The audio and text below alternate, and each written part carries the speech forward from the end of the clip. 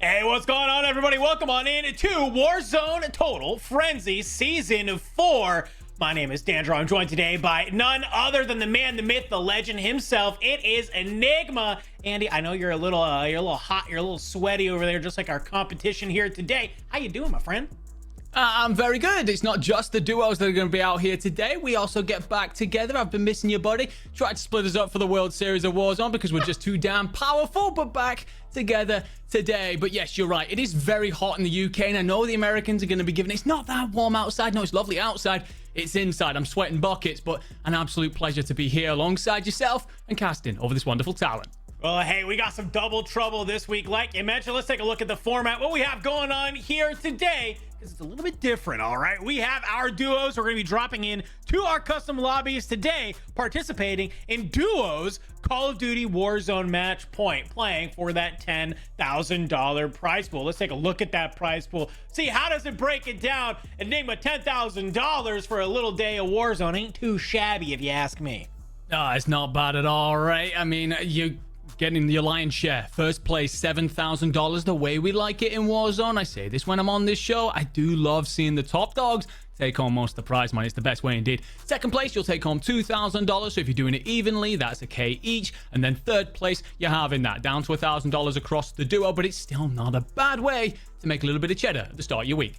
Absolutely not. And you know, we kind of alluded here on the format. It is going to be Call of Duty Warzone match point, which you've seen us traditionally run in trios, but where it is duos today, we do have a little bit of a shakeup on the scoring patterns. So let's go ahead and see how do our multipliers shake on out. A little bit different today. First place, you're still taking home that 2 times multiplier, but now if you are 2nd through 8th, you're going to be getting that 1.8, 9th through 14th, 1.6, and you can see there, so on and so forth. This is kind of to help us, you know, make sure we're not going to 14 games here today. As much as I know that Enigma and I would love to sit here and lock in for 14 games, I don't know if our competitors would. So really great stuff that we have coming on there. So you have what our players are doing, you have how they're going to get those points, how they're going to take home that cash. But anyway, I think it's one of our maybe most favorite parts of the day. We got to look at who is even playing here today. Who are some of our duos competing here today? Talk to me as we pull up our first group of teams. I mean, first up, I'm just going to say that it should be totally illegal to allow Biffle and Shifty to play together anymore. This has become a bit of a joke at this point. But one of the duos on my screen, actually, that I'm really looking forward to seeing play, Amir and Castillo, long-standing Mexican duo, pulled off in absolute heroics to get themselves through to the World Series LAN. And I absolutely love the community that they bring along as well. No doubt going to be in the hunt for the cash. Hey, I love that we have Uncivil Queen of Believe here as well. Uncivil Queen and Skullface had won a tournament very early on this year. I'm glad to see her back fighting in the foray. A couple of other long-standing duos, Bbreadman, Joa, that we're not surprised to see there. Smixy and Echo, always love to get Smix back in the mix. But let's go ahead. Let's take a look at our next group of teams that we have competing here today. Because, well, we have just even more duos coming in. A reuniting. Earlier this year, Enigma, I got to cast a duos LAN, FIFA Scummin'. They come on in and they slam the competition, looking to make it happen here today again. I mean, not surprised that duo would do well, right? In FIFA, you've got one of the biggest brains in the community. Scummin', you've got an all-out aggressor. I can see that duo doing absolute numbers. I think 2 of the people that I'm really excited to see come back into things with Warzone Total Frenzy is going to be Careless Kitty with Enxian. I think that's a potential duo. We've seen Careless Kitty do a few good bits, and Enxian, I think he's massively underrated, a great talent. And then Swisham and Fallnets. Swisham in particular, you know, she had some good stuff in World Series in particular. And before we took that break as well throughout the Warzone Total Frenzy event, showed some real class. So yeah, plenty of teams in here that are looking good, my friend.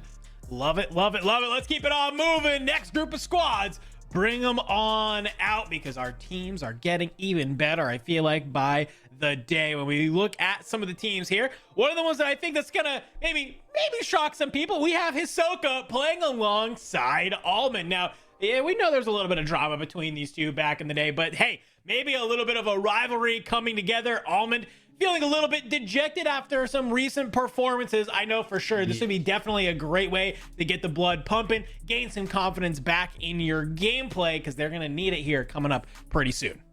Yeah, no, I'm with you indeed, and we fully expect them to make that bounce back, right? And I think there's a duo here as well that lights up the screen a bit for me, and that'll be Huskerrs and Intex, smack bang in the middle there. Mouse and keyboard representative, obviously, in Huskerrs. I think both of these duos have plenty to offer, and I think that pulling them together in this format is exciting. Again, another duo that could be well in the cash when we talk about the end game. Yeah, and he's just a podcaster, but we also have Ebates back here as well, playing alongside DJ Moss. I know that this is a long-standing, they got the vibes. They got the chem playing World Series of Warzone last year together. I'm really excited to see Ethan back in here in the foray. But let's go ahead.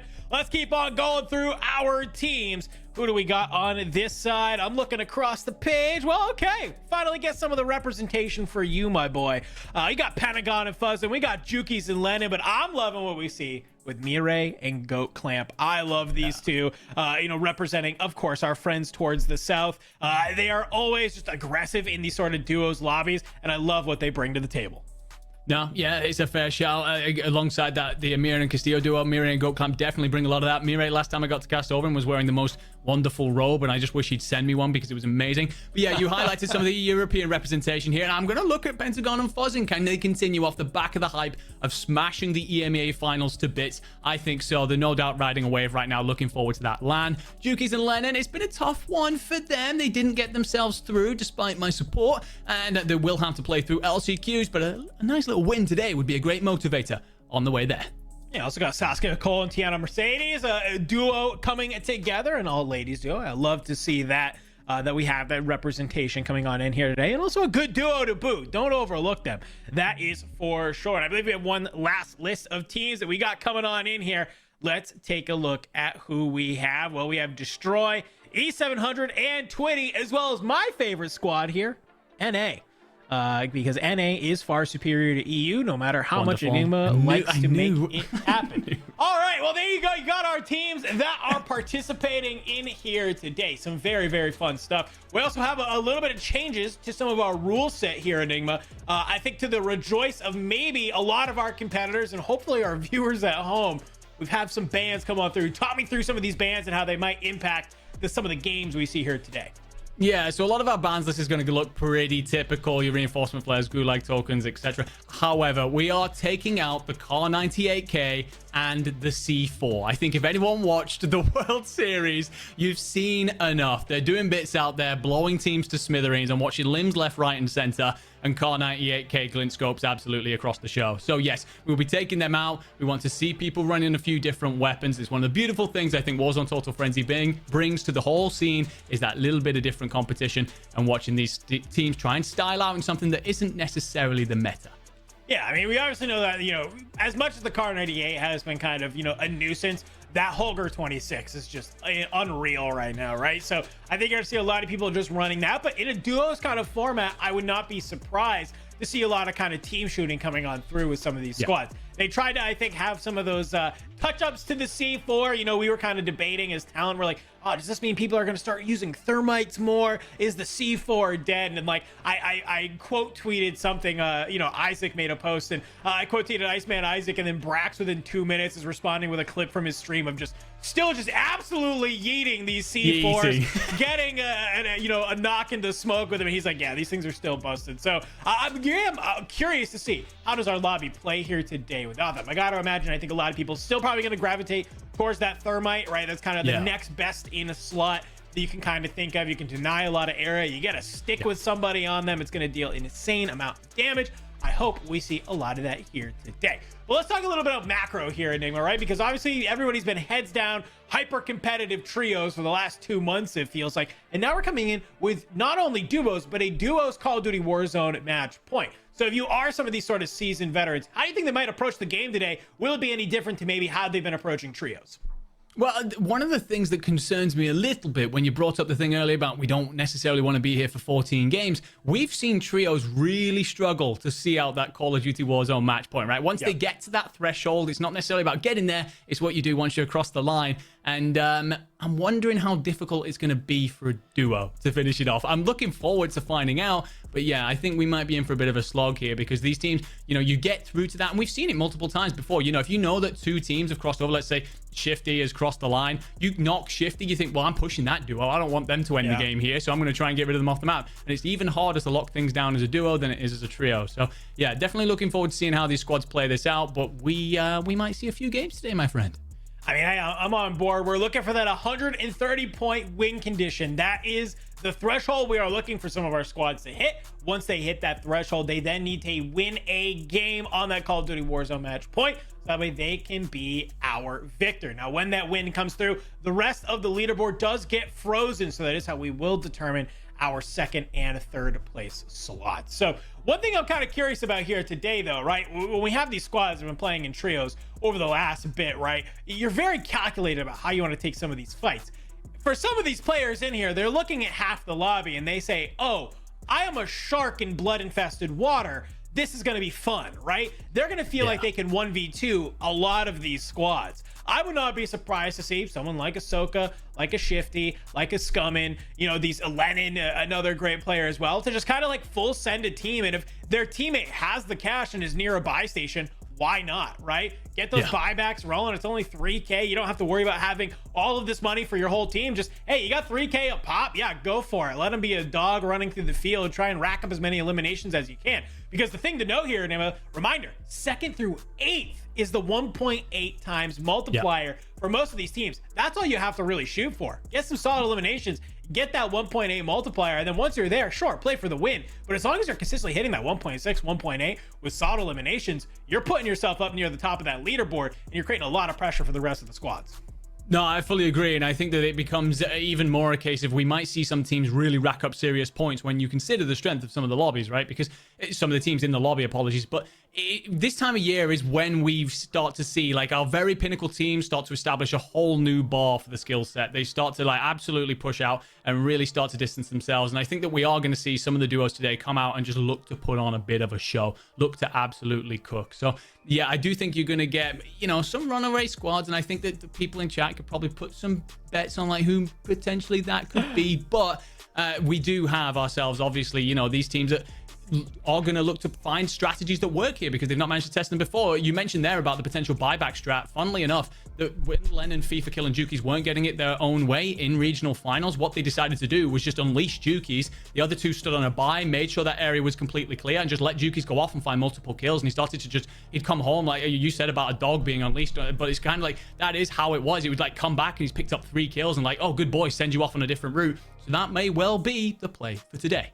Well, the good boy Jukies always at play, ready to find those eliminations. I'm being told we're in our pregame lobby here for drop number 1. So let's go ahead. Let's lock it on in. If you are here with us in the chat, spam those favorite emotes. Would love to see if you are sub to any of our competitors here today, your favorite creator. Hey, I'd love to see them. I love seeing everybody's different emotes that they have going on here today. Drop number 1 is gonna be spicy. I think people are gonna be kind of figuring out the lobby, the pacing of it, how do they want to play it, where our team sort of landing. That's what's gonna be kind of curious to me. Obviously, when we know that when it comes to a trio sense, we know the drop spots of a couple of these teams and where they like to play around on the map. But when it's duos, are we gonna see maybe some you know, kind of a contests off drop? I can imagine potentially Hisoka and Almond not afraid to maybe land on top of Shifty and Biffle up there at pop-off power to try and get some early points and just get a lead very early on from those two players. No, I agree. I think we are going to see some big contests. I'm particularly looking at high rise in City, right? That construction skyscraper. I'm expecting a lot of duos to go, you know what? I want to claim this and I want to turn it into an absolute bloodbath. And some duos are going to run at that and just pick up so many kills early on, which then sets them up for a beautiful end game. So be very interesting, as you said, though. Do we get maybe Hisoka going, look, I want to land on my boys and just teach him a thing or two up at pop-off power? It's a big ask, but you know, if you're going to try and do that, why not do it today? We're trying out a different format. You got yourself a different duo, so yeah, could be some storylines there. But I am expecting hot contests. I'm not expecting many duos to be off in the fields. We're not talking like places like Abtal Academy and whatnot. We're just purely talking nice and condensed. I'm expecting a lot of people mid-map as well. All right, well, let's go on in. It is match number 1 here. Warzone Total Frenzy in our duos game mode. Let's get it started, friends. So we are on board with none other than the Bbreadman himself, looking absolutely fresh to death. Cut that hair, got a riz-tacular flow going on the top of his head here. You got to think, Enigma, that's got to be some serious confidence boost to your gameplay on the map. Honestly, I think it's just going to massively increase his straight line speed, right? Like less air resistance from the hair. Like he's going to be schmoving around the map. I still struggle to look at him without a bucket hat and think that that is actually Bbreadman. I'm not going to lie.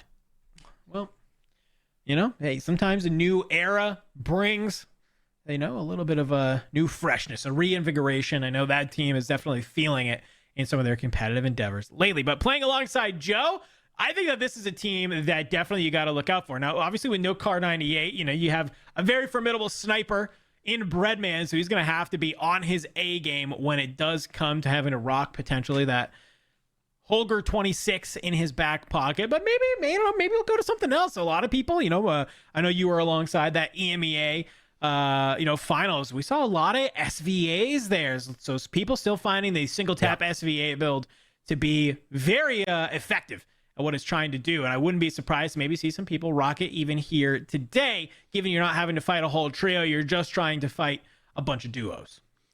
Well, I mean, one of the things is when it comes to Bread, we might have been taking the Car 98k out, but this is still one of the few players in the world that can still rock up with a sniper that doesn't do the kind of damage that thing does and still be absolutely ridiculous on the map. And there's a nice MCPR, and I actually pass it straight over. It doesn't want any of that ground loot, not for him. But like, these are a ridiculous duo. We were talking earlier about people potentially feeling like they can 1v2. If you haven't seen Jowo's clip from a recent game on Rebirth, I beg you to go and tune into it right now. He splits a 1v4 that looked pretty sweaty to absolute pieces, showing why he's considered one of the best in the world. And actually, Bread has got company here. Bunker Buster's going to land. Obviously, the aerial denial is the biggest threat, and I agree with his decision to just reposition himself, skip on out, and potentially start to consider moving to somewhere where his teammate can cover. Yeah, I mean, that's the one thing that you have to always think about in the back of your head here is that if you got a team that's bunker bustering you, you know, they know that, okay, this team probably knows what they're doing. They're probably feeling pretty confident that they can hit this bunker buster and then they can start pushing us. Bread gonna take the opportunity to just kind of come over here. I'm kind of looking at where is Joe on the map, because it looks like he's maybe a little bit more to the north of Bread. So Bread has grabbed the vehicle, maybe just tried to grab the cash and make his way up. They can kind of, yeah, it looks like Joe up there on top of the hill at that buy station. So if Bread can get up there with the cash in hand, can definitely get a loadout rolling, can start feeling pretty good. And then maybe you start making your way around the map, start finding some of these eliminations. You pop a UAV, you start getting a little aggro. Yeah. Find some eliminations to your name, start taking advantage of those multipliers. No, I agree. Going to be a lot of teams figuring things out right now. They are on someone's UAV. You've got to assume that it could be the team that bunker busted Bread. They didn't seem to push aggressively off of the back of it. But like you said, it seemed like they knew what they were doing, right? Because we're seeing a lot of it with the bunker buster at the minute. The initial explosion doesn't do that much, let's face it, for something called a bunker buster. But what it does give you is that gas afterwards, and there's no friendly fire in Warzone, so you're seeing teams full sprint into it, and the opposing player is either stuck between essentially a gas and a wall, or has to run into it, is affected by it, essentially stunned, and it becomes a whole thing. And, well, they weren't super aggressive off the back, unless Bbreadman was just too quick getting on out of there, and he's just looking on over. Going to push on back towards this block of apartments, and potentially here has sniffed a rat or something. Oh, actually, Joe's in trouble up on the hill. You see him go down, and that's a lot of money lost as well, by the way. That's Desmond and his duo. Yeah, really tough for them to be separated this much, right? I mean, I feel like you kind of want to roll around together. Just feel pretty solid that, you know, you want to maybe fly around the map as a duo, just try and take fights, you know, 2v1. Because you got to think, if you can roll up on another team that is 2v2, you very easily find a knock on one, and the next thing you know, you're in a 2v1. Clean it up very quickly that you can kind of turn the tides. They pick up the bounty. I think that's Desmond. Pulls on over to a team not too far. Actually, I think it does pull on top of Desmond. So that gives them the information that there is you know, that the Des's team is still up on that hill, and hopefully should give Bread an opportunity to maybe rock on over here towards cargo. Well, honestly, I think that's a bit of a blessing. You pick up the bounty there, and if that pulls to someone else, you're suddenly very concerned. Where's Desmond for starters? And there's multiple duos here while I'm by myself. By the way, Joe did win his goo. He is back in, and already lighting up the map to say there's a couple of people around the port here. Bbreadman's going to be over the top. We'll have that bounty on Desmond and knows that he hasn't pushed, so has himself a moment here to try and light something up. Playing over the top of the roof. Pings one, and you've got to assume that the duo's close by. Yeah, I like this strategy a lot. I think he sees that there's a fight rolling on down and hoping that he can maybe third party this. Does have the recon drawn in the back pocket. Could maybe pop that, get some pings rolling. Somebody up to the top. They are literally a bullet. Bbreadman gets in some damage. But unfortunately, no knock. Joe has landed in on the other side. We saw that player get down, so that might be a quick opportunity for Joe to land, grab some of that loot, and get back into the mix. UAV does get popped, so you see 2 in front of them, but there's somebody to their right coming out potentially on this loadout. They're on the ground, BAL in hand from Bbreadman, but that player just gets the jump on him. The smokes come on through, on top from Joe. The self-revive is coming on in. Can they reset? Honestly, Joe's done a miracle there to manage to cover Bread in order to ensure he doesn't get pushed. Mortar's going to cover himself. It allows him to back off towards Joe, trying to get together as a duo, because it's only one player lighting up. Don't get me wrong. This could be a player that is potentially ghosted away from the UAV that's alongside him, but recon drone going out should clear up that concern. And, well, player potentially out of range. That's the duo that they were fighting earlier. It's not this other player that pushed. It looks like there is just split individuals. So if you're Joe and Bread, you definitely want both of those. And actually, Jukies and Lennon getting themselves in amongst this fight. This must be the squad that were pushing up around the back. That recon drone didn't seem to be picking up one of them, so looks like they could sneak in at the back of this. Have we maybe missed a fight? I mean, definitely. I think this was the squad that, you know, was fighting when Brett originally came over and then was rotating on out. I think they tried to move to a different position and there's a different team, but Jukies and Lennon, I mean, you can see Jukies does have that ghost on there, so didn't have to worry too much about it. Catches one on the roof. Nice little armor crack. Not going to commit to trying to push that fight, though. Just weaving in and out of the bottom of this building. Finds one on the outside.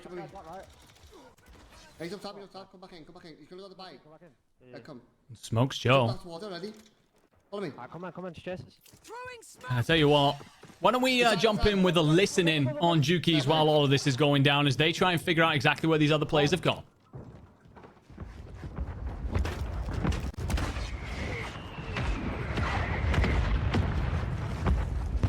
Gonna run back in there. Come to buy. I'm just gonna get up on his roof. You might try and get up portable. Should we get self? So like, There he is there. I think that's him. Self? Yeah, grab him. I think self's gonna be big. For You like, can buy Gulag entry, are they banned? no, ban. Is he, Yeah, I think he went that way. He did. He's running. Okay, we need to roll anyway. Just roll. Let me get on this roof a sec, hold up. I mean, we are safe, like, yeah, no, we do need to roll. I think he rolled. All right, you hear the comms coming out there, trying to decide, you know, you even heard Druki say, you know, I feel like we need to go to this buy, and Lennon's kind of saying, yeah, self-revives are going to be huge, and I definitely agree. I think we even saw right there, right? Bbreadman gets knocked, the smokes come on through, he's allowed to hit that self-revive, reposition the fight, and kind of maybe figure out a different angle they want to take it on. Self-revives are going to be huge to have in your back pocket to help reset those fights, especially when you're Jukies, who's already looks like they've gotten a little aggressive, currently sitting at 4 eliminations. Yeah, no, I agree. Yourself's going to be massive. We've already seen, by the way, the other duo that was involved in all that altercation. We've already seen Joe lose his gulag and then die again. So Bbreadman's in dire straits. But it's not necessarily out of the woods here for Jukies and Len, and they are off to a solid start. But that gas is going to start to encroach. Probably looking to cut off anyone rotating in from off towards Kotovo Blocks or 11 Resort. I am expecting this duo to be strong. I mean, despite their issues in the World Series, Jukies was not having too many issues. Now, I wish I hadn't said a damn thing, because that's actually Pentagon, and that's going to sting for Jukies. Those two are not best friends, let's put it that way. And, well, we will find out if Lennon managed to escape or not. Jukies will be seeing a trip to the Gulag nice and early. Yeah, you know, Pentagon's got a smile on his face after seeing that name in the kill feed. Hopefully, Lennon can sort of disengage and get to a different spot on the map. Let Jukies win that Gulag, come back on in. But across the side of the map, we got Dania and Rumble XL. It looks like they have been able to make their way on through. No eliminations for Dania just yet. Have to wait to see how Rumble is doing as well, as they are over here on these outskirts of Pop Out of Power. We know there are a couple teams that do like to land up here. They are on somebody's UAV, though, Enigma, and this is what has me slightly worried. We know some of the teams that like to hang out in this area, and if you are popping up on a UAV, I can guarantee you are getting full sent by somebody. Yeah, we've already seen it earlier, right? Teams utilizing those UAVs to push. We knew that Joe and Bread were on one earlier, and then Desmond finds Joe by himself. This stage where maybe we start to see a lot of loadouts come out throughout this that are ghosted off. Maybe we see a couple of teams just try and slip under the radar. It is a strategy, of course, to still stick together, but have one of your players be ghosted, so that anyone who has you on a UAV pushes you thinking you're a 1. I've seen that strategy in the past, but for now, Danya and Rumble just moving their way through pop-off power. The current way we see pop-off power, obviously that'll be changing soon, Dandro. Yeah, got some intel a little bit earlier today. We're going to see some changes, I believe, coming in the Season 4 Reloaded update. So I'll be curious to see how does this area of the change or area of the map change, and how is that going to impact some of our gameplay that we have going on. But one of the teams that is over here potentially was the one popping up on the UAV. It's mayappo and Rated. As you can see, mayappo has already been taken out. Rated. Drop the PA. Looks like the redeployed drone is going to be the play and has made their way out. Thankfully has the cash in hand. We'll be able to rotate over to this buy station. Quickly get mayappo back into the fray. Have Dania and Rumble seen this rotation come on through? They were not too far away. Well, that was actually Rumble that gets fooled amongst that. So you're right. Like it's a case of did they spot this? Because it's a great play out of Rated. He makes sure he gets off to the buy first. mayappo will be able to dive back on his stuff, and they will feel confident right now pushing this 2v1 up again Danya. And you can see that they're trying to desperately get back on over there. Maybe get themselves a quick kill here. He's running away. You're running away. mayappo, you hear the comms come on through. There's one trying to run away. You've got to assume that is Danya. mayappo unfortunately won't necessarily have the resources to push this as comfortably as he'd like, down to a slither of health, and will unfortunately fall again. And that is Danya picking herself up yet another kill. All right, well, solid work. I mean, you know, obviously Rated and mayappo, a very formidable squad, but even if you are a duo that is this powerful, you get caught off on the wrong foot, it is definitely possible for you to kind of get put into a little bit of a blender. So at first it was looking pretty solid, right? Rated's able to kind of make his way over to this buy station, get the buy up, get mayappo back on into it, but immediately dying off rip, getting sent back in if you are mayappo is not the play that you want to have made. You leave Rated now in this island. He's trying to loot up as fast as he can, trying to hit all of these chests, so that way you can get back to that $3,000, maybe wrap back to that buy station, get mayappo back on in, and hopefully make some semblance of a reset. As we are getting ready to end zone number 3, still have almost all of our players up. We are in the 1.2 multiplier range here, Enigma, so it's about time to maybe start lighting up some of the kill feed. Yeah, because of course, the more those numbers dwindle, the less opportunities you have to pick players off. Also, you got to assume the stronger players survive. So you want to be finding yourself a couple of kills here, but maybe mayappo was a bit over aggressive. Thing is, as Rated heads back towards this buy, he's actually spotted an opponent.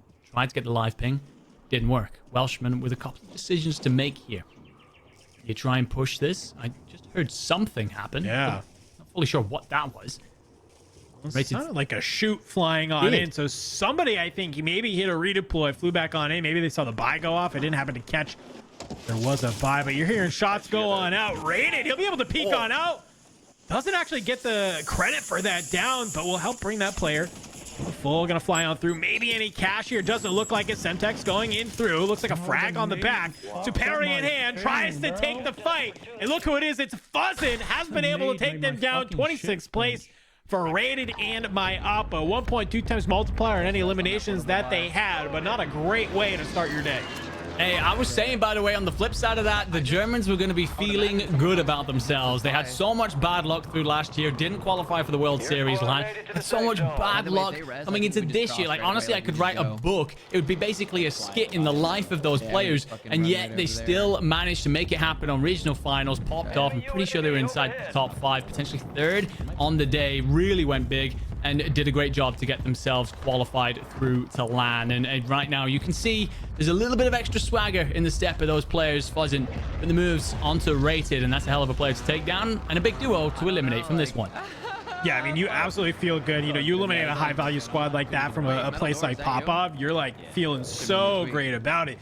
And another squad that's on the opposite end of this kind of side of the map, well, C-Smith and Aydan. These two were going for some high kill games in pubs last night. And I got to imagine it's how they can just figure out how they want to play this map as a duo. Two very formidable players. You got the gun skill to boot, some of the best gun skill in the game across both of them. I would not be surprised to see some banger games from them, some high eliminations to bring it out on top. You can see Aydan is just holding this wall, wanting to gatekeep this entire side of the map, understanding there's got to be a lot of players who want to make their way on in. Anybody goes inside a building has that bunker buster in the back pocket to make them pay. So far right now, just patience from the duo. I feel like it's hard to regain though, so usually if teams are getting wiped, they're probably most. Oh yeah, wait. This Yeah, I like that here. call from Aydan. It is difficult for teams to regain. You lose one player, and instead of the usual third of your squad, you're down to half. You're considerably more vulnerable. It's also the work out for those kids that are fighting. Managing to then find yourself a bit of ground, being able to push out towards a buy to bring your teammate back in. So I agree with you. I like the patience, and you're trying to hold off a lot of land here, essentially trying to catch anyone who's going to make a water play potentially over towards power here. Want the big game bounty.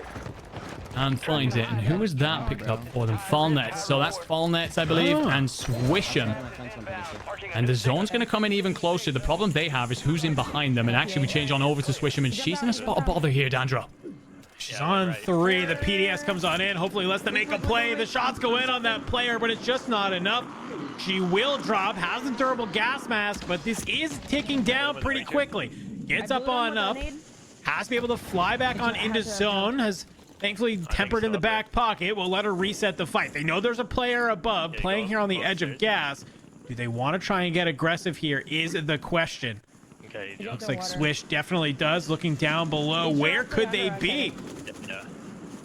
I'm gonna jump for this. Is that done? Just give it a sec, give it a sec, give it a sec. Swish wants to push this.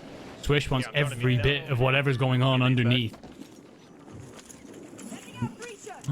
He's swimming You in can the middle. see, You see him? I love the idea to then bring the nades back in. Breacher drone goes on out. Probably won't connect and does it, but actually I think it's done enough damage to give Swish'em the opportunity to crack, and Swish'em gets the knock. Great duo work there. To find a track, swimming out.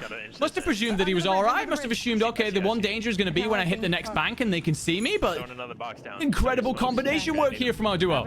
Yeah, that buys them so much space on the map. They take down a track that gives them the opportunity to then fly immediately over this place of water to get back onto land, play that edge of zone, get back on in. E700 and Funzy, they're not too far away either. Also playing on the edge zone. They got this mobile buy at their fingertips. Do they want to make it happen? 2 already on the board for E700. To parry in hand, daring anybody to fly on into this gas station. Maybe to find some eliminations. You can see it looks like 2 and 3. So 5 total for the squads as we hit the 15th here. One more Sabat Enigma, and we will be into our 1.6 times multiplier.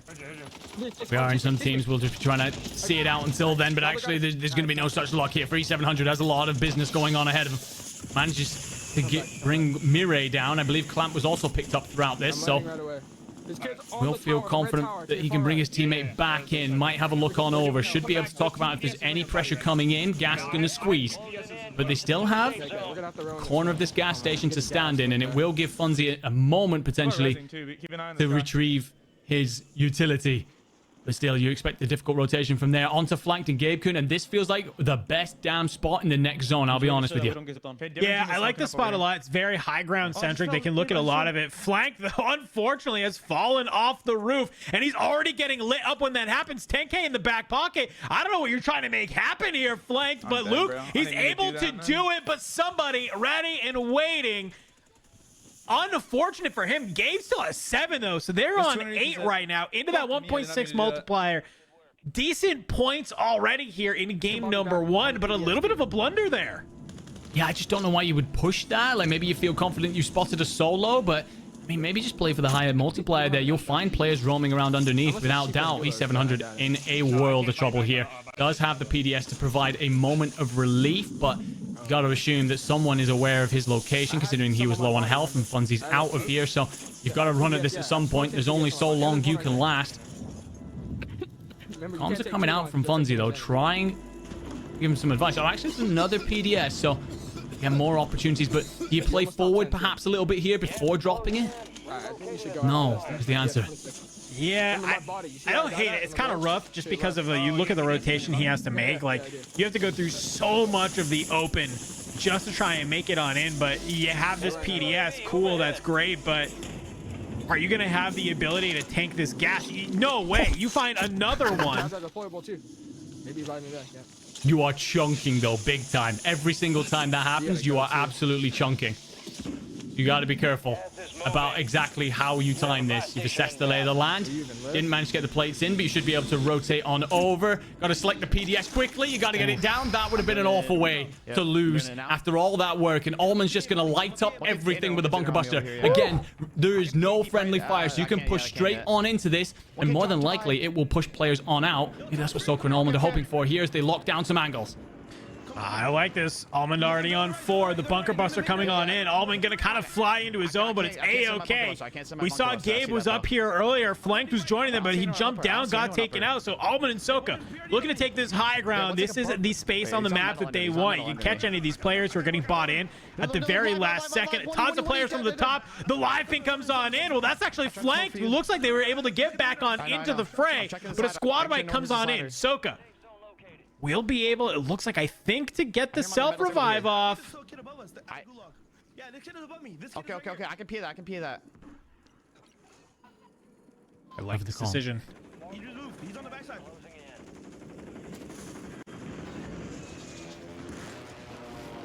Okay. Suspect he has someone on the backside of that dome in front of him, but yeah, man, just get up on top and Allman will light it up. Those are some straight shots. Funzy, see you later. Top 6, so we're well within our 1.8. Next multiplier is just for the win. So at this point, you can start to try and light up kills. And Allman and Hisoka have gotten themselves arguably the best spot in the whole zone, because as that zone pulls on out, players are going to be running directly in front of you. Yeah, I love that. Almond trying to just kind of cook that frag grenade, trying to be able to get as much damage as possible within that smoke. Well, look who's down at the bottom. It's Shifty and Biffle. Biffle currently sitting on 4. Curious to see how many Shifty is on. Looks like somebody's trying to be able to maybe make a similar play here. You can see people flying up on the minimap. Got to be careful to your left, though. You have that scatter mine. Thankfully, EOD will make this thing just tickle at them. No real damage here as well. They start to make a wrap. Somebody seemingly knows that they are here. Shots coming on through. Oh, you got a bouncing Betty to your left. Yep. You got to be careful here on some of these. They are just tanking all of these ordinances that are laying in wait, trying their best to maybe play a little bit of an edge of a corner. Not going to be able to. Shifty's made his way outside. I don't think so. There's 3 full duos, and we know where they all are. Soka and Allman are up top. DJ, Mass, and Ebates are just trying to hold the door. They don't want to step out from underneath that rooftop either. And you've got Biffle and Shifty stood just inside, and you feel like it's all going to explode in a matter of moments. Biffle, again, aware of potentially company above. Keep that PRD. Keep it PRD out, because we can PRD on top of that little shack, okay? Yeah. I love the comms. Good PRD drops and retrieves the PDS. Shifty takes damage, though, and you feel like it's a Hail Mary play out of these two. Oh, this is just a little bit gross, right? You only have one way you can make it out of this. Thankfully, they do have a PDS. Shifty will invest the first one. We know that Ebates and Almond were the ones that were kind of looking at them. Ebates and DJ were kind of getting some of these shots, and they peek their head up. Somebody has them here right on the outside. Biffle takes down Ebates. Biffle actually gets both. A huge 2-piece for the win. 8 eliminations, 16 points. Very awkward end game there, but they play it beautifully, coming out on top. Maybe a slight blunder there from Ebates and DJ to try and get that aggressive. I think the problem for Ebates and DJ is that they were chunking in the gas, right? So they end up in a situation where they've got to send, they've got to push it. Biffle just snaps over to the right, picks up the first one, and then although Shifty gets cleaned up amongst that, he can just transfer over and trade the situation on out. Just incredible composure. It's almost ridiculous at this point, the level in which these two can take their play, because throughout that I'm thinking, okay, you're kind of underground here, you're likely under both duos they're playing. It's a difficult spot to play out. It's essentially a trench. You've got very little to execute around. You see Shifty take all the damage. They have to full send because of the nade, and it's just to use the PDS and the calm, casual. Feels like it's just a Sunday stroll for them. Ridiculous stuff from 2 of the best down players in the scene. Yeah, I just felt like it was like a little bit of a kind of like rock, paper, scissors there, because up on top, you have Soka and Almond. You see that PDS go out, so Ebates and DJ, they know that there's a team on that high ground, right? They know that there is a team there. So they can kind of just say, okay, they know where Shifty and Biffle are. They don't have to take that fight. They can lay in wait. I believe they take down Soka and Almond, and then they know they just have to play, of course, for that win. Unfortunately, don't get it done at the end of the day. But when we came over, Ebates already had 4. I got to imagine DJ wasn't too far behind. So 1.8 times multiplier for even both of those teams is not bad. A little bit of a, not as many eliminations as I would have hoped, though, for a team like Biffle and Shifty. Only 8 eliminations. Sure, with the 2 times multiplier, that's 16 points. definitely feeling pretty solid about that. But I almost would have expected them to both be in double digits. Hey, it's only map number 1 though. Maybe I'm holding them to too high expectations. Who knows? Yeah, I think we're just used to them hitting ridiculous levels all the time at this point. I think this may be a case of them just figuring out exactly how duos goes. Maybe they landed, somewhere quite typical and it was a bit quieter than they would have expected or something. Maybe they full send in the next one now that they're feeling confident after winning the first. And yeah, we get to see it there. Nice and pretty in the new color scheme, by the way. Team Biffle on 8. Biffle with 5. Shifty with the 3. 16 points earned between them. And one of the beautiful new things that's come in, by the way, so we don't have to continually do caster math, is that the overall score will now be on there. So we just kind of talk about the points that have just been earned, and it's all done for us because the amount of mistakes we've made recently. But the conversation comes back to how damn good Biffle and Shifty are, and it's just... It almost, you run out of ways to describe the ways in which they execute these things. Like, again, it just felt like there was so many odds stacked against them. You talk about rock, paper, scissors. It felt like that they had the short straw throughout all of that and still coming out on top. If they do figure out where there's a busy landing spot and how to perfectly execute duos, I wouldn't be surprised if they absolutely run amok in the next map. That's what I'm kind of curious about as well. But it was really interesting to see just how the duos were playing across the map, right? I think we just seeing that the strategy here is you got to be attached to the hip to your duo, right? You want to be able to take those gunfights in a 2v1 if you catch somebody off on the back foot and just quickly swing the tide into your favor. I think we saw Lennon and Juki's doing that a little bit. We saw, obviously, Fallness and Swish'em doing that, being able to catch a tract out there in the water. Just some really great stuff from some teams who realize that teamwork is really what's going to make the dream work here, just to try and push it and get even more into those eliminations. I want to give a huge shout out to Flanked and Gabe Kuhn as well for making that early read, holding that top. When we came on over, I believe Gabe was on 7, Flanked was on 1. It looked like Flank was able to kind of get back on in after making a little bit of a misplay, falling off the roof. So hopefully that team was able to get up there. I believe they were, pretty decently in that 1.8 multiplier as well. So I'll be kind of curious when we look at our overall leaderboard to see, did anybody really fry out who maybe we didn't get to catch that got to that 1.8 times multiplier? Because if you did, you were one of these teams that hit double digits, that was feeling pretty solid. You took advantage of that 1.8. You easily could be sitting in first here over Biffle and Shifty. Yeah, no, 100%. Another team that I want to call out throughout all of this was that duo play from Fallnets and Swish'em. What was that? Yeah. And we obviously don't see too many Breacher drones these days. They are very good, have been good throughout the life of Urzikstan, but C4's obviously reign supreme. Thermite's probably pretty close in behind that. But we don't see too many Breachers, but it was like a QB quarterback perfect throw, right? Just line that Breacher drone up to exactly where a tracks was swimming on out to. It pops, he makes the comms, and then Swish'em just lights up a couple of bullets. And it was just a great combo work and showing the kind of things that we might see happen with some of these duos. Some just creative plays to kind of execute there, because you were worried if they didn't make that play when they did, then a tract can hold them as they try and cross the water afterwards. But as you said at the time, opened up so much space to let them into zone. Not sure exactly what they got up to after that. But I think one of the beauties of this afternoon is watching how these duos kind of combine. We've already spoken about how they definitely have to be joined at the hip. Joe and Bbreadman suffered early because of not doing that, and some other squads included. But how as well are you going to execute offensive plays? I'm definitely going to be questioning that myself. How do you work together to get the most points? Speaking of points, let's take a look at our leaderboard after game number 1, starting towards the bottom.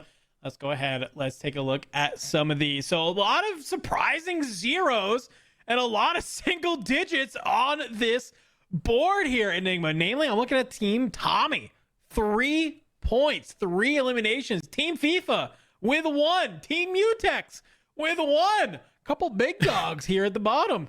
Yeah, some of these guys are going to need to go back to the drawing board about how to play duo customs. I mean, we're looking at Bbreadman there. We saw the struggles they had at the start. Yes, there's some huge names towards the bottom end here. Kind of savage that we're bringing them all up first. But, hey, you absolutely deserve it if you get 1 point throughout your game. So, yes, I definitely got to reconsider things. One of the things might well have been, you get teams being a bit over-exuberant, maybe splitting off. And they definitely can't be doing that. But there, Dandro will be our top 25. Okay, well, we kind of question, was there a team that really fried out that maybe got more points than Team Biffle? Turns out there were 3 of them. Team Ebates sitting on 18 with that 1.8. I believe that means they probably were there with 10 eliminations total, if my caster math is correct. But hey, solid eliminations there. Soka and Rational tying for second and third with 16.2. And then Team Biffle with the 16, rounding out your top sort of 5. You got Team Flanked and Team Swish'em with the 14.4. Trick Empathy not too far away with 14 themselves. And then you kind of see a little bit of a gap coming on through here. As we look at this leaderboard, though, Enigma, who's kind of jumping off the page to you? I think it's going to be... I'm surprised the Germans aren't as high as they currently sat down there in 19th. Must have gone out quite early, maybe being too aggressive, because it seemed like they were picking up a couple of good kills, right? They picked off Team Juki's quite early. We saw Fuzzin absolutely rated a new one in the engagement that happens off towards the east of Popov. Sorry, the west of Popov. So I thought that they would have been on a few more points, but I mean, just looking at, yeah, as you said, 3 teams, they're all top Team Biffle purely because they had more kills. And one of the things is that I'm trying to look into here, obviously teams are going to become more efficient, likely pick up more points than that, but it is 130 points for our Call of Duty Warzone match point threshold. Looking at that math, we're talking probably about 8 games before a team even gets there. As we said at the start, we could be in for a long one, my friend.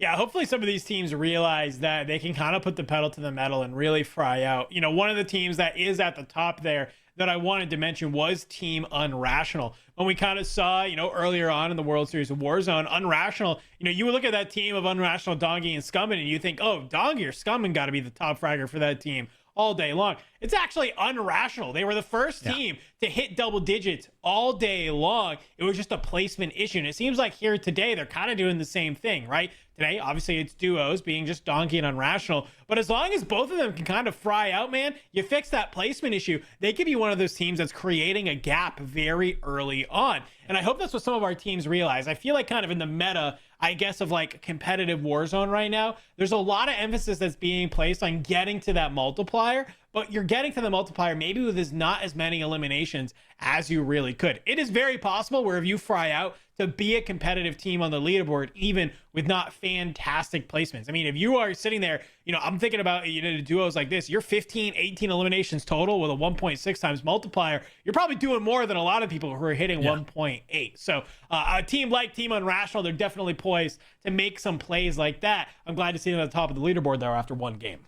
No, yeah, I agree with you. I think part of it might end up being the World Series kind of hangover in the way that the teams have been playing, right? Because we've spoken about this, about how nothing seems to happen really until we start getting to like really condensed circles. A lot of teams trying to play for position. So maybe it's just that slower understanding of play right now that's going on from these players. But I agree with you. I'm hoping that a couple of them realize, actually, we can just kind of go nuts here, especially if you do that kind of play style that we spoke about before, where one of you kind of lingers around a buy. And I think Joe and Bread were trying to execute that earlier on, just got it a little bit wrong. But if you end up with a player like, I cleared a spell around the buy, you go off and try and pick up a couple of players, and we know of several in here that can be expected to 1v2 whole teams. Maybe we do see teams suddenly skyrocket and burst into life. But right now, it seems a little bit tetchy. A couple of teams, even our superstars, not putting up those massive digits. Yeah, I mean, it's just a warm-up. Maybe they're kind of figuring out how they want to play the game. I mean, who knows? That could have been a squad. We know that they like landing pop-up. And it seemed like there were a lot of teams kind of with that zone pull kind of probably made their way to them. Maybe they got chalked off rip. You're right. You get pushed from a team you're maybe not expecting to be there. You go to Gulag, you have to come back, you have to regain. Definitely a possibility that's there as well. Kind of always upheld to the love of the zone gods of Call of Duty Warzone, right? Sometimes. So it could have been the case. Who knows? But I got to imagine that coming into this next game, some of these teams are definitely about to come online. Looking at some of these squads that are on that bottom, though, who definitely are very capable of finding eliminations, who, only were in the single digits, to say, hey, maybe you got to pick up the pace a little bit. Maybe there's even Enigma a little bit of it today where you can kind of use this as sort of your testing ground of like, how aggressive can I really play? What is my limit in a competitive lobby like this? Do you kind of just throw fear out the window and just say, I'm flying at everything and I'm ego challenging every single gunfight I can, because you want to get that rep of like playing hyper aggressive? I think if you've just gotten off to a really good start, I think that's definitely what you try here in map 2. You go, look, we know we can make it happen with a solid pace. We're kind of jogging into this, and we've done a solid effort there in map 1. I think you can go, right, well, what happens if we just throw ourselves into a really hot spot, try and just pick up a hell of a lot of kills? If we do get sent to the gulag, okay, then we'll slow it back down. I think that would be the play I was making if I was in this leaderboard. We had someone in chat saying that we've got 0.9 KDs. Very proud personally of my 0.7s. But when I'm trying to think about how I would play this out, then I would definitely be looking to just full send this, try and see exactly what kind of location I want to be in order to then pick up those early kills, set myself up for a nice end game, and make that kind of rotation. We saw Gabe Kuhn and Flanked do something similar, right? They were sat around 8 when we got over to them on top of Popov power. And the thing is, I just think if Flanked doesn't give up his life there, I think that's a squad that we could have seen way through to the end stages, because obviously we see Almond and Soka still up there when we start talking final circles. Yeah, I definitely think if Flanked is able to stay up there, it's an entirely different end game that is there, right? So, I mean, it's definitely something to think about. I think Flanked was just on the edge, and it looked like he was kind of like looking down. I think just honestly just kind of left sticked a little bit too hard and fell off the side. So, a little bit of a blunder. Classic Flanked activities, if you ask me, to have God spot, you know, on a map and to throw it like that. But it seemed like was obviously able to get back on in and kind of maintain a little bit. They were up there towards the top of that leaderboard, so potentially could have been first place, you know, without that minor mistake, but able to regain and kind of reset a little bit. I'd also like to address this one person in chat. I have a 1.4. Thank you very much. So I do believe that is in the upper echelon of Call of Duty KDs. So it doesn't make me a pro by any means, but get spit on is all I'd like to say.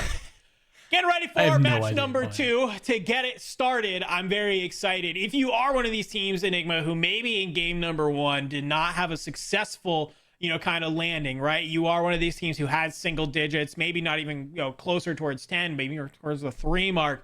What is the change in strategy coming in here into the next one? Because obviously you got to kick up the pressure. You got to kick up the heat. Yeah, I think for some teams, it's going to vary quite a bit. But I think, for example, Bbreadman, you were way too split. You're asking for trouble. You're lighting up on someone's UAV like a Christmas tree. You have to make sure at that point you get back together. And it looked like they were doing, and then split up again and went back together again, split up again. Like, I just, like, if you want to push on out, find some cash, some resources, get your loadout together, fine. But you got to be joined at the hip, as we've said throughout this. I think other teams, it's going to be about those landing spots. You know, did you maybe go into somewhere that was a bit too hot for you as a duo off the start? If so, then find somewhere a little bit quieter. Maybe head off towards a bazaar. Plenty of stuff there, but you can get yourself maybe a quieter drop than somewhere like a high rise. However, those teams that potentially just saw like a quiet start to this, maybe they want to do the flip opposite. I'm looking potentially at Biffle and Shifty here, who might want to go very aggressive off the start. Yeah, you can see the zone is just pulling hard southeast here. So if they did want to land pop-off, this might be a little bit awkward scenario. You can see they're looking and they maybe potentially marking this intel. No. It's kind of well up towards the military side. I don't hate that, right? Do an early intel, figure out where zone's going to play, and just kind of maybe play edge of zone a little bit to find a lot of these eliminations. So I'll have to wait and see. Do players get more aggressive? Do they take Enigma's advice here in match number 2 as you get ready to drop on? And one thing I want to know, when you look at this zone, a lot of it is cut off just from the map, right? And so two guys. you have to, you know, you kind of really is going to eliminate the amount of play you can play. Shifty and Biffle, they're already getting aggressive here off the drop on a team that is unfortunately maybe thought they had this for free, but not just yet. Well, look who it is. It is Flanked and Gabe-kun. Flanked going down. Shifty and Biffle trying to make things happen with pistols from the heavens. Follow me, bait me. I do love this drop spot, by the way. Both teams going big brain here. We'll come back to why. Want to see how this plays out. Biffle's going to try and play around the back of Shifty. The problem is, who else has joined the party? Unless Gabe's found himself some decent loot and wanted to come back and chow this feeling a little bit more confident. And then, speaking of which, Biffle did just find himself some sort of AR. Shifty tries to push this out. Here the bullets in behind. That is potentially another duo in behind. So yeah, Biffle and Shifty here going to back on off. Maybe try and find themselves some plates as left with absolutely diddly squat at this point. But I do love the academy landing. You know, we saw that circle. It's a very odd one. It's just going to hug the southeast side of the map. But from the academy, from these hills, you can just get a nice look out over everything else. And it's probably the best rotation to bring yourself down in towards Manor and over those horrible rolling hills, rather than trying to go from like a lower area through the open ground, which is just going to leave you trapped in kill boxes. Definitely a solid idea. Very early eliminations. I mean, there's going to be loadout guns. Someone's going to have the loadout guns because he literally found a loadout crate right there, bro. Really? Yeah, I was like, wait, I saw a camo on that gun. I was like, what the fuck?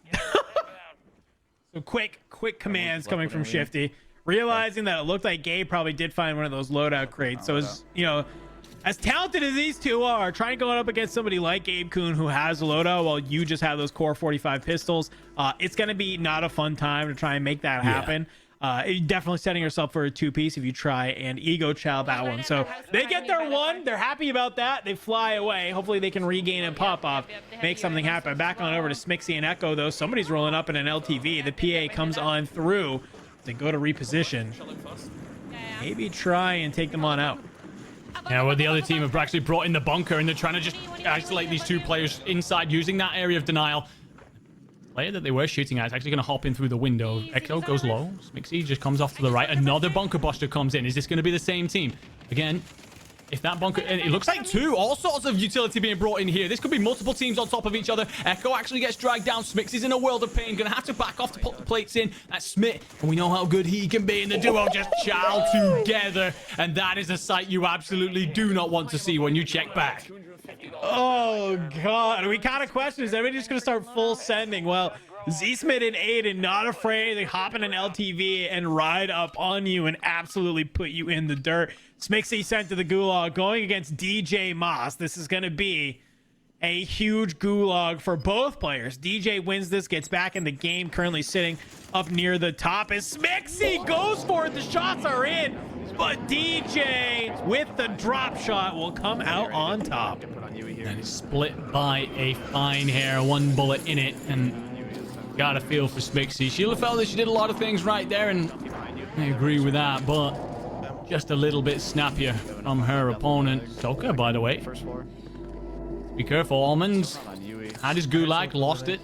Currently watching on from the sidelines. Hisoka's not exactly in a quiet location here. You're still, albeit not necessarily the center of city, but off towards suburbs. And there is a UAV above you. Oh, and there it is, Ryder, just round the corner. Ryder playing with Picnic. This is a squad that will be playing in the LCQ in a couple weeks together alongside Oakley Boy. So, love both these dudes. Glad they're coming in here today as a duo. UAV pinging on out. They have their bounty. He knows I'm here now. Yeah, that's one way to let yourself be known. Throw a grenade at the floor.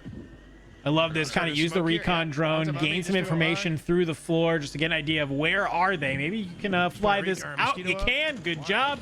Hopefully get some live pings on this rooftop. Yeah, I love this play. It's just going to say everything that he needs to say to Picnic, and he is indeed completely alone. He's actually...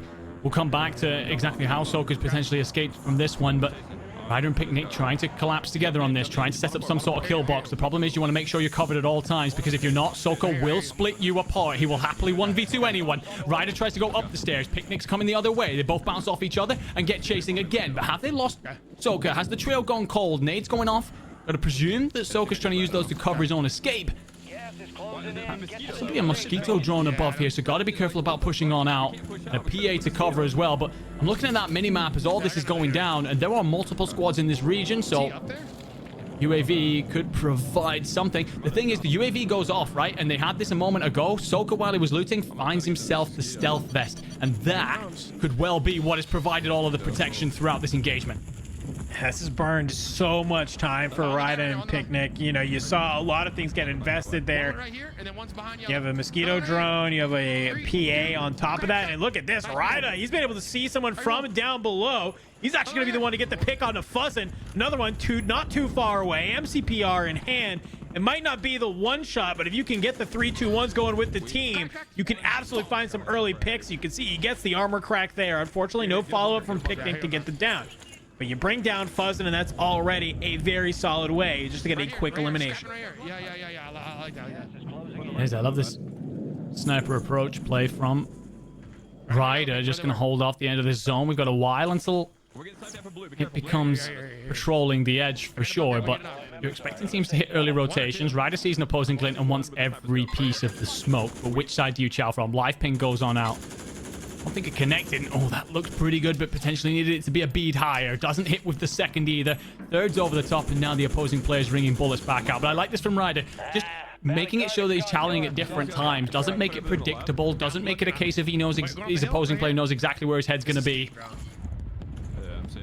Yeah, that is indeed a long shot to try and make.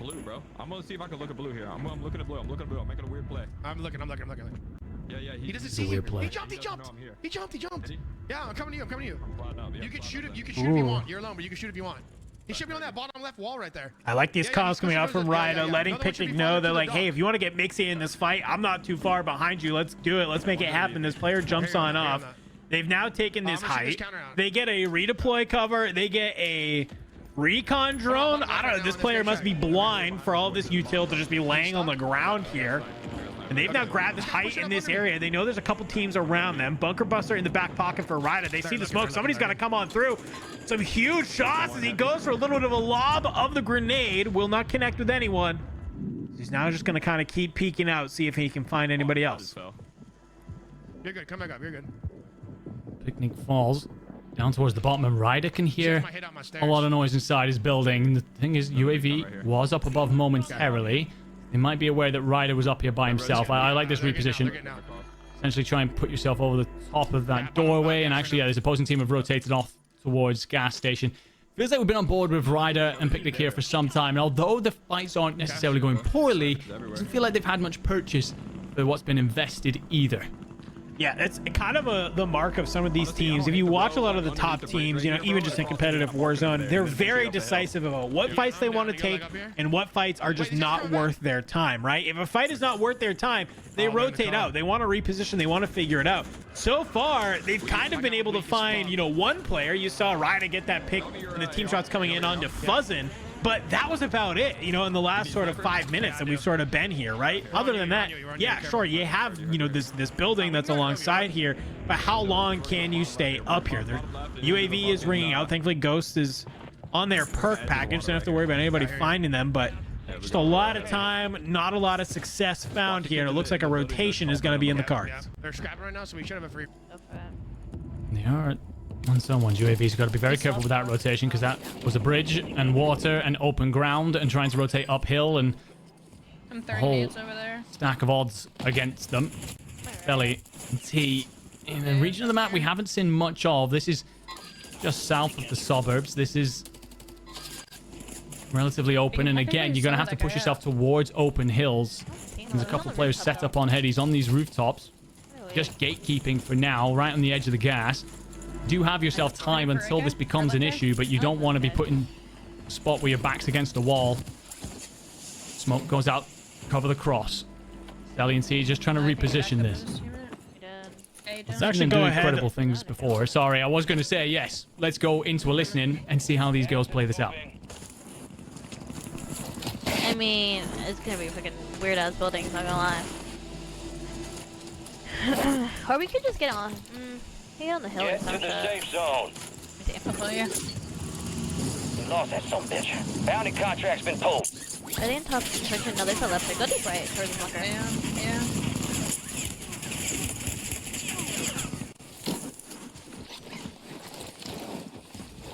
Those are a lot of shots they hit right there. Hey, I got lit up. I don't know about you. A singular one. Alright. Smoke. Let's destroy.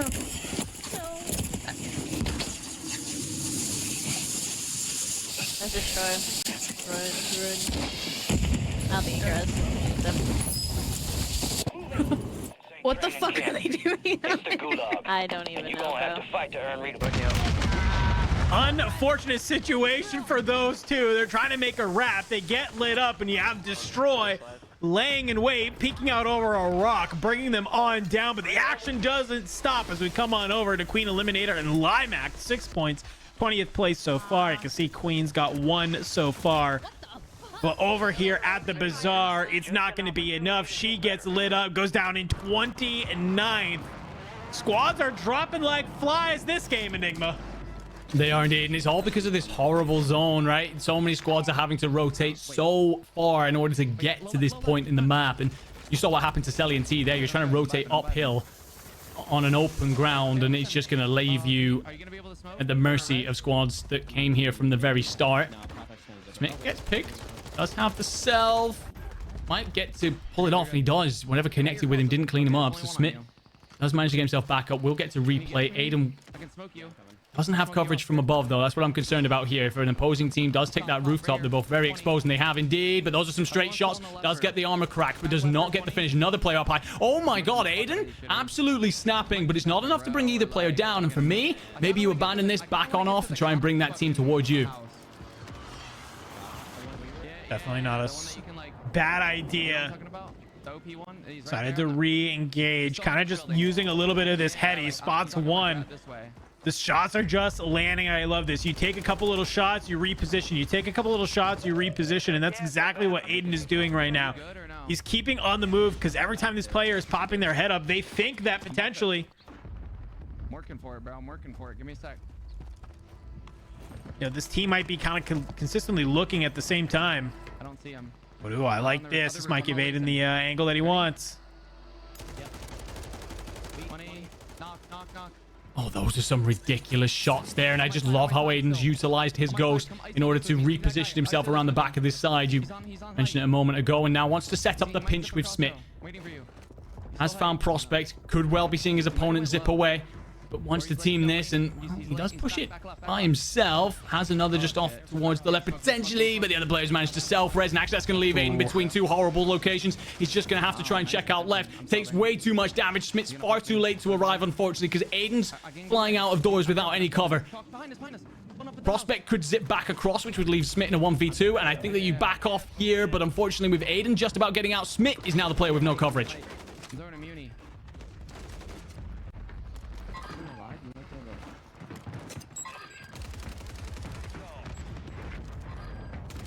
Solid nades. Oh, somebody flies off the top. Aydan gonna re-engage back with Z Smith. Where's this player? Can they take this together? Flies back on out. Smoke grenade will cause a little bit of chaos. They fly on it. The grenades are landing on top of Aydan. He's doing his best on staying alive here. Smith will go down. Aydan laying in wait. Maybe can catch a timing. But this looks like Teeny has made their way on over. So that means Teeny and Tommey over here somewhere, back on the top. Aydan, tries to go through the window. The glass isn't broken. He's gonna bounce off it, throws down the smoke, has somehow been able to get out of here. Smitty does still have the gulag though, so even if Aydan goes down here, it's not the end of the world. Problem you have with Aydan is this next rotation is not a nice one. It is over open ground. You know that Prospect and Co are nearby, Tommey and Teeny as well. And you've got to just hope and pray that you can slip out the back door unnoticed here. Give your teammate time to get back in from the gulag and land on this loadout and try late rotation. And actually, Aydan's just going to find Prospect still lurking. Will clean him up as well. Attempted trade, but it's not finished, so Aydan's going to feel confident here. No tacticals available, no lethals either. Will check out, try and get some, but the smoke goes out and just gives him a moment.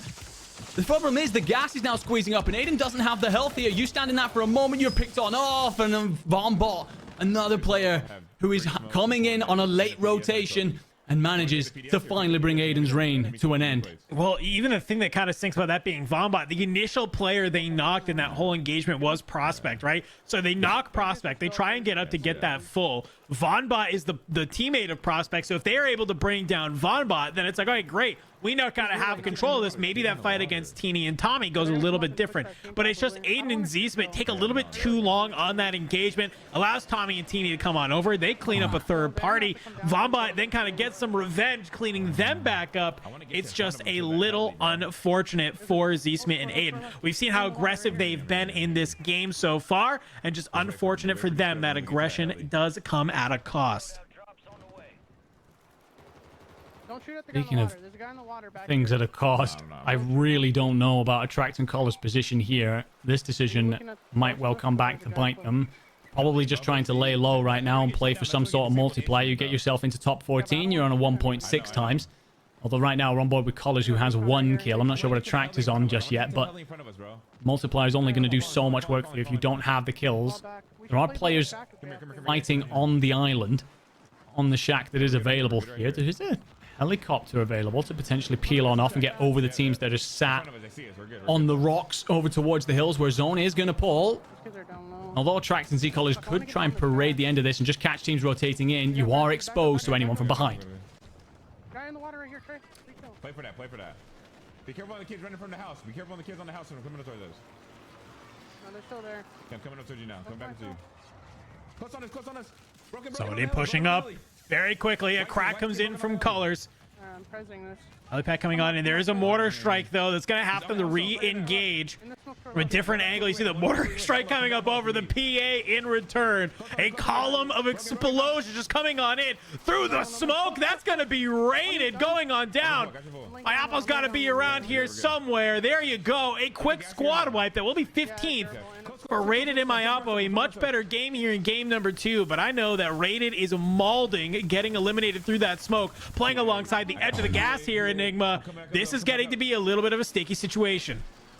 It is, and Colors just got to time his push out here perfectly because he avoids the PA just about. Diving into the gas might well have thrown the opposition for a hot dog here because now you can push in late and collapse in from behind. And zcolors aware that there's a player down below, but you're getting caught by someone else who's on the other side of the island, essentially on the low waters. And, well, Donut Toes coming on out and finding a kill. But we get Shifty and Biffle, and these are the squads that are just picking these teams off. Just letting everyone walk onto the end of their rifles, and it is beautiful out of Shifty. Up to 15 kills, Dandro. I was waiting for you to notice. Oh my god. Brother, this is what we were waiting on. And look, this is all it took. Apparently, they saw the zone and they said, yeah, hey, you know, I understand the car's banned. I understand all the one-shot snipers are banned. It literally doesn't matter when we are able to just both rock these. You saw Shifty right there just cleaning up an entire side of the zone. Donut Toes, that is Uncivil Queen. So, you know, huge props to them for being able to come in and clean up. But it doesn't matter when you are just immediately deleted off the map. Shifty currently sitting on 15. I'll be curious to see how many Biffle has. We said, hey, this might take 8 games for some of our teams to be able to get to that Call of Duty Warzone match point, but with a couple of games like this, it could be, you know, in for another one of those 5-game series like we have come to expect when some of these players are here in the map. They're playing on this edge of zone. I love this kind of playing alongside this height. You have this rock face that you can play as a little bit of a headache. This is just a fantastic positioning. Tommey going down into our 1.8 multiplier.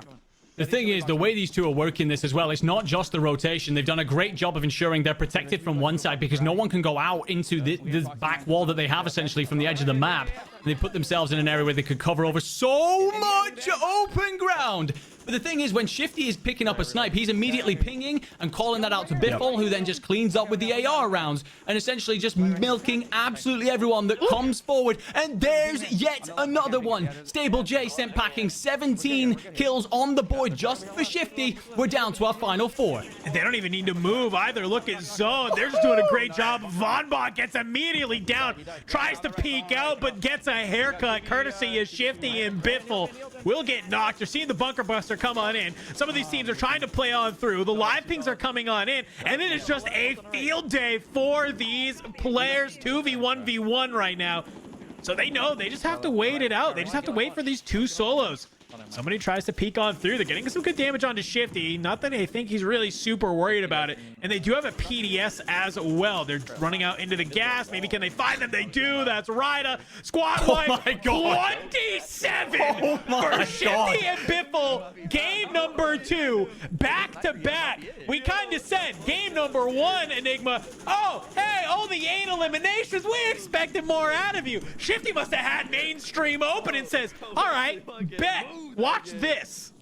I mean, sometimes I run out of ways to describe these boys. Like, what are they doing to this competition? It's at a point where I remember last year I said a line about sometimes I feel like I'm paid to talk about how Biffle, Shifty, and back then Sage won't win something. I feel like I'm trying to do it again. I'm trying to find new ways of saying, hey, this might be slightly more competitive. And Biffle and Shifty absolutely run amok. 27 kills.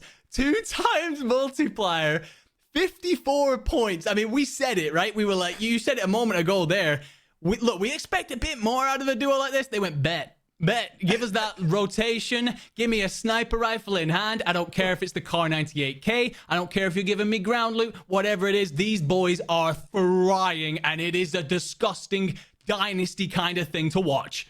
Well, over 2 games, we are now across the halfway point towards Call of Duty Warzone match point. Didn't expect that to happen, but I feel like maybe we saw a couple people there, Enigma. I think in game 2 figured out the sauce, them being one of them. You saw Shifty, of course, with that sniper in hand. Yes, is it a one-shot sniper? No, chat, but guess what? You hit a body shot with high velocity with that thing, you're cracking armor, and that's exactly what we saw. It was live ping, Shifty hits, cracks the armor, and it's just on to Biffle to literally land 2 or 3 bullets from that Huskerrs 26 to be able to clean them on up, and that was just the recipe for success. That's how you get to that point where you're dropping 27 as a team. What a fantastic way to see that. But also on top of that, right, we got to talk about that sort of end game rotation they had, because they played it beautiful, right? They played that sort of other high side of zone. They're looking across the river. They clean up basically, I think they're like a fourth party to like 3 different fights that are going on. They clean up all of that. They get high ground on that rock, and it is just a shooting gallery for the final moments of that zone for them. Talk me through that, what you noticed, because man, whew, that was electric.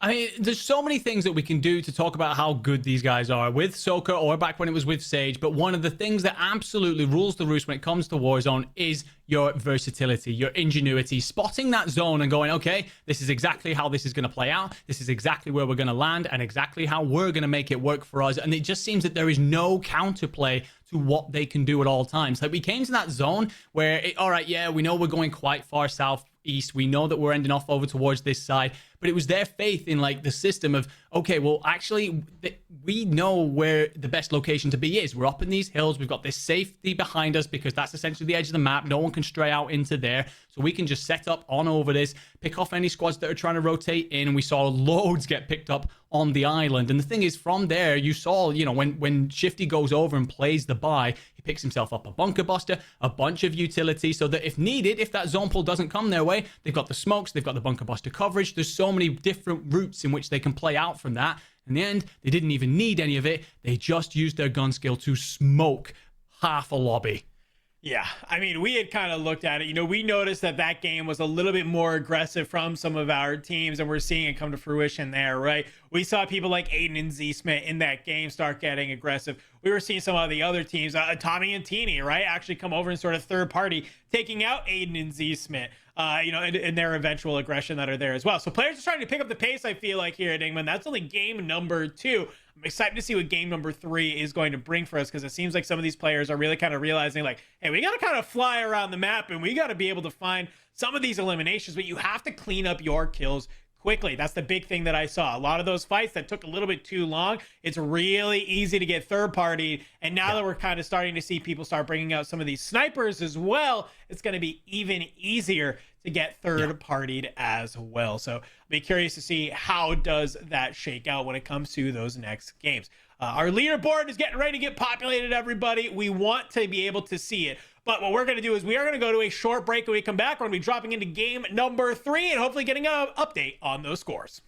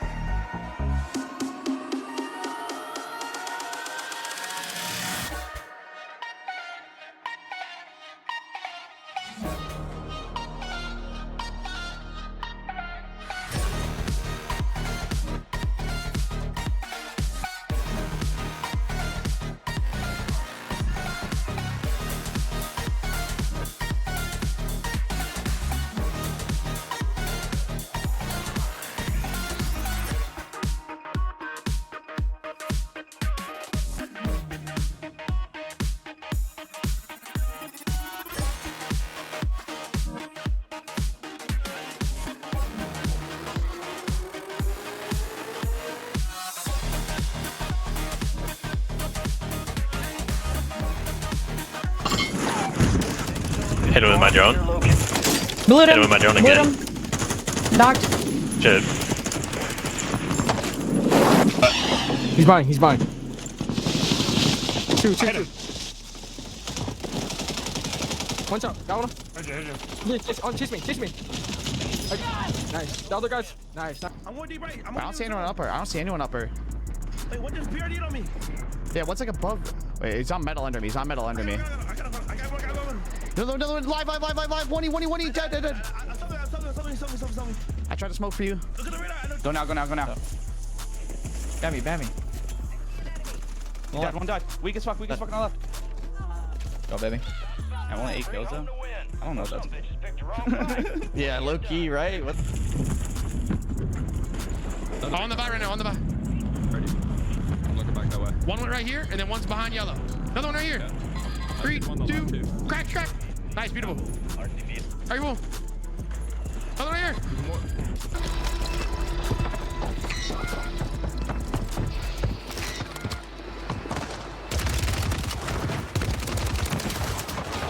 Gas is inbound. Marking a... This guy itself. Look at this. This guy itself. Nice. Look at our front too. Yeah, I'm trying to. Look at this guy. You see this? You see No this? one's on the right. Where? Yeah, I Nice. see. Hold on. Go off my shot. Cracked. Huh? Dead. Nice. Friendly fire. Sorry. Solo. The right. You want to get up on? You want to get up on this? Oh, never mind.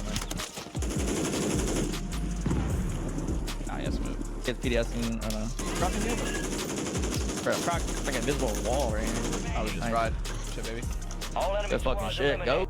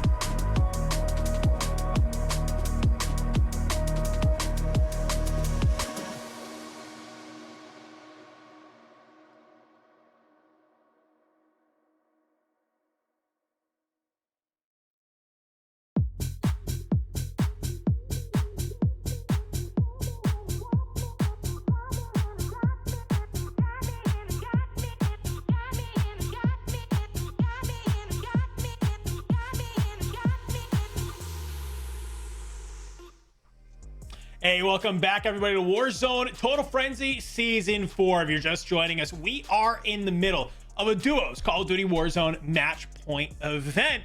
We thought we were going to start it off to a little bit of a slow foot. We had a great game number 1, but Enigma and I were like, all right, we're going to lock it in for probably 7 or 8 games here because, whew, not a lot of points on the board. And then Shifty and Biffle said, yeah, I got somewhere to be, and dropped 27 eliminations with the win to put them at 70 points total. Reminder, our threshold is 130. So 2 games in, already halfway over Enigma.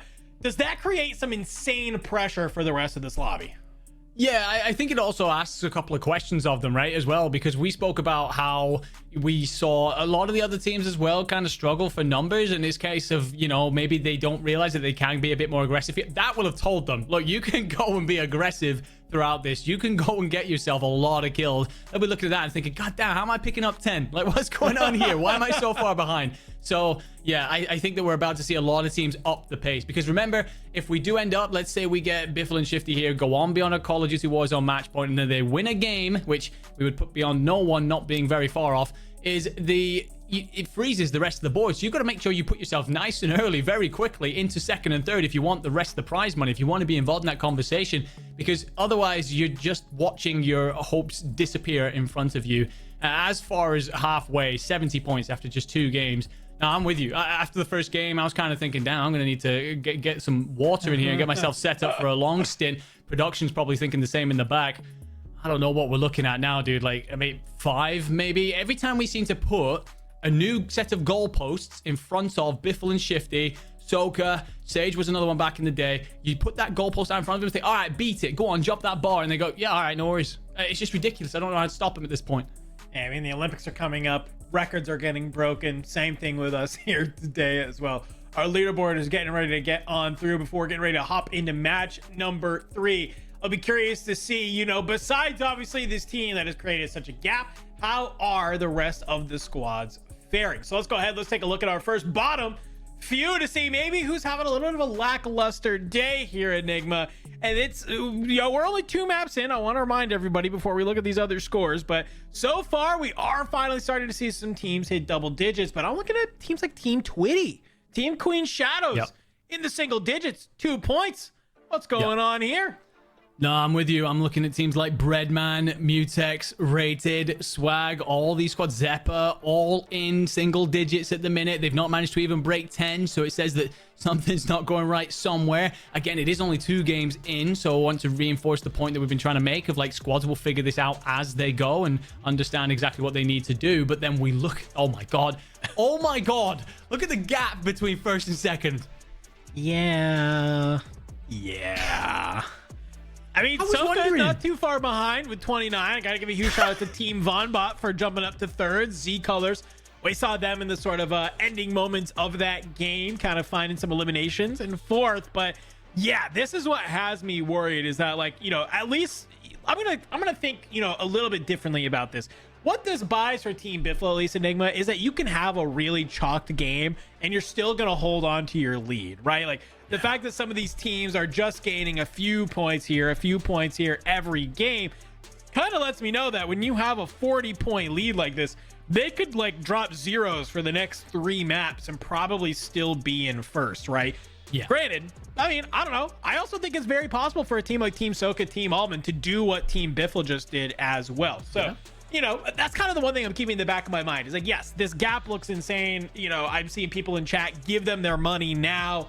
Right, it's over. But I actually do think there are some squads who can actually drop a game very similar to them. So if you are Team Biffle, you have a really weak early game, you have one of these other teams who's able to come in, drop 27, 25, something like that, you could very easily have a much more competitive top of the leaderboard that is there. But to be honest with you, I don't know if I foresee that happening, that Team Biffle will drop, you know, 3 back-to-back zeros at all, or not have at least even a mediocre game, right? A mediocre game to them is some of these teams peak, and their best game they'll have all day, and that's what's so scary. Well, that's one of the terrifying things now as well, is with that gap, if you are Biffle and Shifty, you just think, well, we can just full send it. Like, it doesn't matter. Even if we do have an absolute donut here, it doesn't matter. So the thing is, their peak could be even higher than that somehow. Like, I mean, I tweeted out a moment ago saying, I don't even know at this point, do it again. And someone put bet. So it's like, all right, well, sweet. Like, just go and do it again. Like, it's absolutely ridiculous how good they are. I was wondering when we brought up that leaderboard, you know, I was thinking, oh, well, maybe a couple other teams had a you know, not that big a game, but maybe a 30 point or something like that. No, everyone's way off the pace right now. All up to these two. And of course it is. Yes. I mean, I wouldn't be surprised. I mean, they went back to back. They dropped 8 points or 8 eliminations. The game number 1, they dropped 27. Game number 2, to pull 3 wins in a row would be a little ridiculous. I'm not gonna lie. As a reminder to our friends in chat and at home, $7,000 to our first place, $2,000 to second, $1,000 for third. So not a bad day of Warzone. If you are Biffle and Shifty, you can close this one out in 4 or 5 games to take home that win. Definitely would have them feeling very, very good. You can see as they start to fly on in Enigma, they're kind of doing this thing where I feel like they have a sense of where they like to land, but they're looking at, I think, teams around them that maybe they can double drop on and then be able just to kind of get some very quick eliminations and snowball that into the rest of the lobby. No, I fully agree. I think that's exactly what's going on right now. They're looking around, they're thinking, okay, this is where we could land, but hopefully another team said, and there you go. If you watch Biffle there, he's just keeping an eye on this. And as soon as you end up with like, okay, a team is pushing this location, we're just going to hit it together because we feel that we can take on absolutely any duo, and the 2 land and the 2 immediately get into a core 45 fight, and actually it doesn't go all their way. Looks like Shifty has managed to pick up a down. We'll clean that on up. And now Biffle looking to get on over the top. Life pin comes through. Plate box for Shifty. And Biffle's just trying to provide the information. Let Shifty push this. And that player's just praying at this point. And there you go. Rated. Oh, I tell you what, I feel like every time we tune in to Rated, he's having a bad day. What was the phrase you used earlier? Malding? I'm feeling it for him. Yeah, I mean, we all know that Raiden is very vocal about his usual displeasure of things, and rightfully so. I would be doing probably much worse if I was in his position. It's been different sides of the map every single time, right? That it seems like they're just kind of getting caught out. And, you know, it's like kind of only up to him where he's like, wow, of course, the team that lands on us right off drop is going to be Shifty and Biffle that are here. So to kind of kickstart this with one elimination each, not too bad. You also get full sort of control of this area. You also have this most wanted. It's too far away either, so maybe you take advantage of this. There is that black site that is also available if you want it, but this most wanted is moving on over. Maybe doesn't think that Biffle and Shifty are here. This could be an easy pick for them. Good. And you can see that they're trying to figure out how to play this. You can hear all the bullets ringing out nearby, but Biffle's just trying to get on over the top of this. And yeah, I think that that is the call. I think that this player is located down in the bunker. Intel complete. And now Biffle and Shifty probably going to set up a way in which to pinch this, because obviously you pick up the most wanted and guaranteeing yourself quite a bit of cash and denying an opposing team a lot of their own. And no doubt Biffle and Shifty fancy themselves against anybody. Oh yeah, I mean they're probably feeling themselves. They realize that anybody that's here that's flying on in, they're probably not worried about it. But back on over, we got Destroy playing alongside Stable J. We saw a moment of excellence in that last game from Destroy when we were on board with Selly and T. They thought they were making a rotation out in the middle of nowhere. Well, wasn't that in the middle of nowhere, because Destroy popped up over a rock and promptly lipped them to pieces. So obviously finding some success here. Destroy, I know, probably in this duos is feeling pretty good. He's a very capable player, not afraid to probably take a gunfight against most of these teams. One reason I would absolutely love to play with Destroy. When the vibes are high with this guy, there is nothing like it. Willing to run through a brick wall, so if you see them suddenly take off, They are fighting on a left over there. expect Destroy to start getting incredibly loud. But right now, it's trying to find some opposition. It feels like he and Stable J made a lot of noise. Clean up the intel.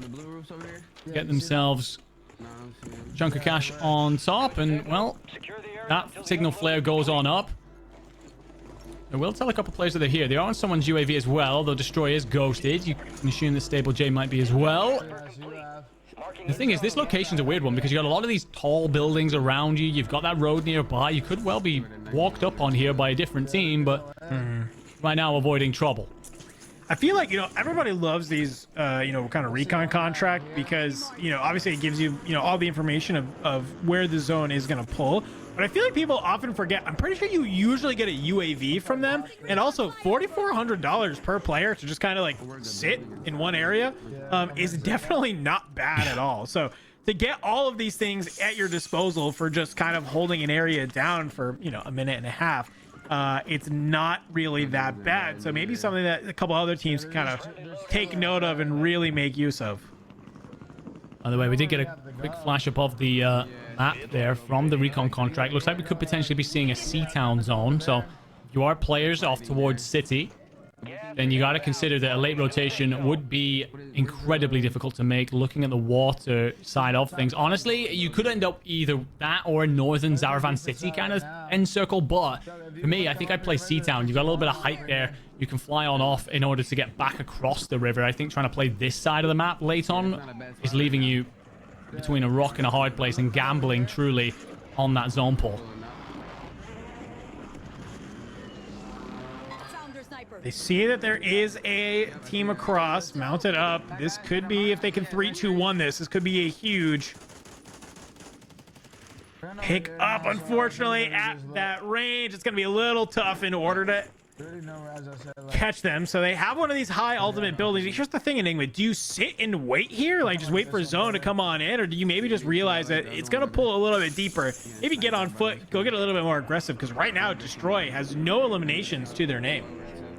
Yeah, this is the thing we were talking about. Will other teams step up the pace, right? Because they've got a hell of a gap to close, and well, we've seen nothing from Destroy and Stable J to say that's the case. On over towards Empathy and Ottereyes. Empathy, genuinely the youngest looking man in the scene, and that's saying something because we have enkeo. But he is in a pretty good location. He might not know it because he's not got the recon himself, but zone is likely going to be either around here, that's northern city region, or just across the river. So could be in a good spot. Has a bounty up, but trying to assess these rooftops.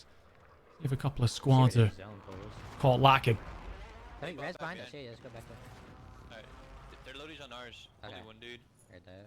Could be two teams because he got there really quick. Trying to pick up. Oh, the bounty is on Adrian, I believe that says. Okay, so personally, we haven't seen much of. I honestly feel like we haven't seen much of Adrian throughout this. And he's actually running with swag, so empathy rips fall nets to bits. Bunker buster goes in. Could go roof. He could go on the roof. They're just kind of slow playing this. I like this from the both of these. They, obviously take down fall nets. I think a lot of teams would then think that, like, hey, all we need to do is just full send right here. But they kind of wait. They see the smokes come out. They're dropping Semtex up over the top. And this is why maybe you play with a little bit of patience. Somebody has their angle. A couple shots come in onto empathy. He's right now behind this building. And on the right. Trying to stay up. A flurry of grenades coming in. EOD keeping empathy alive. Just dropping the smokes. Trying to weave their way in and out. But somebody's come on over. It's Castillo, who has been able to fly in on top. 4 eliminations for the squad so far. We'll put empathy right into the gulag. Back on over. Adrian, we saw, was the bounty target of ottereyes and empathy, but has been able to stay alive. Sniper in hand, looking to make it happen. Yeah, well, he will have had information that he was bountied and aware that it would have been at this distance, maybe still a 1-tick, potentially getting into 2 territory, but see that gunfight happen on the far side of things.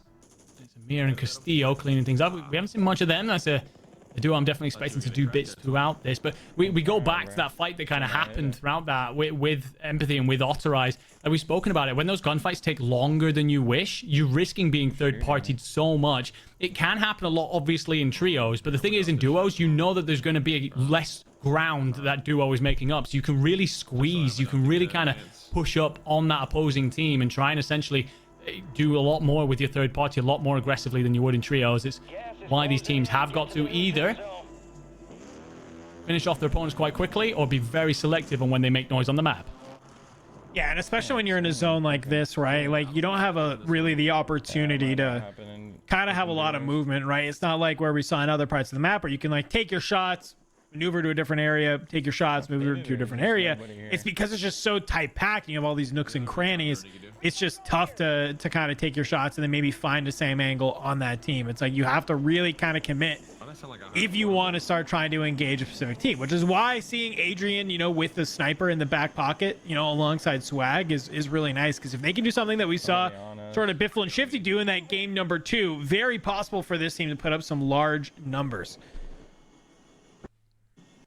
I'm amazed that swag is seeing nothing right now. Like, this is a lot of land. Like, this is Old Town that he's looking at right now. This is surely an area you would expect to be hotly contested at this stage, especially the way the circle's lining up. I know that a lot of squads aren't going to be seeing that necessarily on the recon. They are on someone's UAV, but I mean, I am amazed that it is so quiet over here. This is usually one of the hottest spots on the map. Maybe some squads over by cargo that you couldn't necessarily reach on the recon drone, but if anything, Swag and Adrian are going to be looking at that and assessing a couple of options here. Well, do we decide to get aggressive elsewhere and see if we can pick up a couple of kills here, or do we just continue to potentially play for placement? And Adrian hits nothing on that one. I think they want to get some of these eliminations. It's just really tough from this sort of side, right? You have to really position yourself to find where are people kind of flooding in from, and can we pick them off on their way in? Adrian hits a great shot there, gets the armor crack, but there's no follow-up from Swag either to help get it down. The live pinks come on in. Nice hit from Adrian. There you go. Follows it up. That is Fifakill getting taken out. Bunker buster in hand for Adrian. Could potentially try and use it. I didn't kill him. Seeing one come in up over Fifakill, as well as they're continuing to just look. The smokes come on out. You got to assume that's probably maybe go to stick that res. But so, all right, you hit some good shots there, boys, but it doesn't actually convert into anything. Damage numbers look nice on the scoreboard, but I prefer to see kills there instead. Yeah, exactly. Like, especially when you consider how much they've invested. You hear the comms coming out between Adrian and Swag. They want something out of that. I mean, Thief's res must have been instantaneous, potentially a medic vest kind of thing coming on through. I'm hearing that. I don't see the other guy. Right now, not much going on there. And Two here as well. He's still there, okay? we're going to hear the Australians. And actually, considering how much they've got around them, let's jump into a listen and see how they play this out. He jumped. You see him? Yeah, I see it. Knifing. Weak.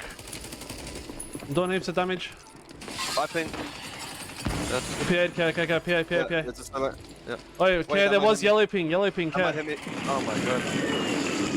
Remember my yellow ping? Like, there was a team a lot closer than we think. Hearing you, bro, hearing you. There's a Gassy here if you need, okay? I'm good. It's throwing that buy. They popped the buy around yellow, yeah? I shot it down. I'm just gonna use it.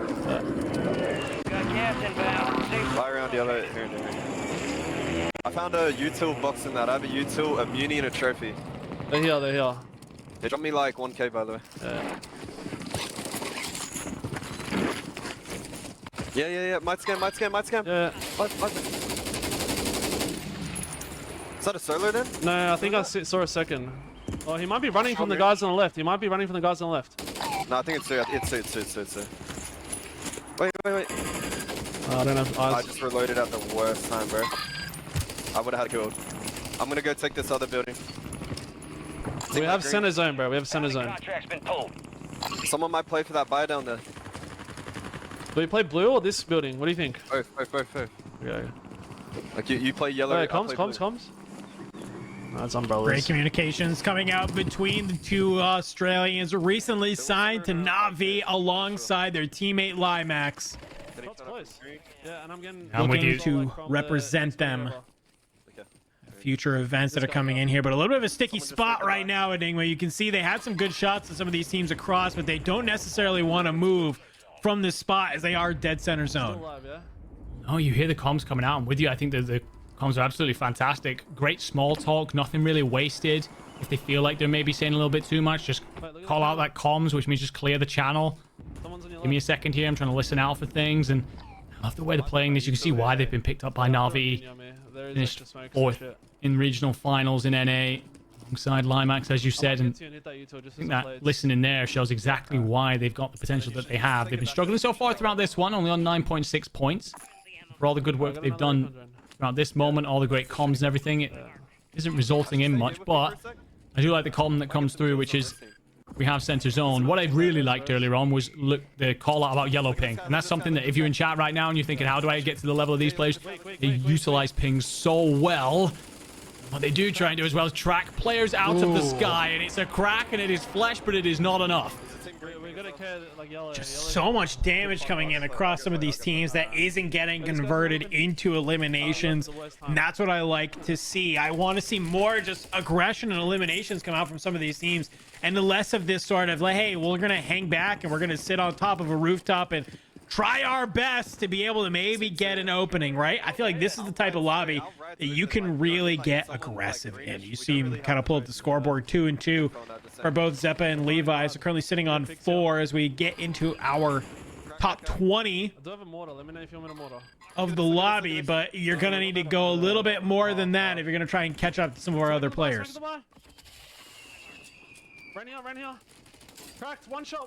You see that play across on out. It's a lot of flesh, and it will actually be Colors getting picked up amongst this, so you got to assume that duo is in trouble, having to dive for a buy. And I mean, you are well aware when you start to play the buy in this park area that you are at risk, considering you're essentially trapped between what is a self-made geographical kill box for sure. I was going to look on over. Zeppa's got 3 here, by the way.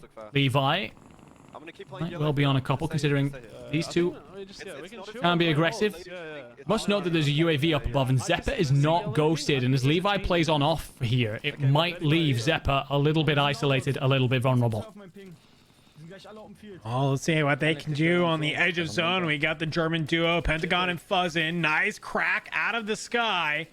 Can you be able to follow it up? You can. The snipes do land. That is on Adrian. Looks like Adrian maybe coming back off of a buyback from Swag. Somebody else! Oh, Mutex! I believe at the buy. The snipes coming in clutch right now. We'll get the full on Mutex. Fuzzing very quickly, hitting some very tasty shots, if I might add. Car 98k, heat your heart out. Apparently Fuzzing can do it with anything. Maybe took a look on over at what Biffle was running earlier on and thought, okay, you can do it. So can I. Again, the Germans running on a real high right now. It's not been a good tournament thus far. 10.6 points, 27th. We've seen a couple of good engagements from them, but in terms of placing, this looks like one of the best ones yet. 17 teams left in this. You need to get to 15 to get yourself, 14 to get yourself onto the next multiplier, which would be a 1.6. The next snipe does not come through. The Germans here, I like the location that they're holding. I do think that the next zone is going to tell them that they've got to rotate slightly north, and that could be difficult. There's a lot of open ground to cross. Likely going to be teams set up in these other buildings. For me, maybe play out the gas station, then nip into that little blue next to it. However, Firehouse, there is a squad in there, and that could cut off your rotation dramatically. So do you play for that power position instead? Oh, and that's a crack, but it's just not enough. Oh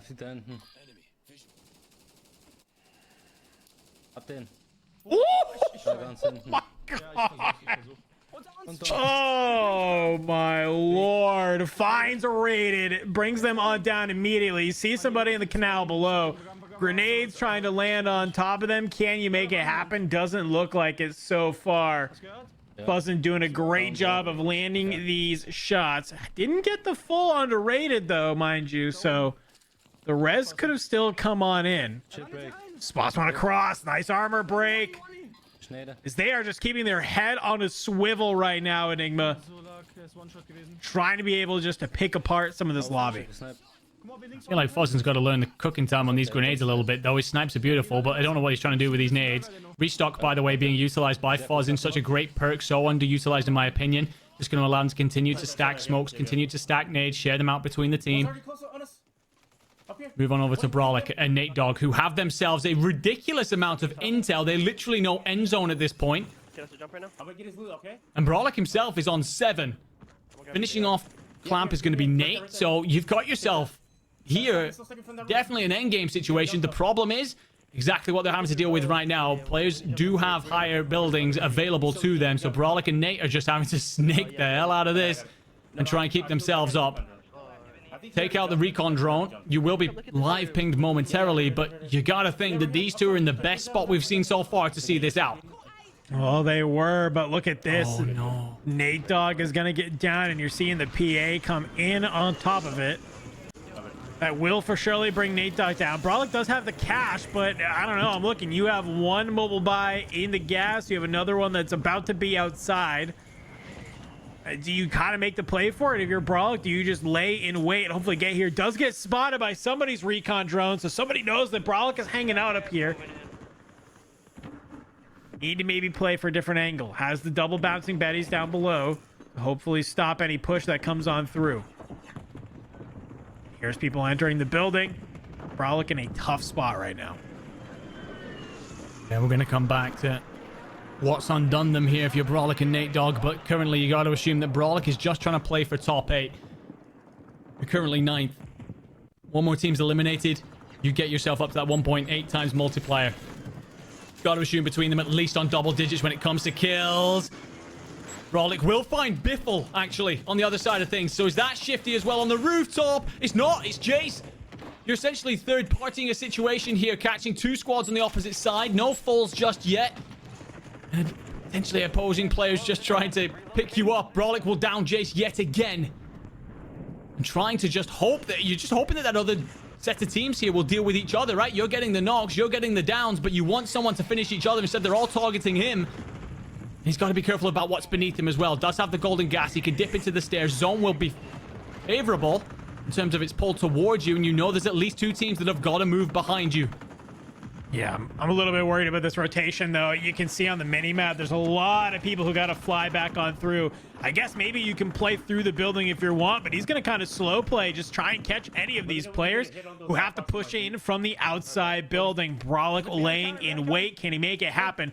Well, back on board to your back-to-back winners so far, Shifty and Biffle. They bring down Zeppa and Levi, who we saw earlier on.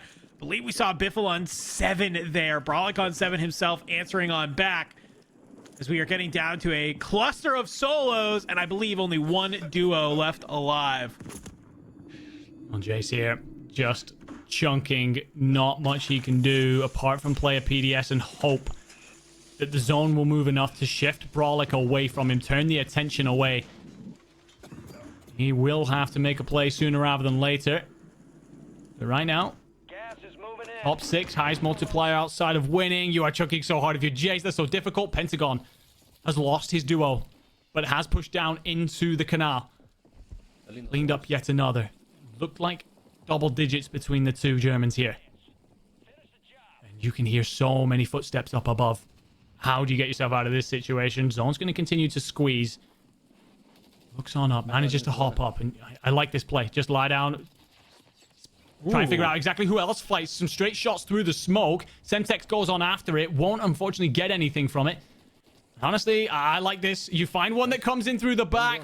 Cleans that up. That's actually Biffle out of here. Pushes up for the second. Finds Brawlik as well. And finishes it off. What a massive play from the German. 13 kills. Up to 26 points there for your map. And honestly, I was a bit worried in the sense of, like, he's underneath everybody. He's in a spot where if anyone peeks that corner, he's in trouble. But I love that he recognizes that it's essentially 3 trios. He's one of those, and once he spots Biffle come around that corner weak, knows he's third partying a situation, gets aggressive on Brawlik, who had done a great job to stay alive up until that point, but wonderful stuff from Pentagon. Yeah, really good patience right there, I think, from Pentagon to realize that he doesn't have to get super aggressive, right?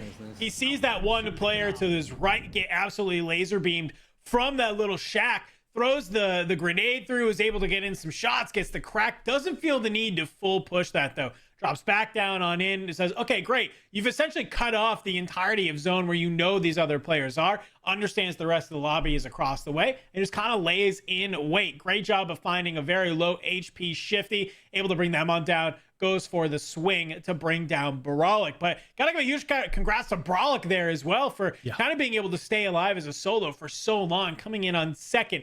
I believe was on 7. Last time we checked on board, so coming in with that 1.8 times multiplier, definitely feeling pretty solid after that. I'll be curious to see how that leaderboard does look though, because when we came on board with Shifty there for a hot second, they were also, I believe, on 7 or 8. I'll be curious to see how many Shifty was on, because even if Shifty matches them, they're on 16. That was a 1.8 times multiplier. You know, that's still a 20+ point game that gets you very, very close and one step closer to that Call of Duty Warzone match point. Well, this is the thing, right? You kind of touched on it before. It seems that if Biffle and Shifty don't have an absolute banger, their worst game is everyone else's peak, right? They're still up there every time, involved in the conversations towards the end, picking up the same amount of kills as pretty much anyone. They see out map 1 and then put themselves in a spot where map 3, you're third in the end of things.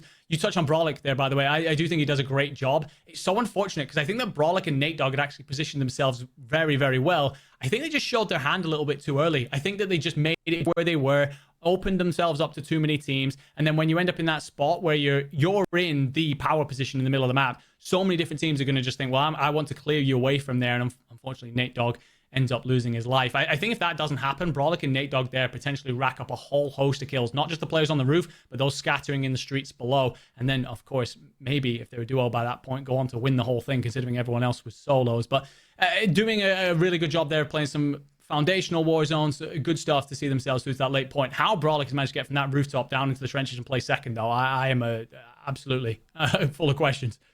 Well, it kind of looked like you said they were on that rooftop, and he was kind of, I think, second guessing of, do I want to play through the building or do I want to play up top? And I think he made the smart play of sitting on top of that roof, try to catch some of the people who are jumping off the roof, and then you kind of can look down below you at the street. It looked like he had a lot of zone to play with as it sort of pulled over, so he could stay on the roof for a very long time. So I have to imagine probably stayed up there until he felt like it was very, comfortable to then fly on down and make that play to try and clean up the rest of the lobby that was there. That team definitely is one that I would love to see kind of get some solid points and get on the board that was there as well. So a fantastic game number 3. Love that we see, of course, the Germans come online. We saw some fantastic snipes there from Fuzzin earlier on in that game, and I feel like that's kind of what helped set them up. You then get Pentagon kind of being the last one alive, able to play cleanup for a lot. 13 points, 13 eliminations rather, sorry, 26 points total. Enigma, very solid game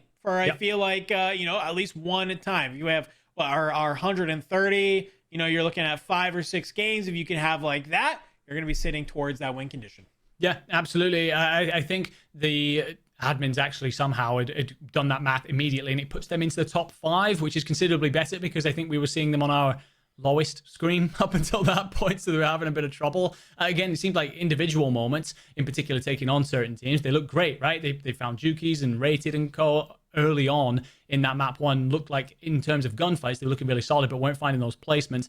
However, I think that solid positioning, once you started considering the fact that they were on that spot, overlooking a lot of regions in your northern city area, and then Pentagon has managed to play himself in through the trenches. We saw him in the canal, find a couple of players down there and just likely followed a couple in. One of the things that I will say on that point as well, one thing I forgot when I was talking about Brawlig, the power of intel contracts, because it's not only where that zone is going, but how it is going to pull. It just gives you so much information, lets you lie in wait for squads that are only finding out that information at the moment and just pick them off as they rotate in.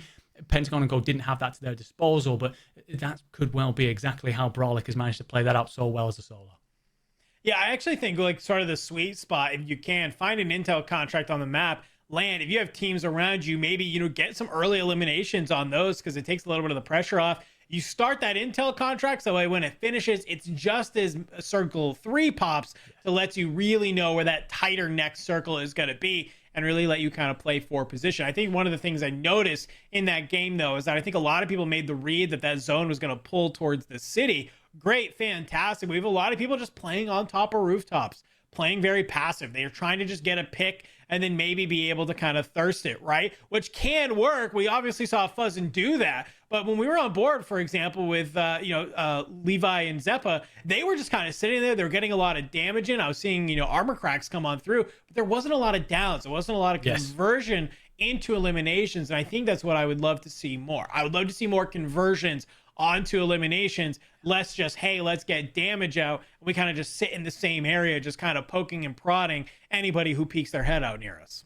No, I agree. I mean, even when we go back to early on in the lobby when it was Swag and Adrian, right? You heard the frustration. They invested a lot into trying to get that Fifakill. It just doesn't come through. And you hear them kind of like get a little bit frustrated with the whole situation of like, we've just spent so much time on this. We're at risk of being third-party because of the noise we're making. We're trying to make this happen. It's just not coming on through. You want purchase, especially, again, when we talk about duos, it's so much easier to be third-party because other squads are more aware of where you're going to be, especially when we know that basically the duos are playing up on each other's hip. You just end up in a situation where these other teams kind of squeeze in really aggressively. So yeah, you do want to see something come out of every movement, every aggressive movement in particular that you're making. I think that one of the things is, again, going back to recon contracts, when I think about Swag and Adrian, they could have really done one in that moment, because you look at those zones in particular where they are split by waterways, and you just absolutely do not want to find yourself caught on the wrong side of that. And I see it happen so often where teams are then just like, oh, okay, we've now got to figure a way over this into other teams that are set up. You spoke about a lot of the squads on the rooftops. I think that, you know, they've maybe had that information that's allowed them to put themselves in those spots. It is slightly passive, sure, but there's no doubting that the teams that find themselves in those locations are seeing the end stages of games. I definitely could not agree more. But we are through our first 3 maps of the day, folks. Let's take a look and see who is leading our lobby in eliminations. I have to assume it's probably people that we are not surprised to see. And wait, actually, I am surprised to see. Oh, wait, this is from match 3, not overall. Okay, solid. I was like, man, no way is Brawlig above the 17 and 10 that we witnessed today. But hey, you got number 1, number 2 up here, man. I mean, Pentagon sitting at 9s. Like, it's great stuff, it is, but I still look at this and I'm thinking, okay, where's your duo? We're not seeing any Nate Bot, we're not seeing, Nate Dog, we're not seeing any Fuzzin, but we are seeing Biffle and Shifty. We are seeing them as a duo up here on our screens. So, I mean, it's just another case of, okay, well, everyone else, you know, they have great games, sure, but it just seems to be Biffle and Shifty's Sunday stroll. Like, it just seems to be a case of, you know, this 13 kills between them there on the board. There can't be many teams that are above that when we look at these individual eliminations. So still absolutely ridiculous stuff. Pentagon obviously ends up being the winner, picks up 2 big ones at the end. Brawlig, honestly, when we came onto him, when we saw him and Nate Dogg up on that building, that location that they put themselves in, he already had 7. So he had himself a really hot start. Would be very curious to know exactly where he's landing and how he's playing out to be picking up those sort of kills. No, for sure. And looking kind of across to the right side, we have 5 people all tied for 6 in that game, being Shifty, Castillo, mayappo, Hisoka, and Zeppa. So, and Tommey only 1 elimination behind all of them. So you kind of give you an idea of some of the eliminations in that game and how it kind of shook on up. But let's take a look at our leaderboard overall, some of our bottom teams here. And I'm not going to lie, man, it is unexcusable. We are through 3 maps, and some of you have 3 points. What is happening? It's tough, right? Like, when we do these Warzone Total Frenzy events, I always love seeing a couple of new faces, especially after, the heavy week that we had with the World Series last time out. And I love seeing, but some of you are struggling. Some of you are really struggling out there. Then again, some of our biggest names, Bbreadman, sitting on 7 at the minute. Clutchbelk is a competitor that's been at the higher levels. Swag and Adrian on 9.6. It is not working right now. Change up what you're doing. Find yourself a bit more aggression. I'm surprised to see Mutex as well down here. There are definitely duos that are struggling that we wouldn't have expected. But of course, the lead is massive for Team Biffle. That is, they have just over double the points of Team Soka, a current 48.4 point lead. Yeah, that is, I think that's the stat that you only need to say is that when you have more than double the team that's in second, you are feeling good. They tied Pentagon 4 eliminations in that last game, and it's just a difference of either 2 times multiplier or 1.8. So, for them, I think what they saw is they saw that, like, oh, we don't even have to get top 5 in a lobby anymore. We just have to get top 8. And we get that 1.8 times multiplier, right? And then at that point, you get there with double-digit kills like they consistently are. You then play, you're just kind of playing for the win and trying to fry out as hard as you can. But Soka, Vonbot, those are the 2 teams I'm looking at. They could drop a 20-plus point game and immediately kind of be in that conversation that's there. If you are kind of these teams that are kind of in the next chunk in that 30s, zcolors, Pentagon, Amir, Juki's 4, and Jace, you got some work to do if you're going to try and whittle down some of this lead. It's going to take multiple games to do it. It's going to take a lot of hard work. So that's kind of what I'm thinking about right now, right? Obviously, you have Team Biffle, who is marching to be that first team to crush the Call of Duty Warzone threshold, right? To hit that Call of Duty Warzone match point, that 130 points that we're looking for. They're doing a great job of getting there. If you're one of these other teams, though, you have to be able to sort of jump on up to be able to be in that 2nd, 3rd spot. Because as a reminder, folks, once we end the tournament, the leaderboard does freeze. Meaning that even if you get to that Call of Duty Warzone match point, you win the game, and you freeze the rest of the leaderboard. You have that first team taking home $7,000. 2nd place at that point is who is going to take home the 2,000, 3rd, $1,000. So just kind of keeping that in mind. That's what you got to make happen here. But on board, let's get ready. Enigma, game number 4, ready to start on through. I think one of the terrifying things, you mentioned a lot there about, the leaderboard and how once a team wins, it freezes everyone else. There is a gap appearing between 3rd and 4th. And if you are one of those squads who is not currently inside the top 3, that becomes concerning. I think Pentagon and Fuzz putting themselves into top 5 off the back of a win gives them every right to believe that they can close that gap. You don't want to see it extend anymore. And you said yourself, Team Soka, Team Vonbot, they are definitely duos that could go on huge games. You could easily see them drop in a 25, 30-point game for sure.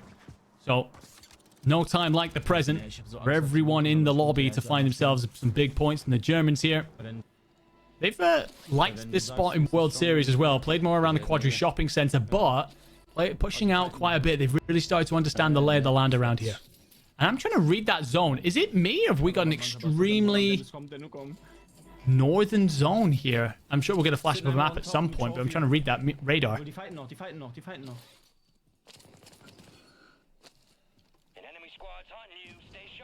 They are being hunted. Pentagon's got that most wanted on him, and there's a bounty there. So actually, if a team decides to full send this, they will get some very solid cash for their efforts.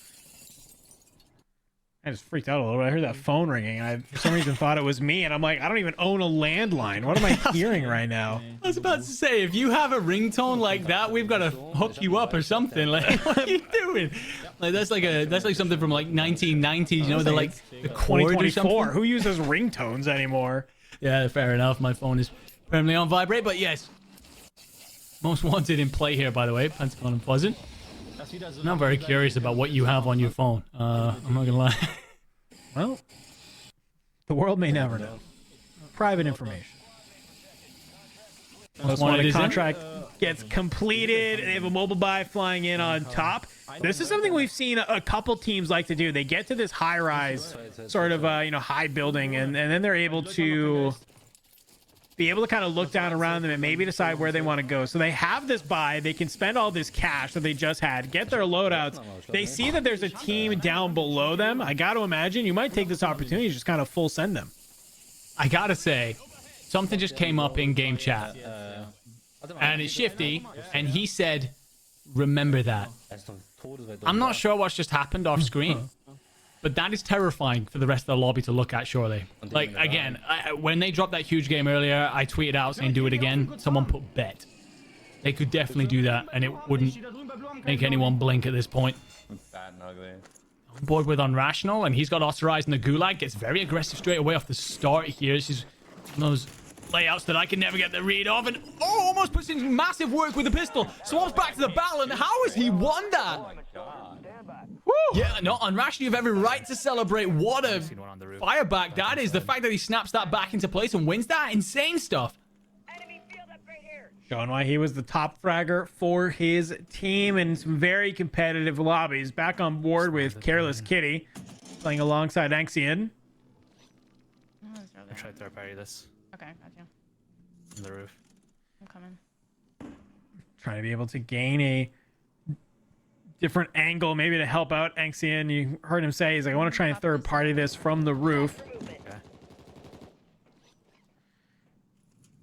Yeah, looks like Careless Kitty's going to drop the recon, hopefully give them the information that they need.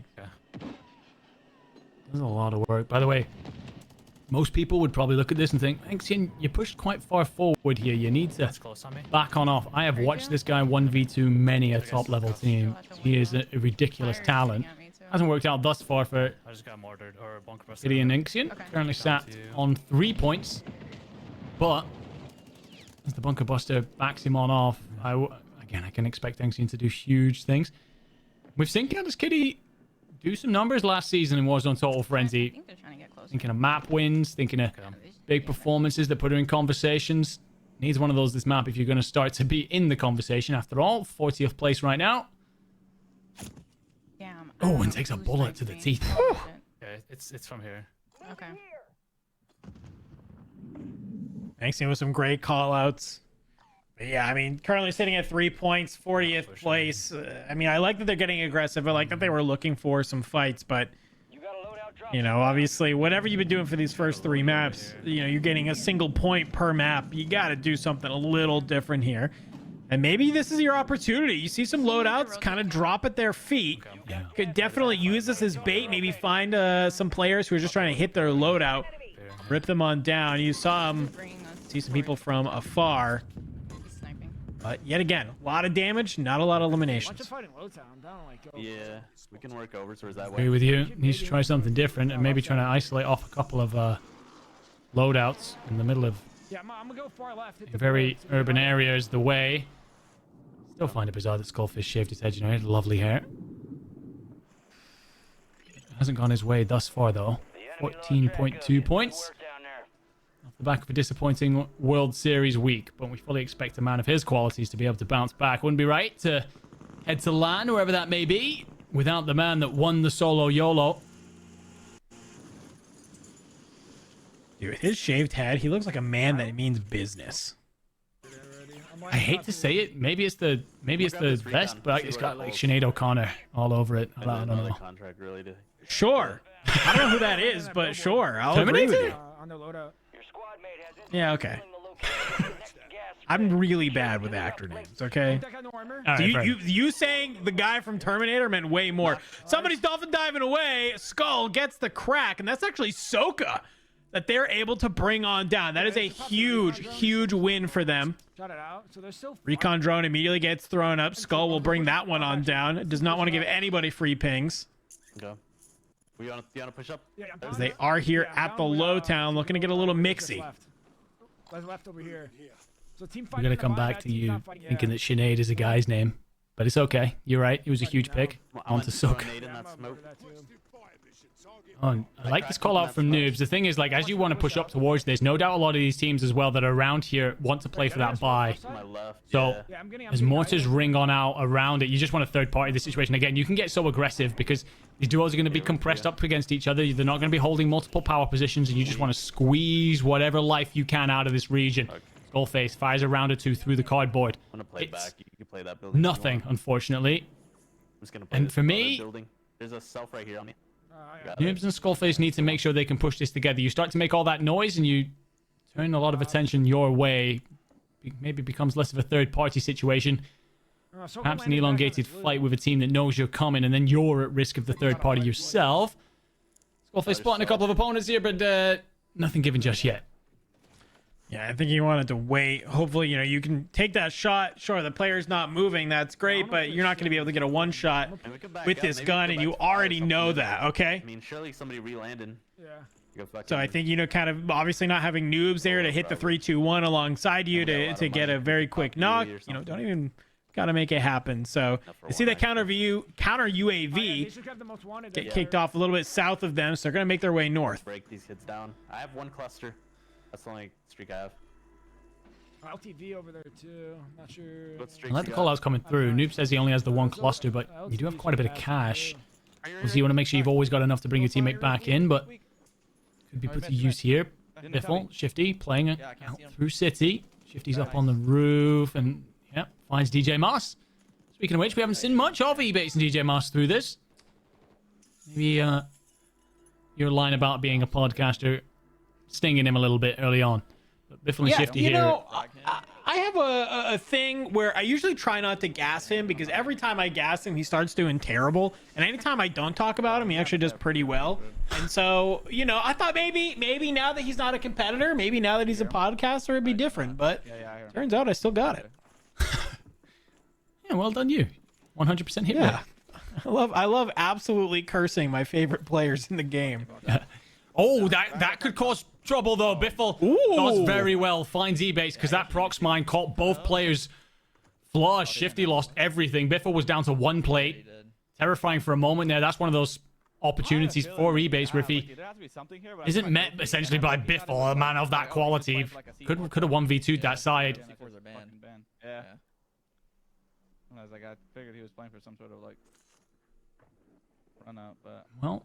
Biffle and Shifty finally confirmed that C4s are indeed banned in this one. Just to remind anyone in chat who tuned in late. C4s out of here. Car 98Ks out of here. That's the reason they're not appearing. Especially in duos. Car 98K would have been everywhere, I presume. I can't grab that one. Right now. These two, it feels like they're just patrolling end circle. And the thing is, we spoke about it before, right? Like, they are a duo because they're so far ahead. It just feels like they can kind of mix it up and do what they want on the fly. No one's catching them at this point. On my right. Oh, creeping behind me. Well, this is a team that's been performing well all day long. Let's go ahead. Maybe let's do a little bit of a listening to see what is the secret to success for them leading a leaderboard so dominantly. Oh, he's got to move in, too. Yeah. Nothing blue right now, but I see people on this fucking bridge. Okay. I'm still looking for this guy. I don't even see him. Yeah. He's going to have to cross out left.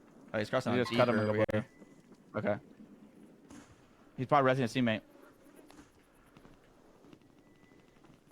Hey, we're going blue? Yeah. Hold on. I want to look to see if I could spot him. Oh, they're fighting right here. Yeah, get the blue. We can hold this. Actually, the whole gas. Yo, flew on me. Nice. We died. Right here on live. Weak. Cracked. Absolute. Knocked. Nice. Throwing frags on that. Didn't hit him. Abso-fucking-loot.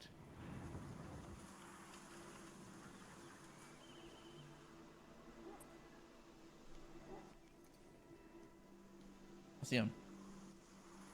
Had to go left. Had to go left. Yeah, keep cutting. Can't believe I didn't get my fucking. I missed the kill shot too. Might even take the train. Yeah, he's on the train. Well, Shifty and Biffle here on the hunt. Unfortunately, finding nothing. Do get a knock, but it doesn't turn into anything. Suspected opponent is on the train. Will land a couple of shots through, but it won't be enough. And that's probably going to feel like a time invested, a little bit wasted. Actually, this is one of the risks, right? You make all that noise, you risk getting third party, potentially someone else coming on in. But it looks like they're on a late rotation. Whoever it is they're up against right now. I love this play to push on through blue. The rooftop here provides a lookout for so many different areas as well. But I love the comms that comes out from Biffle and Shifty there. They're so succinct. They're so, everything has value. There's moments of quiet between them. And with a lot of teams, it's high energy at all times. It's full, the chat is just full of different things going on. But they make sure that everything they're picking out is actually valuable to not just them, but their teammate as well. Yeah, I feel like this is a team that, kind of when you're in this scenario where you're kind of just trying to decide what is the rotation, where do I want to move, how do we want to play this side of the map, all of these sort of things. Like, they're pretty methodical with it. And then when things get a little bit mixy, they're keeping things very sort of precise, right? They're being very like, all right, they only want to calm the things that they really need to, where to look, where to aim at, where people are. Can they catch any, kind of free licks? Is anybody out in the open? Can they just be able to bring them on down? These are the type of things that I really like about this squad and their communications, especially. Just because, obviously you had Shifty, who's been very vocal about, like, he doesn't want to be like a main IGL on any team, right? He wants to kind of co-IGL. He wants to be able to bounce off him, back and forth with some of his other teammates as well. So that's where Hisoka has been a really big boon on their team now, but obviously playing alongside Biffle, the long-standing duo, they've done a lot together, so no surprise to see that the chem is there, especially here today. Couldn't said it better myself. On board with Clamp and Mirai. Sitting in 18th right now, middle of the pack, kind of neither here nor there afternoon thus far. And, well, they are basically in a spot here around the palace where they could control the end of the zone. Essentially just patrol, pick anyone off coming in from a rotation. They will have themselves a lot of different spots to look at, but Unrational has a lot going on. Dongy's actually just found himself Stable J with that bunker buster. You don't see too many kills with those. And Swag as well getting knocked, but Gary's got company of his own. PDS goes on out. I think that must have been a panic play from somebody. There's no way that was intended. Trophy actually must have been the intended play. Dongy finds Adrian. Dongy putting in massive work elsewhere.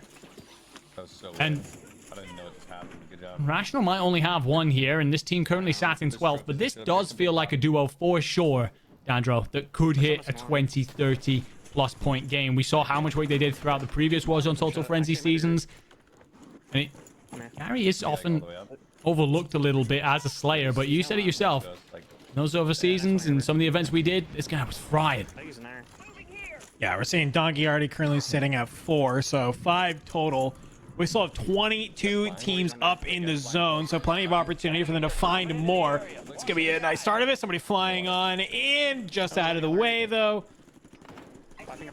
They are here towards the low town. You're starting to see a lot of pings come on through. Grenade will go in from Unrational, does not connect with anyone. Giving his eye to the sky, seeing if you can find anybody flying on in. Doesn't look like it just yet. Sitting on this side of zone, some shots deep. There you go. He finds the crack. Actually looks like somebody else gets in those final shots on that player. Unfortunate for Unrational to not get any credit for that. You'll get some damage numbers to boot, but unfortunately it will not increase that elimination to 2 off of that. I was assuming that's Clamper Mirai, by the way, considering where they were moments ago. It might not be, but considering that was the last squad we saw up in that location. Dong spot more, player down to flesh, but again, nothing. Just pure damage numbers.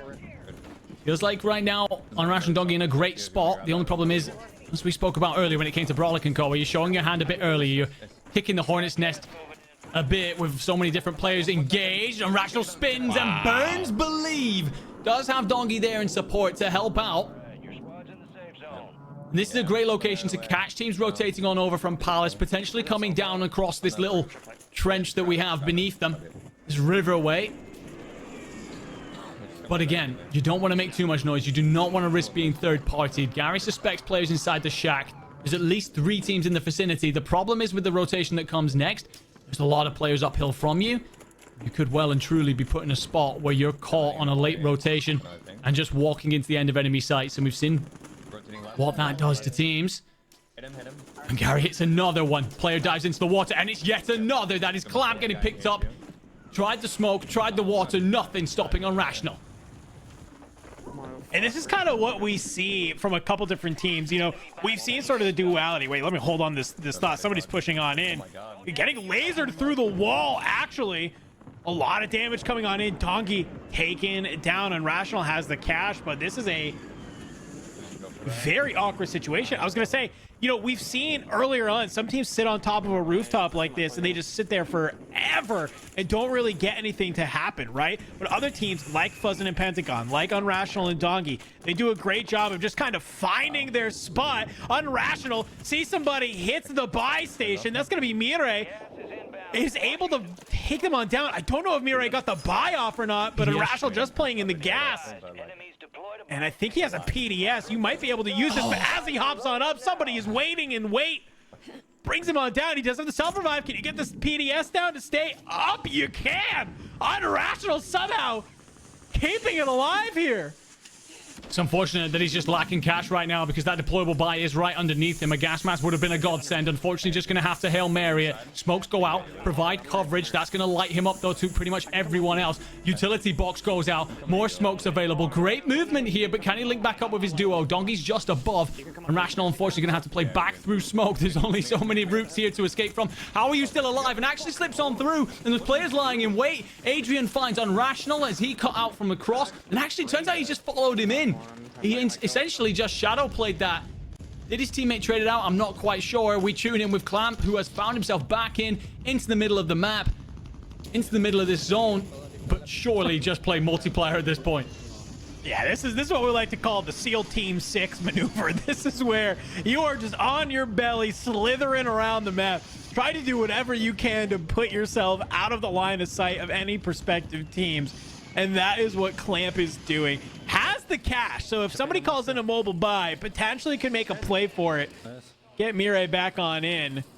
Back on over to the Germans, though. Fuzzin and Pentagon. Fuzzin currently sitting on 2. They did just win that last game with 13, nabbing 26 points. They are in 6th place. A fair amount away behind 1st place. That can be said for everyone in the lobby. Picnic will go down to the hands of Pentagon. And so they're kind of just trying to figure out how do they want to push up the side of this mountain. One more team for 1.8 times. And you feel like this is the right moment to lay low, and there you go. And Pentagon picks up another player rotating in. Nate Dogg, that will be. Smoke will let him push down here and find more players trying to hit late rotations. That's Aydan that's been found. Feels like all of a sudden the Germans on a wavelength. Just flowing. The problem is, the last rotation up this hill here is likely going to be full of players lying in wait.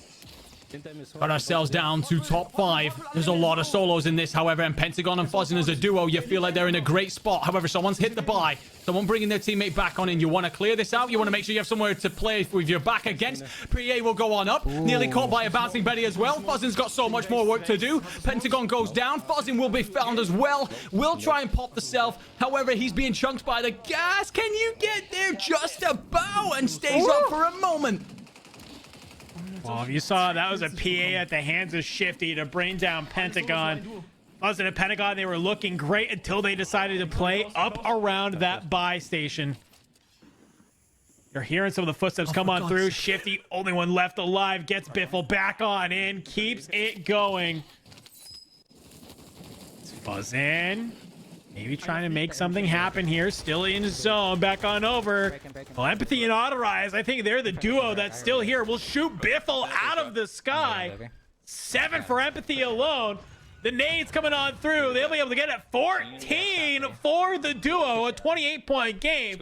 Currently sitting in 18th place. That will definitely leapfrog them up the leaderboard. Yeah, absolutely. I think that's going to be putting them within top 5 conversations. That's more points in one game than they've had throughout the previous 3. So great work here.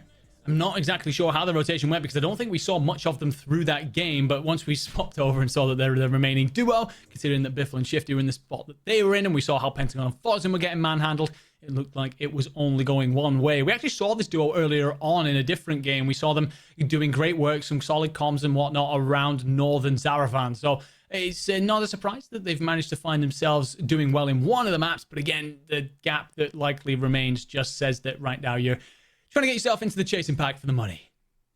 Yeah, but either way, though, like we said, I mean, they just doubled their points. And, you know, no matter what the overall leaderboard is looking like, that's still a great feeling from you as a team to be able to do that, right? You kind of are sitting down there very middle of the pack. Well, now you're sitting in that upper grouping alongside some of the other top teams to potentially kind of maybe just chase for that second or third spot. But hey, there's plenty more Warzone to play, so who knows? Congratulations, though, to Empathy and Ottereyes for taking home that dub there in game number 4. The thing that worries me a little bit, Enigma, we saw in the end there, it got down to the final kind of top 8 teams. That's our 1.8 multiplier.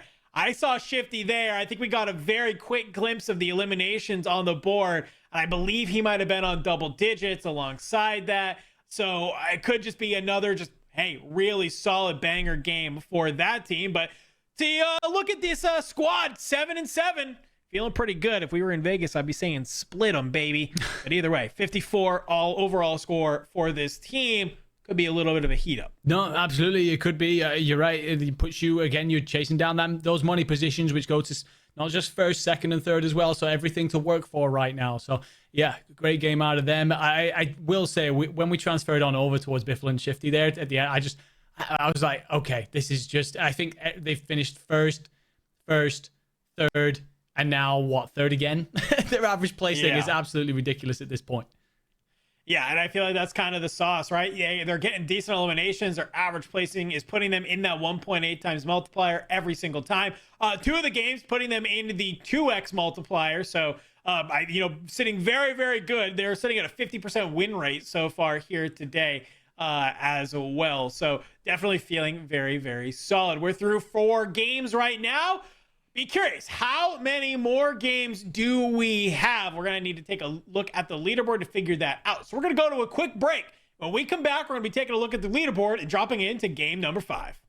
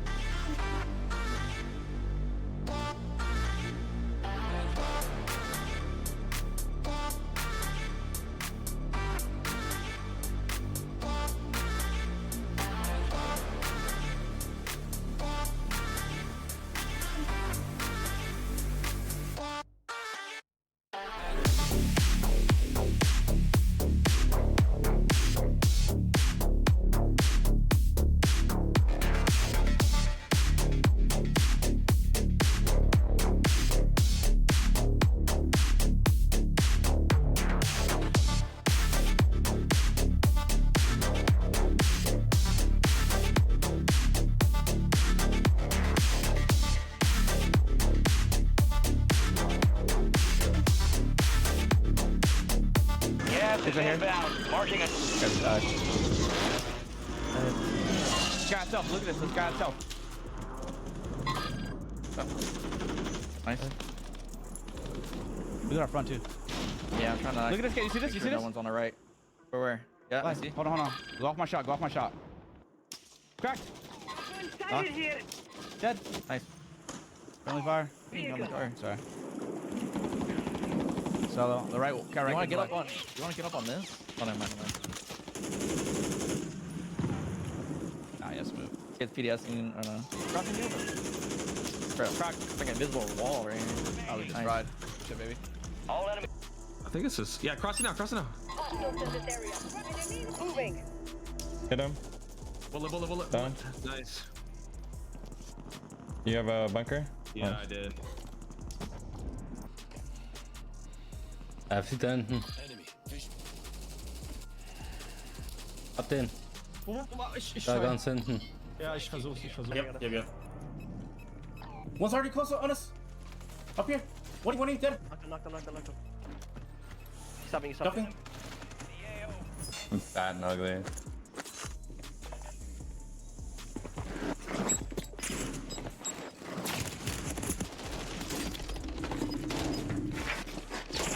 Bro, like I can't shoot straight. Well earned. Secure them to the Pentagon armor. Knocked. Nice.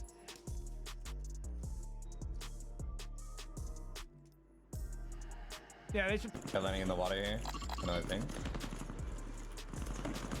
Rotating left. Landing. Hit him. Knock. We got bunkered. Got my full guy in here too. We might be fine on this. I'm shooting like it. He's weak. Break him. In front of us on the rock. I really look. Broken. I'm playing up with this rock. I'm nading over. I got him. Nice, bro. Needed that. 14. Yeah, stop there. Good shit, Otter. Let's go.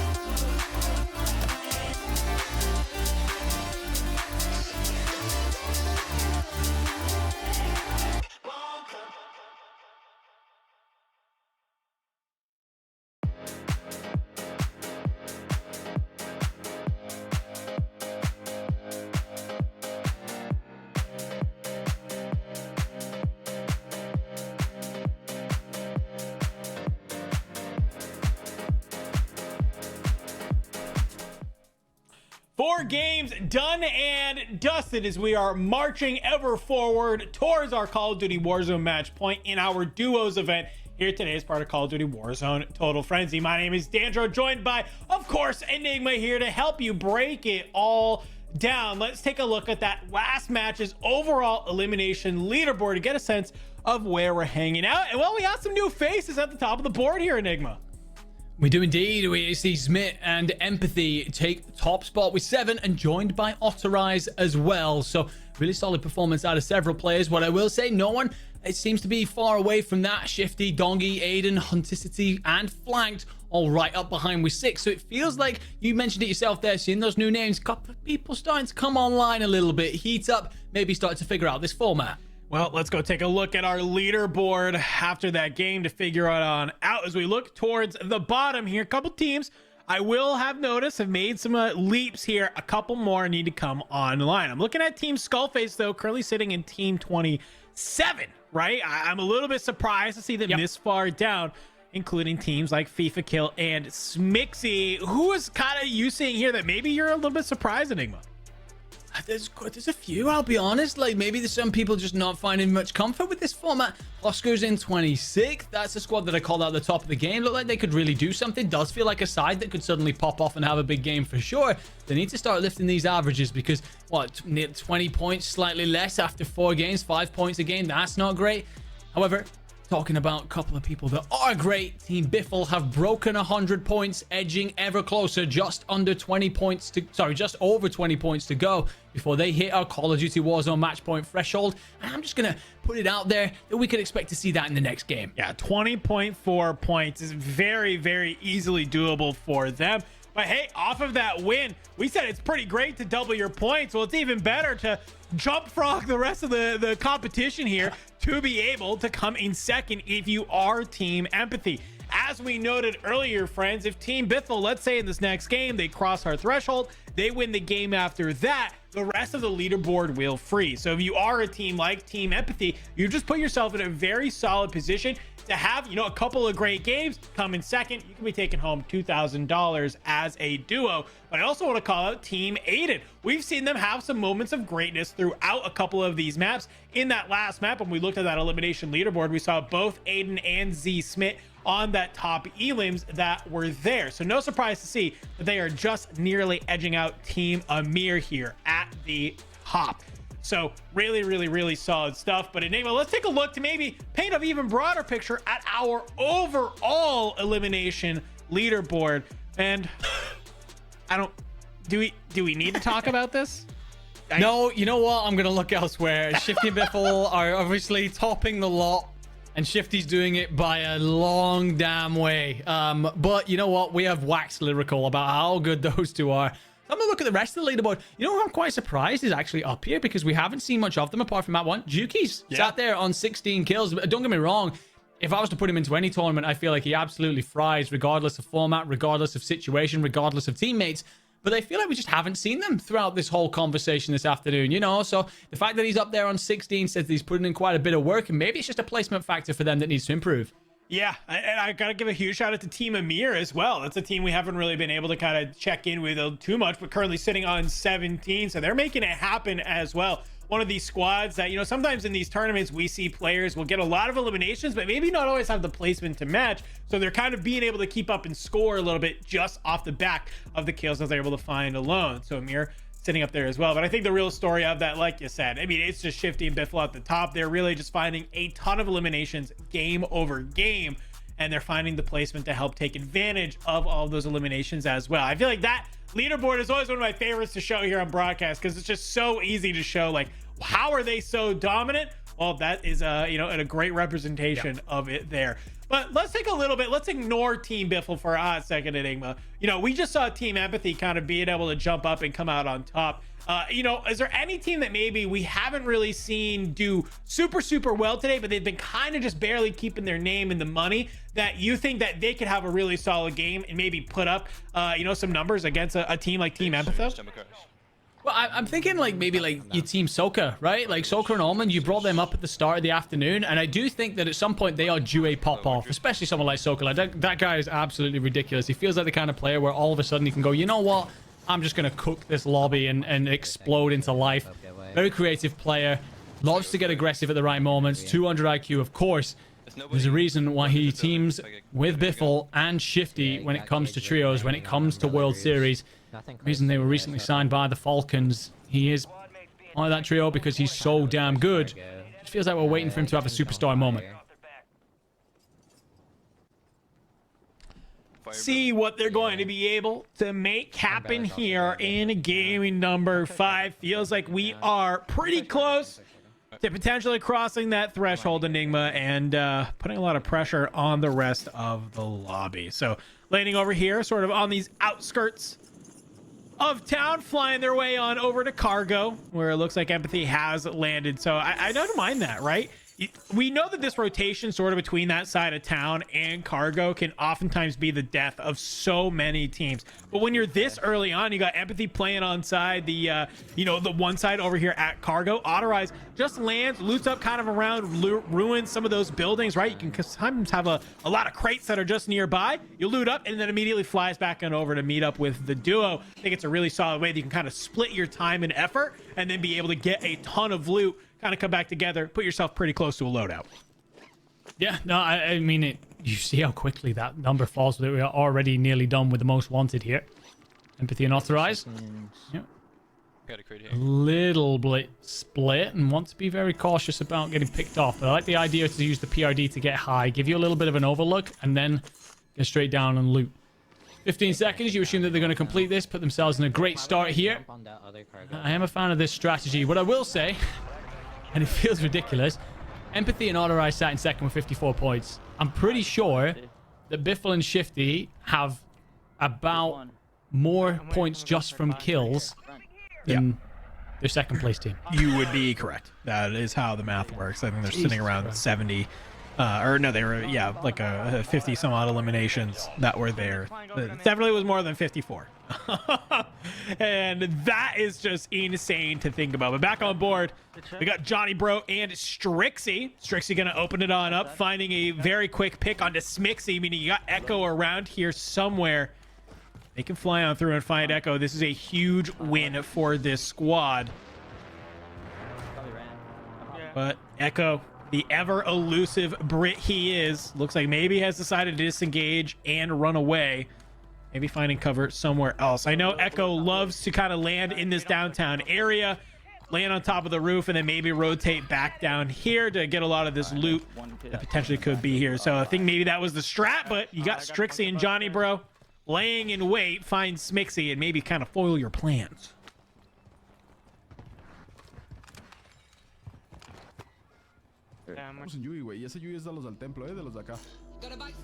Move on over. Clamp and Mire currently lighting up on someone's UAV. Clamp and Mire never too many moments away from trouble. They love to get into the thick of things. And right now, just trying to assess the lay of the land. Quite a bit of cash between them. Gotta assume that UAV for a moment there has them concerned. It's one of the things when you're early on, right, in a map like this, especially when it comes to costumes, as soon as you know you're lighting up on someone's UAV, you just want to assess, make sure you're safe. Mire takes the cash, bundles himself on out towards the buy, and I like this play from Clamp just to find the high ground, check out over all the different angles, and ensure that the buy will come through safely. They do get a loadout dropping on in, so this kind of be what they were waiting for. So let's see what is the decision once they have this loadout, where they want to move on the map. So a trophy, have that reinforcement barrier as well, dropping kind of everything so you can pick some extra stuff up.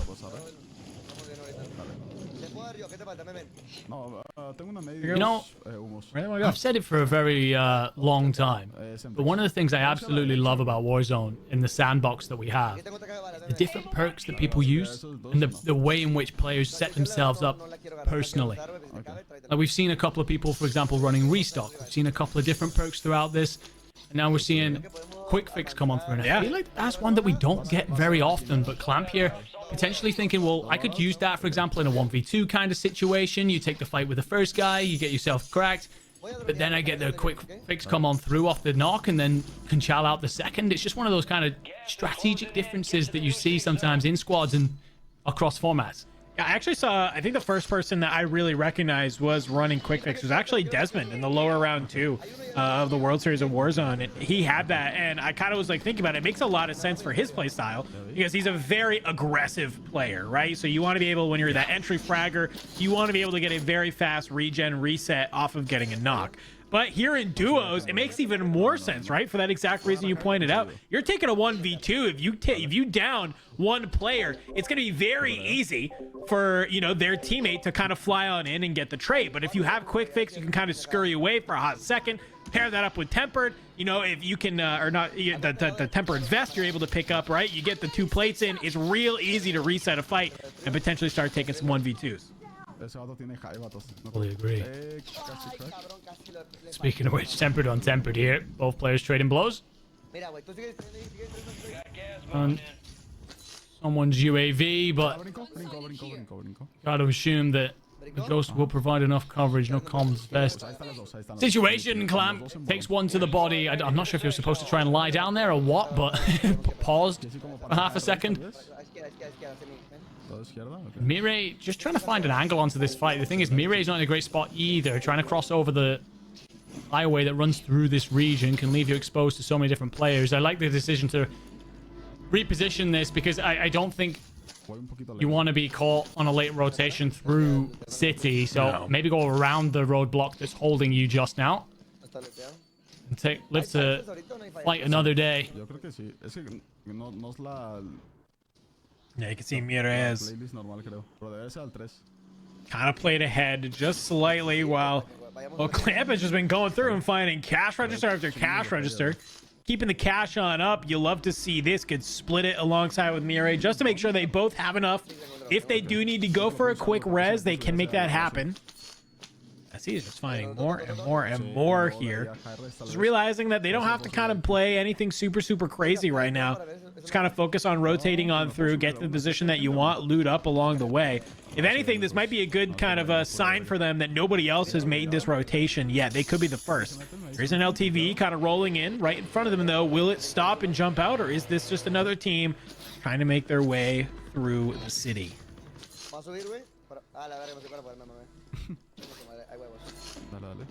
Like they just hightailed it out of there, but there's noise nearby. Move on over. Swisham and Falnets. We saw them put off some incredible duo work earlier. How do they approach this next passage of play? Well, Swish just trying to crack some plates. Sounds like Falnets is running the sniper, so you do get enough damage in and a nice shot through a window. He could do something, but I think the calm comes through from Falnets. They actually managed to get a crack there, but it won't be enough. Although pick up this damn truck. Falnets wanted something from all the bullets he's invested at this point. Oh, and Falnets has actually knocked one, so Swisham and Falnets are going to full send this. Hopefully won't get picked up by anyone else waiting. Smoke has come out that you could assume that that's a shrouded potentially. Nades go out to cover. And whoever this player that was knocked is trying to surely get back to their teammate. Yeah, I'm getting shot from top right as well. I like this. They've made this. Oh, okay. Yeah. All right. Well, you heard Fallen's made the call saying, I'm getting shot from top right. Swish thinks she's okay. It's starting to get some nice shots onto that player down low, but it's a track who just hits some absolute laser beams onto Swish, brings her on down. And now what looked like a great opening just all of a sudden goes for the worst for Swisham and Falnets. You hate to see it. Back on board over here with Queen Shadows and Tapulator. One of our teams that has yet to really find some success here in today's lobby.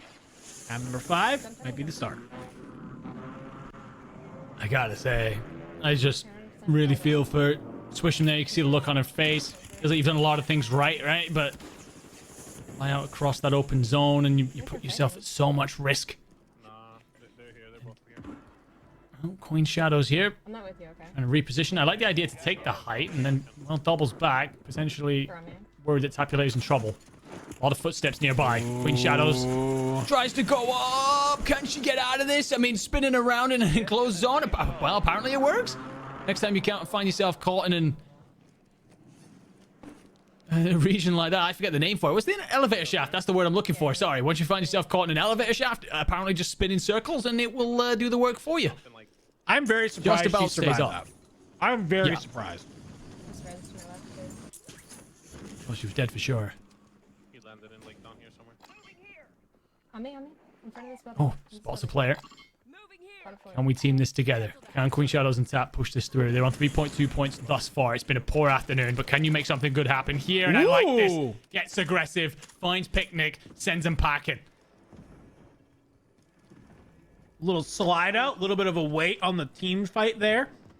That's the type of stuff that I think you need to kind of work on. If you're, at the bottom of the leaderboard, you're not really being able to find these eliminations. Being able to have some plays like that to happen can help build the confidence. You can, especially if you've had a torrid afternoon. Nice and clean. Bro, let me Colors doing anything but when it comes to the movement here. Are we playing Warzone or the Get High game mode where you're trying to parkour your way through the course? Dude, sometimes the movement in this game can be a blessing and a curse, and Colors there finding out. They're in the buy building. I hear him.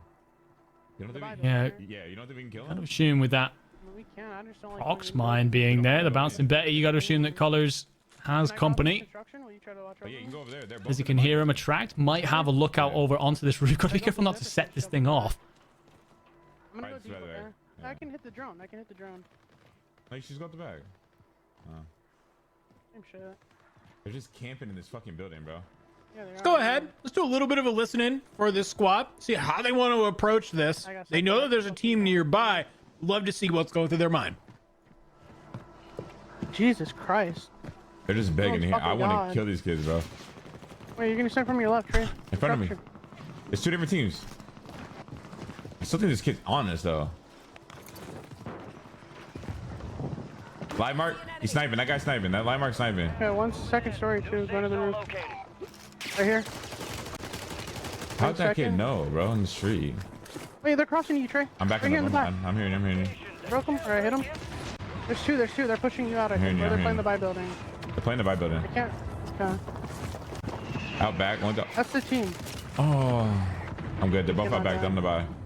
Yeah, I can see if they go in. They're coming up top. They're coming. Yeah. Can you see my top? If they come on top, yeah, they're in my building. They're in my building. Yeah, I'm looking. Right stairs or left?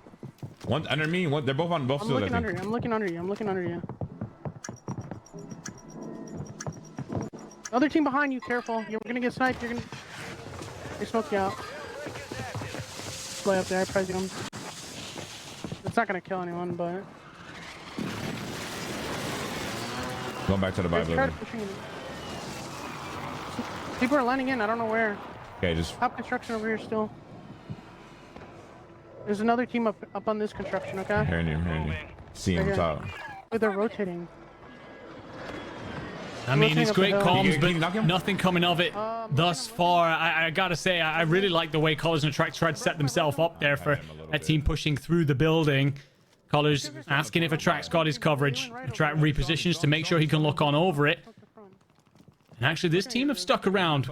Colors still has company. Attract does have a viewpoint of this. Yeah, they're top already. Top of that building. Attract giving a lot of information. Unfortunately, just feels like nothing that they can really act on. Gotta worry about how exposed they are at this point. You know that there are teams off towards the west here. There's teams also towards the east. And at this point, essentially stuck between a rock and a hard place. And I get what Colors is saying. It's frustrating when you're up against a squad that is, as he says, begging it and essentially hunkered down in the corner. But I don't know about how much you invest into this. I think you find yourself a better position for endgame. This kind of goes back and forth to my point of like, we have a lot of teams that put themselves in these positions where they like take forever to take some of these fights, you know, and they invest so much, and it's like, yeah, like they have info, which is cool, but like I would love to see them use some of that info to kind of send one of these full squads, right? Colors actually gets us some shots at deep. He hops on up, and as he does, somebody from behind has his number, gets us some good damage on him. Able to slink away, play back on up, and I think he's going to use this opportunity to just fly across the street, meet back up with Alb. I think it's the right play. There's so many people around us. Tracks, by the way, got to be one of the softest spoken people I have ever heard in my life. What does that I think he mean? raised it. Oh, softly spoken. You never heard that phrase? I mean, I have. I don't. Yeah, it's softly spoken. I'm just saying it's like nice. It's a nice thing. No, like, I ain't squaring up with no one. I'm just saying, you know. I don't know. Kind of sounds like you hate Attract. You heard it here first, chat. Don't you start. Ebates is already tweeting you on the timeline asking you to stop cursing him. So we're just going to leave that there. By the way, it turns out that squad was Shifty and Biffle. Oh. So, definitely the right decision from college to back on off. All right, chat. No, let's not. No. Don't encourage this. Oh, Shifty finds Juju back to the sniper AR combo that we saw earlier on that worked so well for both of them. And a bunker buster to deny. And the thing is, the location right now will no doubt catch a couple of teams that are trying to rotate in from Zarafan City, but they do have to rotate themselves at some point. The thing is, when it comes to these open zones, we saw it earlier on with their massive map win. They seem to position themselves so effectively. They seem to be so great at calling them. Yeah, and I love what they're doing right here immediately, right? So you saw them kind of replaying that building. They don't need to play that building anymore because they want to play this slow side of zone, right? So you can kind of hold this outside, catch some of these people rotating in from the construction area. Even if they don't find any eliminations here, they're playing on the slow side. They want to play into this open area because they know how this zone is going to kind of end up kind of pulling in and shrinking in on top of it. They want to be able to be on this backside, kind of let the edge of just the entire map be at their backside, because you can see you have that little bit of height that they can then use. So especially when you're rocking this sort of one player with the Holger, one player with the sniper, they should hopefully be able to find a lot of picks playing on this rotation and playing on this side. Feels like deja vu a little bit, right? From map 2. They end up in one of these locations. Oh, but Shifty actually takes a bullet to the face. And the thing is, you're not within zone yet, so you still have a bit of progression to make here. He just got shot by... Probably wants to come back for second. The Falcons duo trying to make a move slightly inland. I feel like right now, they're in a bad spot. They got to find themselves a different location. Shifty takes yet another bullet to the teeth. Burning through plates. Likely got a lot of them, but you want to get yourself into your preferred location sooner rather than later. Still got 18 teams to go, and Biffle takes a bullet as well. They've just got to make sure they see themselves through this passage of play. All right, Shifty then gets unrational, and of course they do. They find their way out of this. Yeah, this is kind of the bread and butter of why this team is able to be as successful as they are. Being able to have sort of these plays where they are in a sticky situation and they just have to kind of bull rush their way through a spot and be able to kind of take it. And that's exactly what happens. They take down Unrational. They know Dongy's up there. Biffle wants to come outside, maybe hit some of the sky nades that are there. Somebody has an angle. Shifty gets wall banged through and will get fully eliminated. Biffle now, it's going to be the one that's here, does not lay down in time for that occupation scan, so somebody's going to know that he's around here. Can he make it to one of these buys? Try to make a play for that by myself and maybe another gassy, then take that zip. I love the comms that come on through there. I think that is indeed the correct play. Try and make the buy. Spins out, finds Brax, cuts him down. But now, how do you play this out? And this is definitely the viewpoint. While everything else is going on in end zone, sure, but watch to see what's going on there in terms of like how they will play it on out. Selly goes down. Basically has mayappo on top of her, and well, we'll try and self. Has T actually cleaned this up? I believe so. Okay, so T protecting on over. Flanked. Has a massive amount of intel here.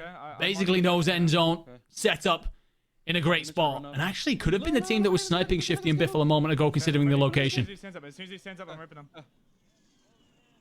Here, some of the cops come out. Gabe doing a great job of giving some information over to Flank. Skullface peeks his head out. Flanked will absolutely be able to knock them, and well, looks like maybe Believe and Uncivil Queen were going to be the team that brings down Biffle and Shifty. Felt like the right play to make, and honestly would not have surprised me at all if they played their way out of it. But Amir's got his own playing to make. Well, pick up T, and Quick Fix tries to do something, but it's probably not going to be enough. You got to dive on over. I'd maybe go quietly, but not at all. Over Almond. Absolutely. Goomba stops him. Finds a little bit of cash. Tries to bind the teammate. Gets the gas mask. He's not going to be able to use this for so long, though. You have to get in zone a little bit.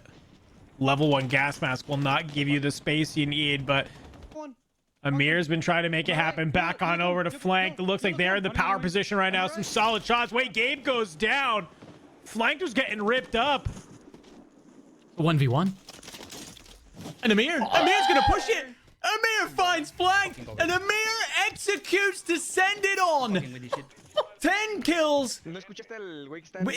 20 points? I mean, maybe that last one counts. I'm not actually 100% sure. I think that'll be 11, right? So 22 points coming on through for the Mexican duo.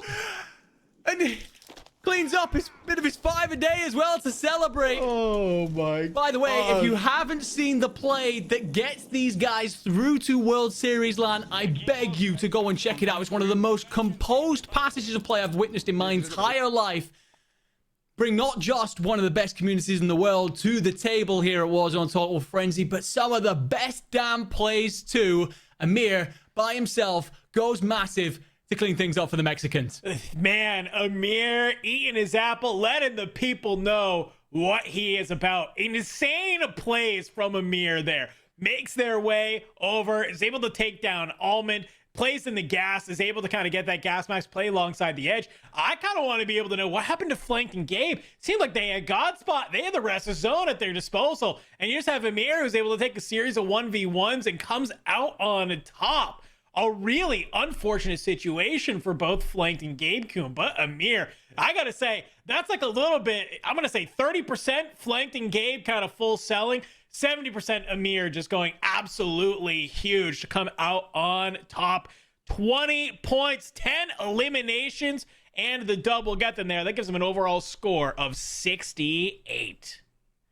I mean, it just doesn't surprise me when we tune in over towards those guys and they're pulling off plays like that. I absolutely beg of you in chat, if you have not seen the play in the last map, in the final moments to get Amir and Cole to LAN, please go and check it out because it's absolutely outrageous. And you saw it there, you know, you're in a situation where he has to go over the top of Brax. Sorry, not Brax. Who was it? He ends up killing Almond. Over the top of Almond, essentially jumps straight out, minimal health, lands every bullet on the way through, and then has the composure to just reassess in the situation. You know, okay, what's the best play for me here? Hits the buy, gets himself the gassy, and then approaches things in through the northern side where he finds out, yeah, all right, it's a third-party situation, you've got to clean it up, but it's the composure in that moment when everything explodes into life and he just knows the best way to put himself into endgame situation.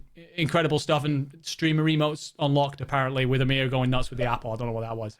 Oh, I love it. I mean, he even goes for the finisher at the end as well. I feel like Amir, you know, obviously, you know, a huge content creator, but a very, very strong competitor as well. Over the last 2 months has really kind of shown that, you know, I feel like, you know, maybe the last couple of years, you and I joke a lot that it's always, oh, NA versus EU, ha ha ha. But like, you cannot sleep on these Latin American teams. Absolutely not. They are disgusting. And I feel like Amir is definitely towards the top of some of those squads that oftentimes get overlooked when we kind of talk about competitive teams in the scene. I love what they're able to do. I love that they're coming in here today and really just kind of showing out. It was funny. We looked at the overall total eliminations leaderboard and we saw Amir and I said, hey, he's obviously finding some eliminations today. I would love to kind of make them see them come online a little bit, do really great. Well, hey, taking game number 5 is definitely a way to do it. Help push them up the leaderboard just that even farther. But the question I'm going to be asking here, Enigma, we said they needed 20.4 points. Have Biffle and Shifty been able to do it in that game to put themselves over the threshold of Call of Duty Warzone match point? And I'm being told that we have the leaderboards ready, so let's get ready to dive on in. Kicking off with our eliminations. Help break it down for me, buddy, what we saw in that game number 5. Well, Amir leads the way with 8 and has a little bit of a buffer to Almond in 6th. And you're completely right when you talk about Amir and how we got to stop underestimating them. Everyone's talking about how many teams from NA got top 10 and how many teams from me. They were all split by Amir, Castillo, and Dark. They're a ridiculous trio. And the fact that they nearly didn't make it to land shows the quality that is in that region. So I'm with you. We definitely love seeing the LATAM representation. And looking through the rest of that leaderboard, it seems we got a lot of people tied on 5 there. And actually, Flanked comes in with 8 as we get another update, jumps into 2nd. Wow. Okay, great. Flank's coming in. You know, so at least even if they do kind of maybe sell that 2v1 at the end there, at least you end with 8 on Flanked alone. So still taking a really good care of that 1.8 times multiplier. Let's take a look at the leaderboard, starting with our bottom teams that are here. And well, we got some people that are finally across into double digits, others that are just kind of sitting around the same area. We saw Team Swag at the top of that eliminations. He had 5 in that last game, but they are still currently sitting about halfway down the leaderboard in 26th, Enigma. Team Skullface not too far away as well. But here is what we got to talk about. Hey, it's our top teams. Guess what? We're going one more game, baby. We are indeed, at least one more. Biffle and Shifty, we saw them, right? They were trying to rotate in through the whole construction apartment region and just couldn't get themselves into the position that they wanted. It did feel if they'd managed to just get that rotation on a way off towards where they wanted, which was the far southern side of the map, probably to where a tract and go where we're sniping back at them, then you could feel that they would repeat map 2, go on an absolute heater and just cut down everyone en route. Unfortunately, though, it just doesn't work out. Shifty ends up getting picked up through the wall. Biffle can't do enough by himself, trying to rotate on in while being pushed up by the gas and squeezed by teams that are set up on headies already. So we will see them go one more at least.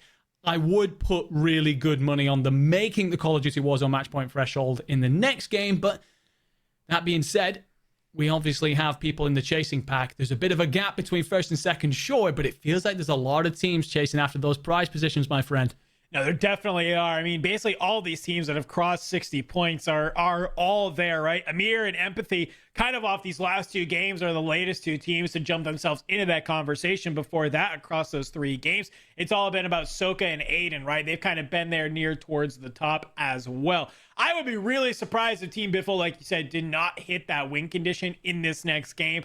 Even with I think their worst game in that last one, they're still able to hold it on down. And yeah, I mean, I feel like this is everything you need to be able to go ahead and see. 33 from Shifty, 26 from Biffle overall. Currently sitting at 59 points. going into that, you made the stat that their elimination total was more than second place's points overall. Not the case anymore, but still a mere, I think, 5 behind it that is there. So a really ridiculous stat line coming out of those two. We obviously know the storyline coming into this next game, Enigma. Team Biffle, they just got to need, 8 or 9 points in order to cross that threshold. Cool, they'll probably do it. If you're one of these teams that's sitting at 60+ points, though, the game is on, right? You are basically trying to shore up now. You'd love to be able to catch up to them. Obviously, that's the number one. But as of right now, you're kind of playing for second. You're kind of playing for third. You want to be in that money. What do you need to do in this next game to really set yourself up for success, knowing you're about to be on a timer to clutch up some of these games? I feel like you have to play towards endgame. You have to consider that nice and early. You got to start thinking multipliers. But I feel like we are still missing like hero moments from like a couple of our superstars. I still expect like a Hisoka just pop off game. I'm still expecting to see like a Vombot pop off game. These kind of guys that we know as straight shooters or as we know as slayers. I feel like at the minute there's a lot of like trading blows around like, I mean, I guess we're considering them average numbers just because of what Biffle and Shifty are putting up, but there's no one else really like taking over the lobbies right now. So I think though you got to start to consider, okay, well, we could go just 2 more games, and what I want to do is try and maximize what I get out of those. So I think you've got to start thinking, okay, if we get a zone that's pushing off towards that northwest, I play through Kotovo blocks, give myself the best position. If we end up maybe down towards the southeast, I play Manor, try and give myself the best position. Don't worry about a hot drop. For me, that's the way I'm going. The problem is a lot of the people in this lobby, Hisoka and Vombot included, are straight shooters and no doubt just want to get aggressive. Yeah, I'm kind of with you. Like, that's what I would like to see, I'd like to see some of these other teams just really get aggro at this point, realizing you might only have 2 or 3 games left to make it happen. Some of these squads, they are very capable of taking gunfights against any of these other teams, right? And I feel like it's kind of just about playing with a little bit of aggression, playing with some confidence to really understand that you are one of the better teams in the lobby and start just kind of flying at people. I feel like people, we've looked at the snipers and we've said, okay, the snipers have obviously come out to play across multiple different teams, and players are trying to use that to their best advantage, right? They're trying to be able to sit on a rooftop, find their picks that are there. But I think you got to like play a little aggressive, set yourself up where you can get a pick, full send a team. Maybe then put yourself on a different side of the map, get a pick, full send a team. We're seeing a lot of squads that are wasting a lot of time trying to take these fights that are not really kind of coming to fruition with any really sort of points to their name. Yeah, I think that one of the things that isn't working very well for sides, and maybe it's just because it's harder as a duo, is edge of zone patrolling. I just don't think that this is reaping the rewards that it does in trios. I think that the best passage of play that we have seen from a team was one that was set up. Obviously, Biffle and Shifty at the end of map 2, they were set up in a location in end zone, letting other players walk onto the end of their rifles. I think when it's duos, it's easier for teams to slip through the net. I think it's harder to track those squads, clean them up. We've seen, as you said, a lot of invested time and resources from squads that turned into absolutely nothing. So yeah, I think it all falls back into the playstyle that you and me are talking about here. Set yourself up for the end game. Don't worry too much about the rest. Don't focus on playing more like a traditional trio rotation would. Yeah, and I definitely love that we call that out. Lobby is getting reset, folks, so we are trying to hop into Game 6 as fast as possible, so we will get in there once the players are all loaded, and we got everybody in the lobby. In the meantime, though, you get to listen to us, two blokes get to yap. I have picked up way too much English slang from hanging out with Enigma, and it haunts me every day as a true-blooded American. But Enigma, as we get ready to come in here into game number 6, right? We've seen sort of like you just said, where players, are trying to maybe shift their mindset out of this classic trios play style that they're used to into duos. Do you think that there is really space on the map? There's an opportunity here for if you are one of these kind of duos who understands that you have really strong gun skill, to just kind of fly around the map and just start banging buildings out. You're popping UAVs, you're in an LTV, and you're just like, okay, I'm seeing red dots on the map. Let's fly. All right, we took them down. Pop me another one. Let's fly. Kind of that old school Verdansk, just like, pop a UAV, get a bounty contract, kill. Do you think there's opportunity for that in a lobby of this caliber? When you started discussing there about that playstyle, that's exactly where I went straight back to Verdansk. I think obviously the bar has raised considerably since then. I don't think there's many freebies when it comes to our level of competition anymore. I think back then it was a little bit more forgiving perhaps. But I think specifically if you're in like that 5th to 10th region right now when you're like on the edge of getting the money. I think you want an absolute banger and you've just got to full send it. At the end of the day, it doesn't matter if you come 4th. It's like, it's great and all, but you took home nothing. You basically fall just outside of that money. And I'd rather, personally, I'd rather have a plan where I'm trying to take everything, take some cash back with me than, oh yeah, we got a nice 4th place finish. So I think that this could well be the strategy. You land in, get yourself maybe like a most wanted, get yourself plenty of cash and just start to go ham. I agree with that play style entirely. The problem on a map like Urzikstan is, where do you start that? Like, City is quite congested and difficult. Like, don't get me wrong, if you get off to a perfect start in somewhere like City, you potentially put yourself on double-digit kills almost immediately. But there's a lot of other regions that, I think maybe you could, if we end up with like a circle that pulls off way towards one side, then that helps you narrow down exactly where you want to play that out from. But if we end up with like a central circle, something that's kind of neither here nor there, because of the way the waterways work here, it is a difficult call to make that happen. No, that's a really good call out. I was thinking about that. I was like, where do you land? And I think like mainly center of map, no matter where the zone pulls, right? I'm looking at Low Town, Old Town kind of area. That's something that we saw Ottereyes and Empathy do, right? Ottereyes is able to land back on the cargo side. You have Empathy kind of more towards the ruins, over towards the bathhouse side, and is able to just kind of loot up and get there. And I wonder if you have an opportunity in that kind of scenario where, okay, you maybe figure out, depending on plane line, maybe where you see other people drop, one of you rotates over to the other, you pop just that early UAV, and you start kind of maneuvering your way. You maybe grab some personal radars from a buy if you can and start making your way to some of these teams that are around there. We have seen some teams kind of do this a little bit. zcolors and Aydan, right? In a couple of these games, they've been the team that we've seen kind of, well, you have a squad who's, in an area and you'll just see an LTV whipping on by and you think, oh, this is somebody making a rotation. And next thing you know, it's pulling up on you and people are getting out of it. And it's most of the times Aydan and zcolors that are doing that. So they're not afraid to play aggressive. We've just seen them, I think, go down just a little bit too early. All right. And I feel like that's what I would love to see from them is like, keep up that aggression, but just understand when you kind of need to make that pivot from your aggression over to playing for placements to really take advantage of that placement multiplier. I think that they're a team that if they can do that, similar like Team Unrational, they could absolutely kind of find themselves, similar to Amir, after one game, be in that top 3 conversation. Yeah, it's a fair shout. It's a fair shout. I think that the whole like SWAT team maneuver, as you said, with the vehicles kind of pulling up on people and just breaching, clearing, that does lend itself a bit more as well. I like the actual shout when it comes to like Low Town, Old Town, because you could pull up on like a building, just siege it together and then move on kind of thing. Yep. I think that is a great place to potentially pull that off. It's just a case of there's a lot of open ground when it comes to Urzikstan. Obviously, nowhere near as much as Al Mazrah. I mean, like you were rotating through sand dunes for quite some time on that map. Personally enjoyed playing it, but it was quite open.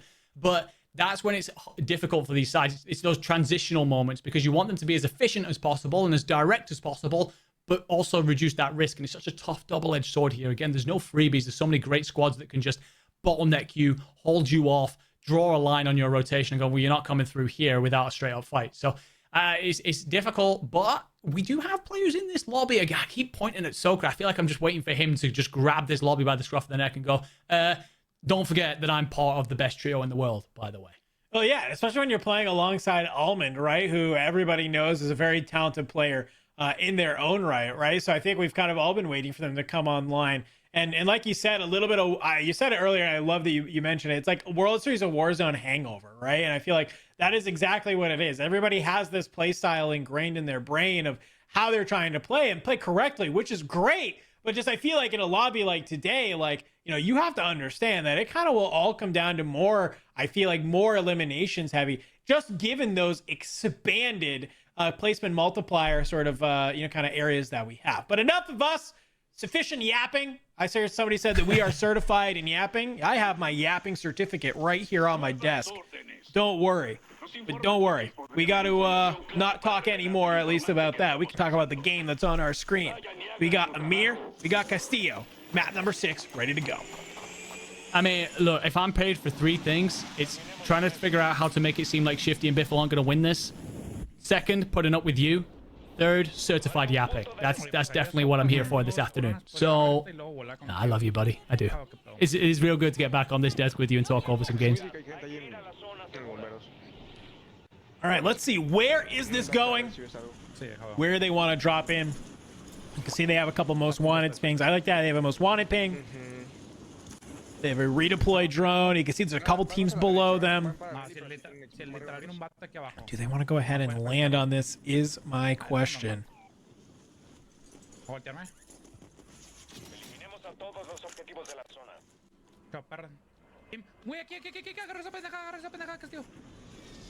don't speak a word of Spanish, but you clearly hear that these two are hyped about something, want to get aggressive, feel like someone's peeled off somewhere, and Castillo actually finds Rated. I tell you what, Rated is having a day.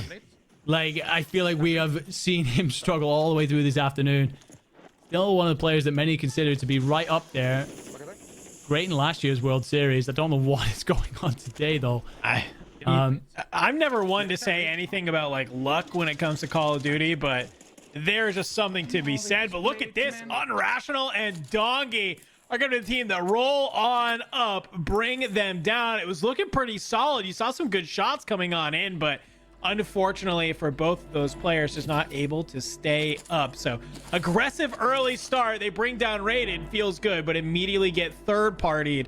We'll get sent to the gulag. Regain having to happen for our map number 5 winners. Ooh, I got a stealth too. LNC representing Omit. A wonderful organization, by the way. If Rafi is in here, does great work in the space. Just getting themselves set up. But this is the kind of thing that I'm talking about with some of these squads, right? This is what we were talking about in that long segment there where we were just, you know, going on about strategy. It's safe, you know? It's you're setting yourself up in a safe way, sure, but at this point it feels like you need to be getting aggressive quite early if you want to be moving yourself up the leaderboard. I mean, what's third at the minute? Sitting somewhere around like 55 points, I want to say. I think we're finally in the 60s, so you're sitting in third. I think you're looking at like 65, 66. Where do you want to go? Do you want to go to the bunker, or I'm gonna pop this? You mentioned it earlier where you're looking at the teams. You know, we were talking about Saskia Cole and Tina Mercedes and saying that, you know, it's nice to have these duos that are, you know, women that are competing here. T and Selly is honestly just a scary duo in their own right. That are there. So obviously today we are seeing they're currently sitting in 27th place. Nothing super crazy, but holding their own, which I love to see. I don't know where this guy is. Definitely a team that can kind of come online and have one of these banger games. I think if they can just find the rotations correctly, kind of sitting in Narnia on the map right now. I'm seeing some pinks come on out. Maybe could open up some early eliminations. Yeah, they bought back over there. Yeah, I'm ghosted. They're fighting. You want to third that? Yeah, we can. No, I love that call out. I absolutely love that call out. They are fighting. Let's third that. All I will say is both players quite split right now. You are ghosted, so the UAV should protect you. Yeah, for sure. And you can get yourself up around Academy here. Look on over this. T is full sent. She's down low. I can PA it. Just trying to look on over. PA comes in. The idea there is to try and scatter a couple of players around. Try and maneuver them so that T can light up. And you see her ringing off bullets. Turning into anything. And this is one of those moments. Sniper comes on out. Sniper does not connect. And this is one of those gunfights that we've spoken quite a few times about. You've invested a lot here. You want to make sure you get purchased. Smokes. Getting dropped. Bunker buster. From Selly will come on in. You do get the confirmation. At least hit one for plates. You can see T's down there. Selly just a little bit too far away, in my opinion. Yeah, hop on off. Maybe find an angle. T playing up top. Can Selly maybe get to a solid angle here? Just give me time. Yeah. I have another bunker buster if you need it. I don't think they were pushing. I like to call out about the bunker buster again. So useful when it comes to aerial denial, especially when teams are putting themselves in buildings and making themselves hard to break down. Just call in a bunker. Use the gas to scare people off. Put them in a tough spot. Sorry, you either catch players rotating out or you push it yourself.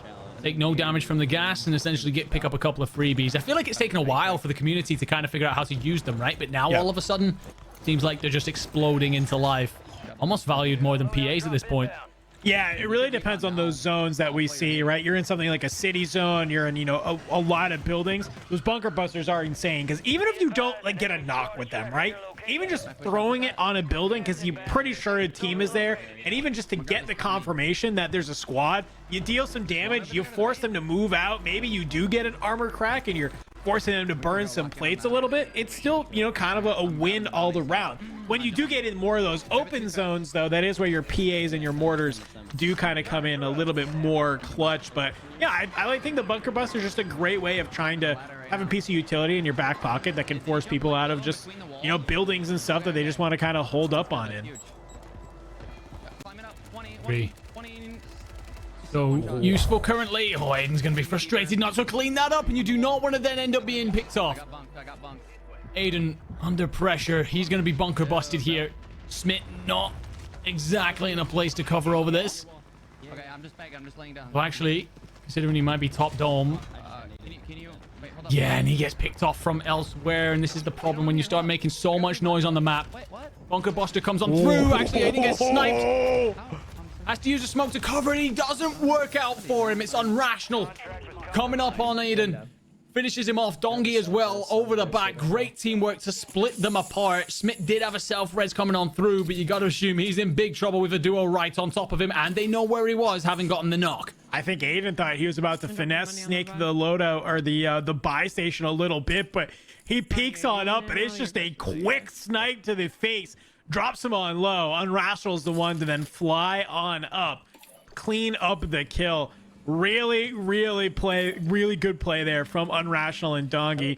It kind of seems like that's like the, I don't know, the third play we've seen, I think, in this map alone that they've kind of been involved in. So early aggression from those two. No surprises to see that. But we were kind of asking, we were like, when are teams just going to start kind of moving around the map and start banging out buildings together? Seems like map number 6 is where Unrational and Dongy kind of just said, yeah, all right, let's just do that. It certainly is. And the thing is that one of the sides that, again, could go on a massive, like, game and put themselves into the prize money. Like perk glitch on my loadout guns where like But the perks don't work. I tell you what, I want to see that from Unrational's point of view with the snipe. That felt like, at least from this side of things, an absolute beauty. I think even Aydan was... He was like, what just happened? Yeah, I just got world starred for sure. One of those moments where you just tip your hat and move on. Speaking of hats, by the way, Desmond's set up with a little crown light. I love it every time we come in on it.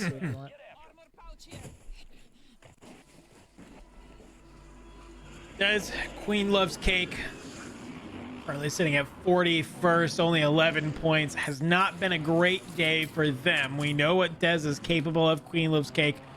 Also a very strong competitor as well. Seems like they just haven't been able to get anything moving in the lobby here today. Des just trying to figure out where they want to play over here at military. Just playing alongside the rooftops. Maybe you get an angle, get a sight line from some of these squads that potentially could be lurking around, but just kind of rotating building to building right now. Trying to gain some intel. What do we got? 3 right now? Okay.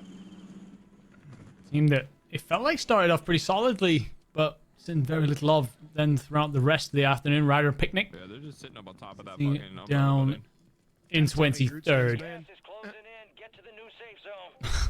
Rider apparently being given some intel from chat. Yeah, top But MC right now. Might have a seems like they're trying to play split right now. Maybe get a bit more aggressive. Maybe try and find some picks themselves. Attempt to 1v2 some teams. Like I said, if you're out of the money, you may as well. You may as well give it a go.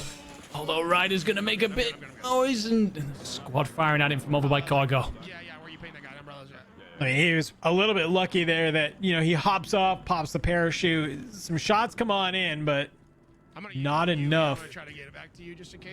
Bring him down. You hear Ryder call out. He is... There's a UAV going on out. Thankfully, he has Ghost.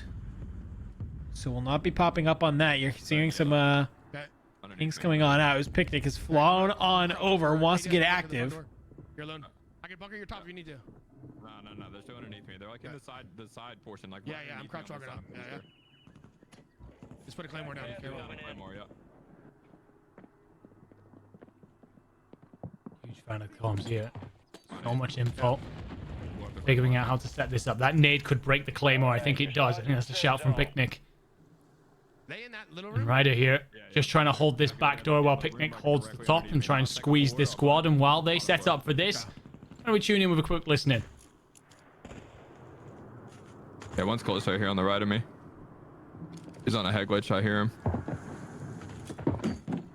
Yeah, I blew the claymore up. Another one's in here on this side. In the back door. Might come out the back door. Yeah, one. Yeah, I see another one. Like in the little hallway. The little hallway, I think. Yeah, here on that. I think one's close right on me, though. See these other dudes, though? I do. They're getting ready. You want to go up? You want to go up and take their height? Yeah, let's do it. I got a trophy, too. I can throw down for us. I have one as well. Okay, here, you throw your trophy, then. You throw your trophy. On the buy. Hear that? One's up top here, too, so be careful on that. Yeah, I see that. One's right under us. See this guy right under us? Yeah. See the guy over there next to the buy. Yeah, I do. He won bank. One more. We really need to kill these guys. I agree. I'm about to get one more nade in just a second. Let me get this nade real quick on my restock. I'm gonna nade that back hallway and we can push it. God. I think they're literally just sitting in that room, bro. In this room close on you or the back hallway? No, I think the back hallway. All right, I'm nading it. I got a trophy. They have a trophy and they have a fucking microwave in there as well. One's on my close right. One's on my close right here. And then one's on you. I'm just using the wall. Almost cocked one. The one's on me. Weak. Blatant. Coming to you. They have a microwave there. I'm sliding back to the top, right? Wait, they're getting pitched. They're getting picture blue. Yeah, can you come to me? Yeah, I can. You're inside if you can. I'm literally sitting here staring at the door. Yep.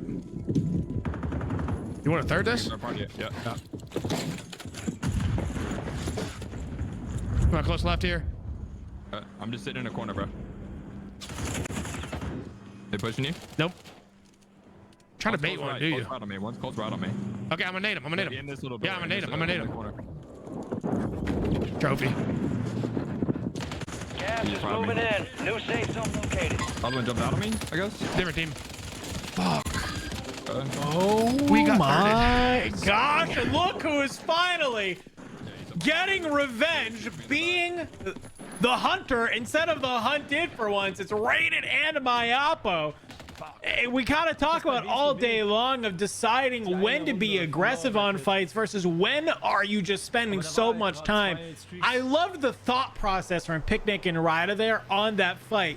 Just in my opinion, Enigma, it took just a little bit too long for them to like decide whether you want to full send that team or decide whether you're just going to leave them be if all they want to do is hide out in the back of a building.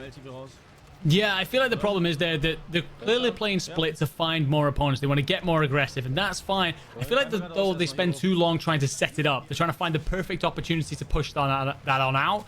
And I mean, yeah, they've got. I mean, he calls it a microwave, sure, but the Guardian looking on over them.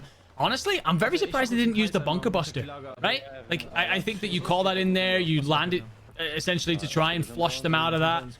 And in the end, they just end up getting third party because they're taking too long. And you heard the call out coming at one point as well from Ryder that they were getting pinched in from someone else. I'm not sure if that's the same team. But when you see that pinch is coming in through the back door potentially, and you start making all of that noise, you got to be thinking, okay, well, where did that squad go? Because if we don't deal with this quickly, they're coming into third party this situation. Yeah, I mean, I think you saw, Ryder, great idea of, you want to use those grenades, you know the exact kind of area that they have to stay in. When you have those frag grenades, yeah, that's going to be a great piece of tool that you can use to kind of hopefully flush them out. But it's just the trophy system that's in there. It's kind of the MVP, right? Those last two nades get just absolutely eaten by a trophy system and doesn't let them open up the fight like the way they wanted to. So hopefully, I think they still have the gulags. Hopefully they can get back on board with Pentagon and Fuzzin, who are taking a fight here on the outside. And while we were actually doing that listening, guess what? Team Biffle has been eliminated in this lobby. They needed around roughly 8 points. We're a little bit out of some multiplier here, so I don't know. We'll have to wait and see. Did they cross the threshold or not? We might be doing 2 more, Dandro, at least. And that gives an opportunity, right? That opens a window to let some other team pop off and try and get themselves into not only a solid spot when it comes to the second and third place financial position, but also giving them an opportunity to close the gap on Biffle and Shifty. They would have to have a pop-off. You got to consider that with Biffle and Shifty out of here, you remove one of the best teams, so you're not risking coming across them, and the lobby's going to be dwindling slower. So an opportunity then for someone to take over, show up here, light this whole thing up, and again, it screams of a Hisoka or an Unrational or someone, one of our other stars in this, to go absolutely nuts. Gas is closing in. Get to the new safe zone. The gulag's locked down. Area is clear. I'm looking around for pigs, bro. I mean, bro. I'm gonna start creeping on these kids. Honestly, yeah. So we can creep up and just kill these, bro. Hey, you only stay in the window. By the way, okay. I feel like Soka has been listening during the break or something, because they've intel reconned and played for a lot of end zone here in the positioning. Honestly, with the amount of loadouts that just fell into the ravine below, I think if Soka and Allman can clear this out, I think that you can actually then look on over so many teams that are going to be pushing this, and they do a great job of squeezing up here. Find themselves Echo, find themselves Smixy, and can look out over where all those loadouts landed. Could be a massive passenger play coming up if they manage to get the teams that are rotating in. Problem is that vehicle just splits everything apart with the smoke as well. They have so much loot at their feet right now. Definitely can make something happen. And what I love about knowing where this zone is going to go, Enigma, is that a lot of players might say, oh, let's play over in this one building. We know this zone is going to end here. What I think this actually lets you do is gives you a solid idea of like, where are people going to be pushing in from? How far can we go outside of zone to then get back in and understand that we know where it's going to go ahead and play? And it looks like that's kind of what they're doing right now. They're saying, okay, we understand we can hang out in this building. This building also has some pretty solid sight lines across to some of the other parts on the map that will still be there. So it's definitely an idea, but you can kind of like wrap in and out of this building if you want. Just go find some kills. UAV comes online. That'll give them a solid idea. Immediately they go for height. This could be an opportunity. They start getting some picks. Good indeed.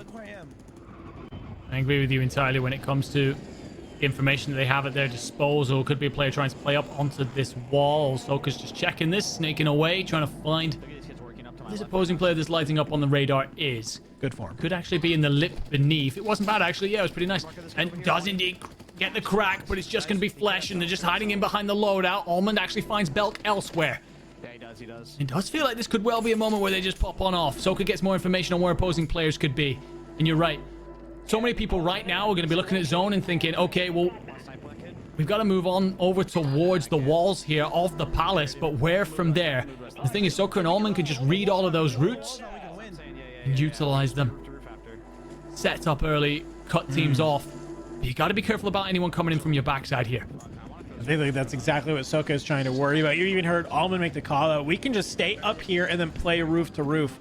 And I like that call a lot. You know, kind of holding this nice little high ground. The benefit of holding this wall, you have this sort of ledge that you can use as your cover. You can play it as a heady. If anybody does decide to push on out, you can get into a gunfight with them.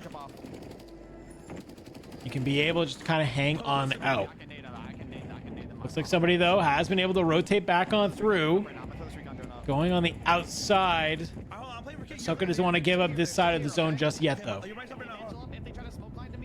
Yeah, I think this is the problem right now. Because the backside is not clear, you can't focus on everyone else rotating beneath you, and Soka will actually find Dongy.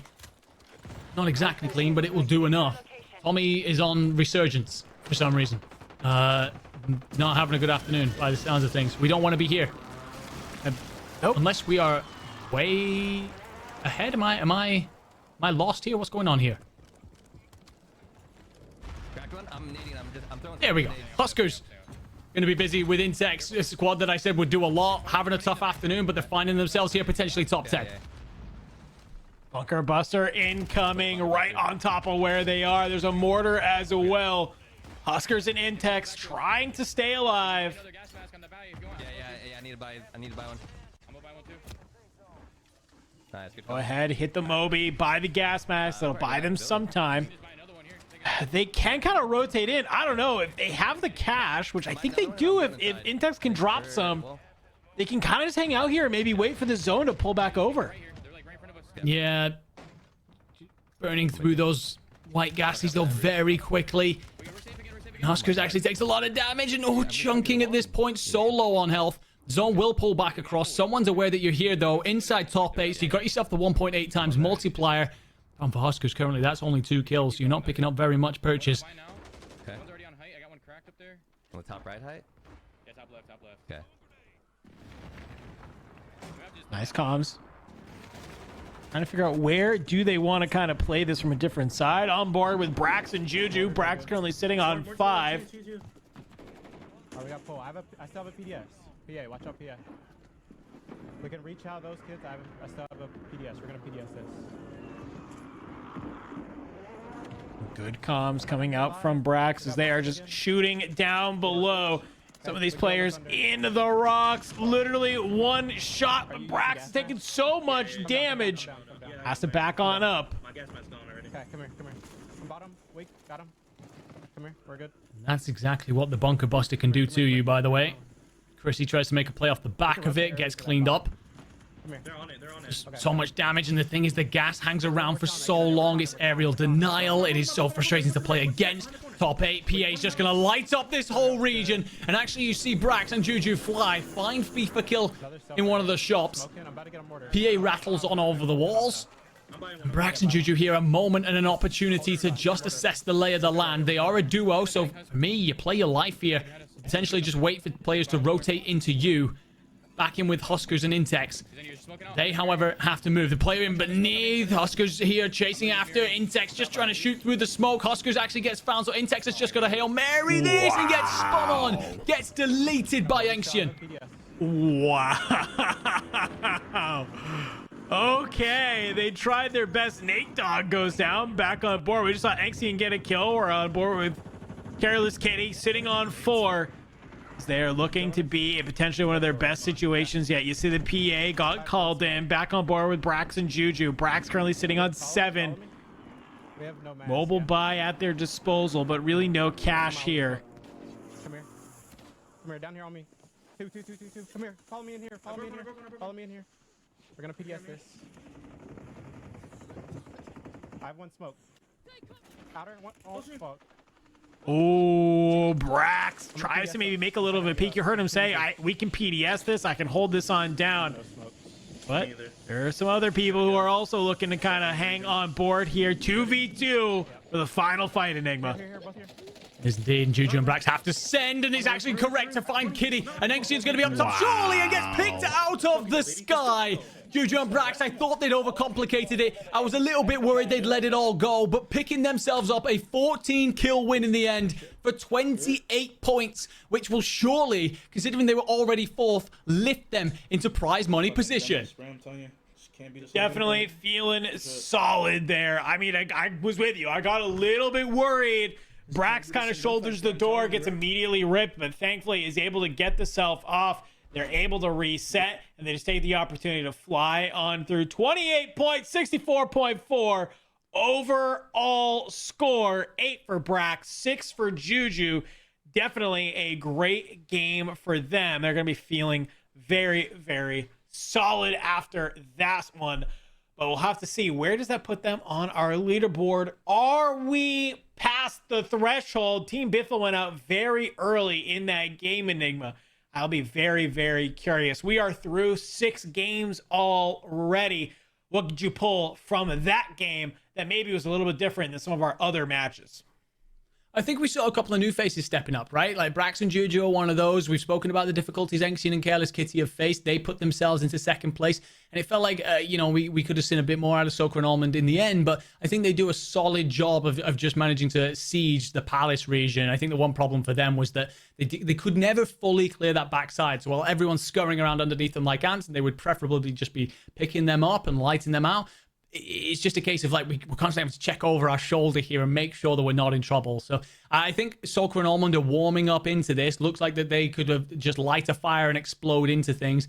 But it is nice to see a couple of new peeps making things happen after we see Biffle and Shifty leave things early. Yeah, it's kind of been the sort of, I feel like, storyline of today. I'm looking at it across. We had Biffle winning the first 2 games, but then it's been all different people since then. It feels like every game we're having another team kind of jump their way up the leaderboard, putting their name in contention. So I'll be curious to see who brand new is making their way up that leaderboard. We're going to go ahead, take a quick break. When we come back, we're going to be breaking down, of course, the eliminations from that match, our overall leaderboard, and our overall total eliminations, as we are getting close, folks, to having our first team cross that Call of Duty Warzone match point threshold. Don't go anywhere. We will be right back.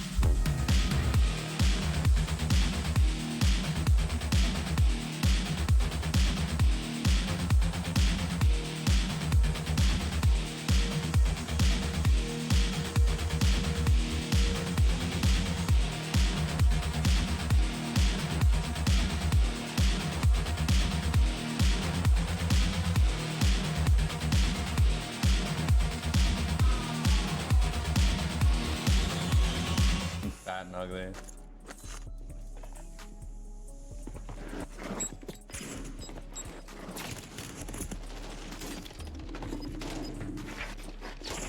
Bro, like I can't shoot straight. Well armed, secure them to the uplink station. Hit that guy, no armor.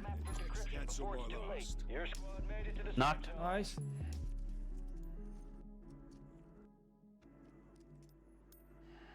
Yeah, they should. They're landing in the water here. Another thing. Rotating left, left. Hit him. Knock. We got bunkered. Got my full guy in here too. We might be fine on this. I'm scanning like it. He's weak. Break him. In front of us on the rock. I really look. Broken. I'm playing up with this rock. I'm nading over. I got him. Good Nice, shit. bro. Needed that. Team. Yeah, stop there. Good shit, Otter. Let's go. He's stubbing. Moving here. Part of floor. Cancel that.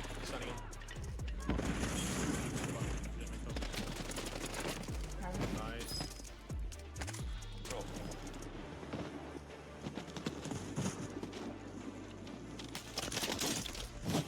Yes, sir. Buena. Fucking go, baby. You're fucking with this shit. ¿No escuchaste el güey que está arriba a tu izquierda cuando bajaste a la tienda, verdad? ¿Cuando ocupaste el dron? ¿O sí? Hold on, I'm playing for kick. Yeah, they're still here, okay? Okay, but you're right somewhere now. If they try to smoke line to me, they're gonna get pinged by recon. Still just sitting there. I'm getting kills over here. Here, both here. Knock one. On the roof. 20. No, fuck off me. Get the kill. Get the first kill. Let's fucking go, baby. Let's fucking go. Let's go, Brad. Come on. All enemy squads eliminated. That's a Fucking job shit, good. well done.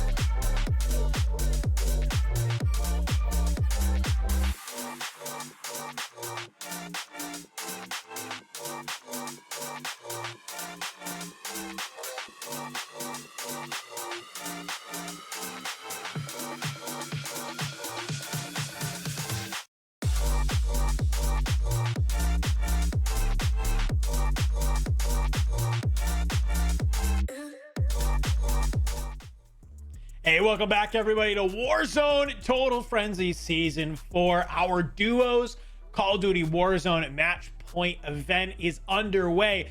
Feels like we're on the slippery slope of the back half Enigma, but there's only one way to find out, and that's to take a look at our leaderboard. We'll kick it off looking at our eliminations leaderboard from that last match, and well, no surprise to see the team that took the game is near the top.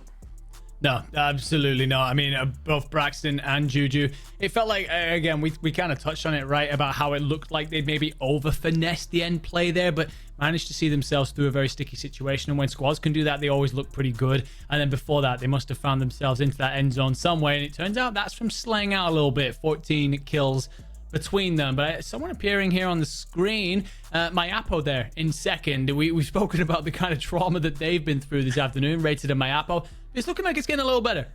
It's just a little bit. I mean, I don't know if the 6 games of getting wiped in the first 3 teams did something to them, but hey, I love that they were able to make it happen in that game.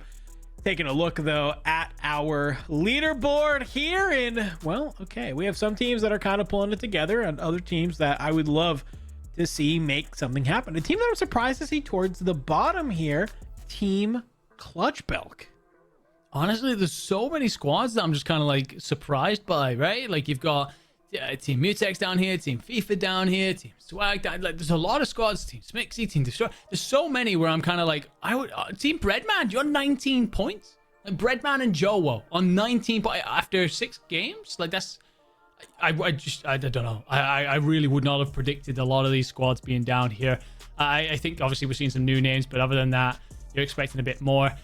I tell you one thing, if you'd have joined me at the start of that game and put money on Team Biffle hitting that Call of Duty Warzone match point threshold, I'd have cost you big time. So I'm glad you didn't.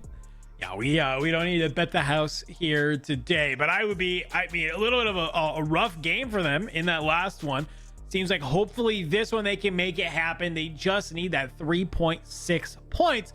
What I am looking at, you know, before kind of the story of all day has been, well, they're double the points of the people in second. They have such a commanding lead, but it's like, all right, I understand you're kind of getting close there, but you know, you still have empathy, not too far behind, 81.8.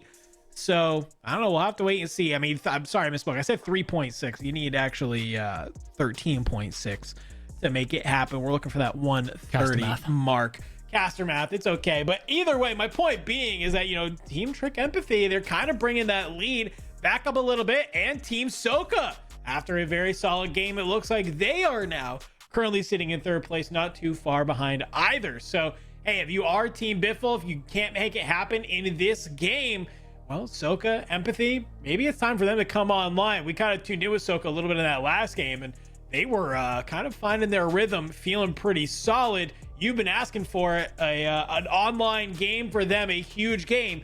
Potentially map number 7 is it. But we have our overall leaderboard, and well, hey, they've been dethroned. Empathy Enigma now making their way, being second.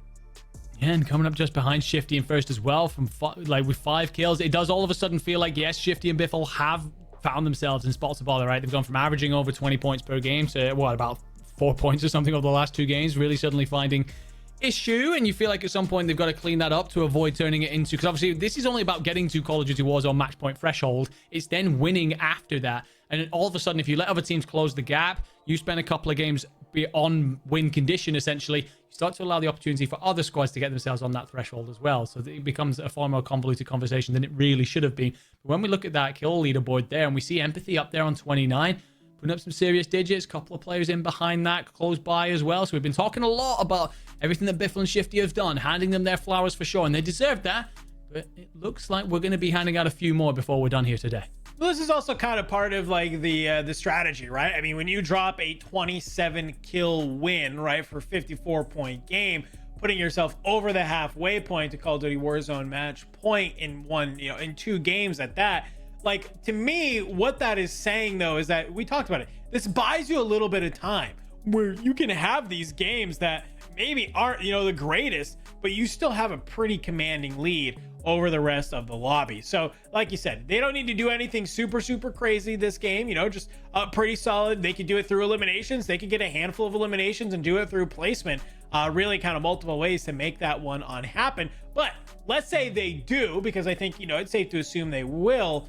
You now put a little bit of a ticking time bomb on the rest of the lobby, because, well, in our 6 maps that we've had today, guess what? 33% of them have been won by Team Biffle, winning maps number 1 and 2. So if you are one of these other squads, the time is ticking. But enough of that. Enigma, match number 7, ready to get started. I'm gonna go get that crown if we don't get contested. Indeed. And we'll be loading in with Braxton and Juju. And I said something at the end of the previous map about the fact that they were sat in 6th, so where would that lift them? Actually, it turned out the admin had already done the math incredibly quickly, and it was 6th that they put themselves into. So Braxton and Juju with an opportunity then to go back to back. A heater here, and you feel like they're putting themselves in the prize money conversation for sure.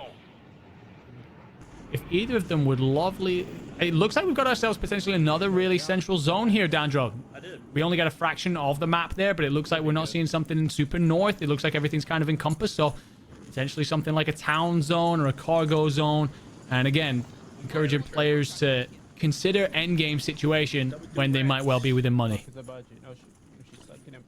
Definitely a possible situation. Maybe, you know, the zones have been a little bit wonky the last couple games, so getting something a little bit of a more central zone might help with some of our teams. Kind of when we see these central zones, what it does let people do is stabilize a little bit easier, right? Because if you like landing on one particular side of the map, the zone pulls to the complete opposite side. You don't really have time. You don't have the luxury to kind of just sit around and, you know, loot up. You kind of have to land, do some initial looting, and get enough that you feel maybe okay. And you gotta start making those rotations early, right?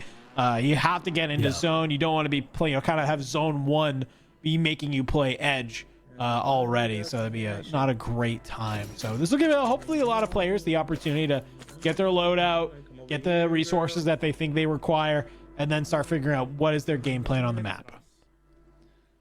Well, as we've said throughout this, typical strategies around the edge of zone don't seem to be having much purchase for anyone, whether that be that you're patrolling the edge of zone. Looks like Braxton and Juju have found some prey here nice and early. UAV coming on in. Juju suspects a solo, but someone could well be stealth vested. Jump to my roof. Ghosted, sorry. And actually the player jumps on over towards Brax. Smoke goes out to cover. And I like this readjustment here, trying to find somewhere where they can get height. The player that they're against is up on the rooftop. Most wanted contract completes while all this is going on, but trying to find a way to reassess the situation. Brax and Juju in trouble. Juju will go down elsewhere. Can Brax 1v2 this? He will no doubt try and chal it. It's going to be Lennon, and Jukies will be there to follow up. All right. Solid play there from Jukies and Lennon to be able to wipe them. Brax, I think, you know, kind of tries to take a little bit of an ego chow, and they definitely don't, you know, hate the idea, but it's a little bit tough. I think the problem there is Juju getting ripped up in the first place, right? Like if Juju can stay alive, at least Brax can swing out, bait a little bit while Juju can reset, and then he can swing back on out, potentially clean up the 2v1 that's there. But unfortunately, Juju just does get down and forces Brax to kind of take the 1v2, and it's just a flurry of trades. Up over the team that you were kind of expecting to do better, Joe and Bbreadman. Joe finds a tract over here at construction through the smoke. Claims their first elimination of the game. Yeah, and Joe immediately wants to get in on something else, and well, plenty of bullets into the player initially, and then into something else in behind. Couldn't quite make out what that was. Here, Bbreadman, by the way, ringing out sniper bullets. We may have no Car 98K in here, but he will absolutely not let that stop him from showing off his prowess. Feels like it's gotten a little bit better for Bredd and Joe at least, because although it is 37, at one point they were down in the 40s. And this feels like a solid start, and that's rated again, dude. What is going on with his afternoon? I don't know, if I'm being honest with you. It's just, I don't know if they're just trying to play aggressive, and next thing you know, they're just kind of getting caught in the foray every single time. No idea. Joe takes a PRD to the roof, starts lighting up somebody. Bbreadman's going to be able to find Rated again. Has to stay alive. No. Looks like it's actually going to be a third party coming on in to clean up that. Yeah, so much noise going on there. mayappo and Rated getting caught up with Bbreadman and Joan. I think was it Raul potentially? Yeah, I think it was in the Raul. back. So that's one of those situations. We are seeing a lot of this in duos. I know third parties are obviously a thing in trios, but it feels like everyone's at so much more risk here in this format. On board with our current leaders, Shifty and Biffle, and honestly, after everything they did so well throughout the opening stage of this tournament, absolutely making a mockery of it, suddenly have slowed down. So it'll be interesting to see what they're getting wrong. Although whoever this player is underneath, best of luck. That will be Tommey, who not long ago was playing Resurgence, and wishing he was right now as he's sent off to the Gulag. Quick smoke from Biffle. Sees another one. Resolute on that player. Will keep them alive just for a moment. A quick smoke from Biffle will let Shifty get put back up. Pop the self-revive. Biffle's going to take to the high ground. Sit up here. Maybe look down below. Somebody's got his angle, though. Some solid shots. Self-revive in the back pocket, though, should hopefully let Biffle get up. There was another team, though. Yeah, you see this team over here shooting? Yeah. And looks like a reposition coming on in after some good comms. Yeah, honestly, I think... Oh, you might run into a PA here. You might run into a PA here, Biffle. Got to be very careful. Yep, did indeed run into it. The map does freeze, but we hear the comms come on through. One of those moments where you weren't stood in front of it initially. You've not checked your radar. You're too locked in. And maybe just pure bad luck is what's holding Biffle and Shifty back. Something has to stop them eventually. Maybe it's just the gods against them. Finally, something that can slow them down. But I did initially like the idea that came through in the comms, and that was basically let's try and get together here because there's multiple sides coming in to squeeze this. There was a lot of noise being made, and again, going back to that third-party situation, no more prevalent than somewhere like Old Town. Very urban, very condensed, a lot of corners to round. Usually, being central of map, very, very busy. Yeah, I need somebody to screen cap that, and it's images that precede unfortunate events. That's what that is. Brax hopping in an LTV, him and Juju, edge of zone, trying to be able to play in a little bit. Trying to figure out where they want to make their way onto the map. I think making your way over to this redeploy balloon and maybe taking that isn't too bad of an idea. Zone's still pretty center right now, so you're not super forced to, go to any one side. You kind of decide where do you want to play. Plenty of cash. Or not. Only one top Taj, that's it. There's one top milli in our spot. Both myself. All right, call comes out. Buy some selfs. We've seen how useful these self revives have become, especially here in duos. I'm gonna drop bunker. Yeah, drop it. I'm buying a bunker. It's quite rare that this area is uncontested. Usually spot a side or two in that firehouse contesting over it.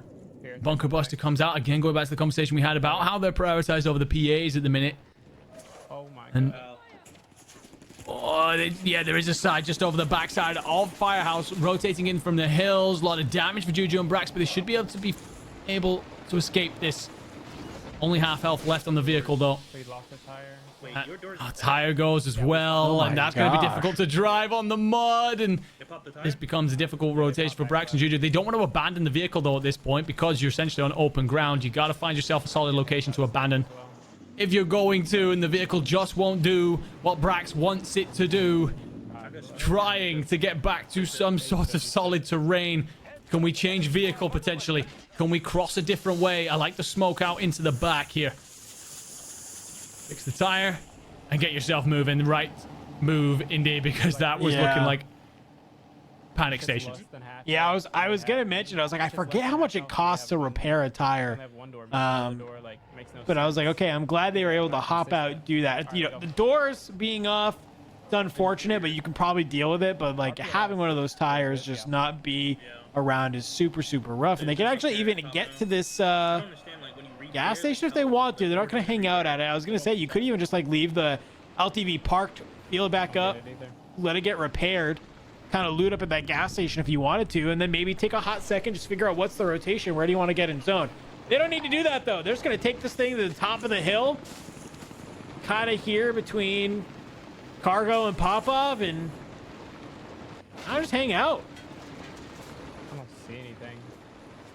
We're speaking a bit about how squads that are in the hunt for the money need to consider endgame situation. I will say Juju and Brax obviously rotating in with that vehicle makes a lot of noise. So if there's anyone within this shops area, likely going to try and contest this. I do feel like Circle is actually pulling strongly towards the east here. Sorry, the west. We could end up with something out towards Seaport. Maybe just across from Stadium. Those kind of end zones. And when I think about those final locations, one of the best places that I'd consider at this point, mid-game, the towers. Just slightly north of Zaravan City gives you an opportunity to rotate from many spots and also lets you catch players on rotation. Yeah, I think that's a good call. It's definitely like a solid spot to hang out on the map. Looks like they finally made their way up. They are just on the edge of zone right now. Hops back in the LTV. Find enough for probably. Grabbing this. Hopefully it pulls soon. I mean, he's gonna get squeezed if you watch that right, so he can't get out. He's gonna wrap the back wall on the right side. Well, this is a duo Enigma we have been curious about all day long. We haven't really seen much from them. Let's go ahead. Let's do a little bit of a listening to see how they're going to take this fight. Maybe get an idea of how the day's going for them. Live. She's gonna go right too. She's gonna go right. Yeah, I hear you. They're coming out. Right in the road. In the road. On you. Oh no, they're on the skyscraper. I'm dead. I'm good though. I can self. Echo and Smixy.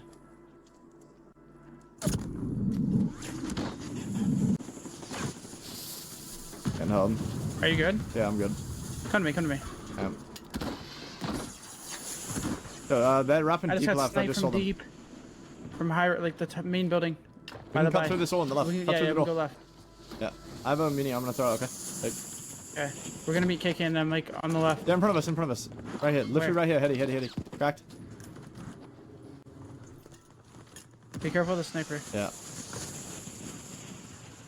Just trail behind them. We can go more left. I was just gonna climb really quick. Hold up. He gets me? Yeah. One of the Hit him. bridge. Nice. I gotta go left. Yeah, you're good. Let's go outer wall. We can go deep. Wait, I'm on this roof though. Hold up. They're below You're me. gonna kill from height. I'm good. Let me. Right here, this truck. Back. One. One's under me, and then one's like running back. Yeah, I'm getting sniped from the roof though. You gotta get to me. Okay. One's behind me. I'm coming. Hold up. Two. Yeah, I hear you. Oh, where? You nade it? I cracked on. Smoke you. Oh, one behind me. I smoke you. Oh, okay, no. Squad is down. It's up to you now. It's so fucking annoying, bro. I literally had you. What can I buy? And it's just all falling apart for Fifakill and Scumming. You probably just honestly and then run here. painful to watch there. It feels like they're in a situation where they're rotating in late. They're basically being held by players up on the road, up on the skyscrapers. You've then got players down by the beach. You think they finally escaped the situation that they were in. Scumming then gets jumped by two different players. Fifakill provides enough coverage to give Scumming a moment, but then gets shot from behind. And it just felt like one of those where every time you try and make a call, there's another team lying in wait. You could swim deep. Aren't the reason potentially that they're down in 32nd right now. Am I faded, or did that seem like FIFA was just ignoring everything Scumming said?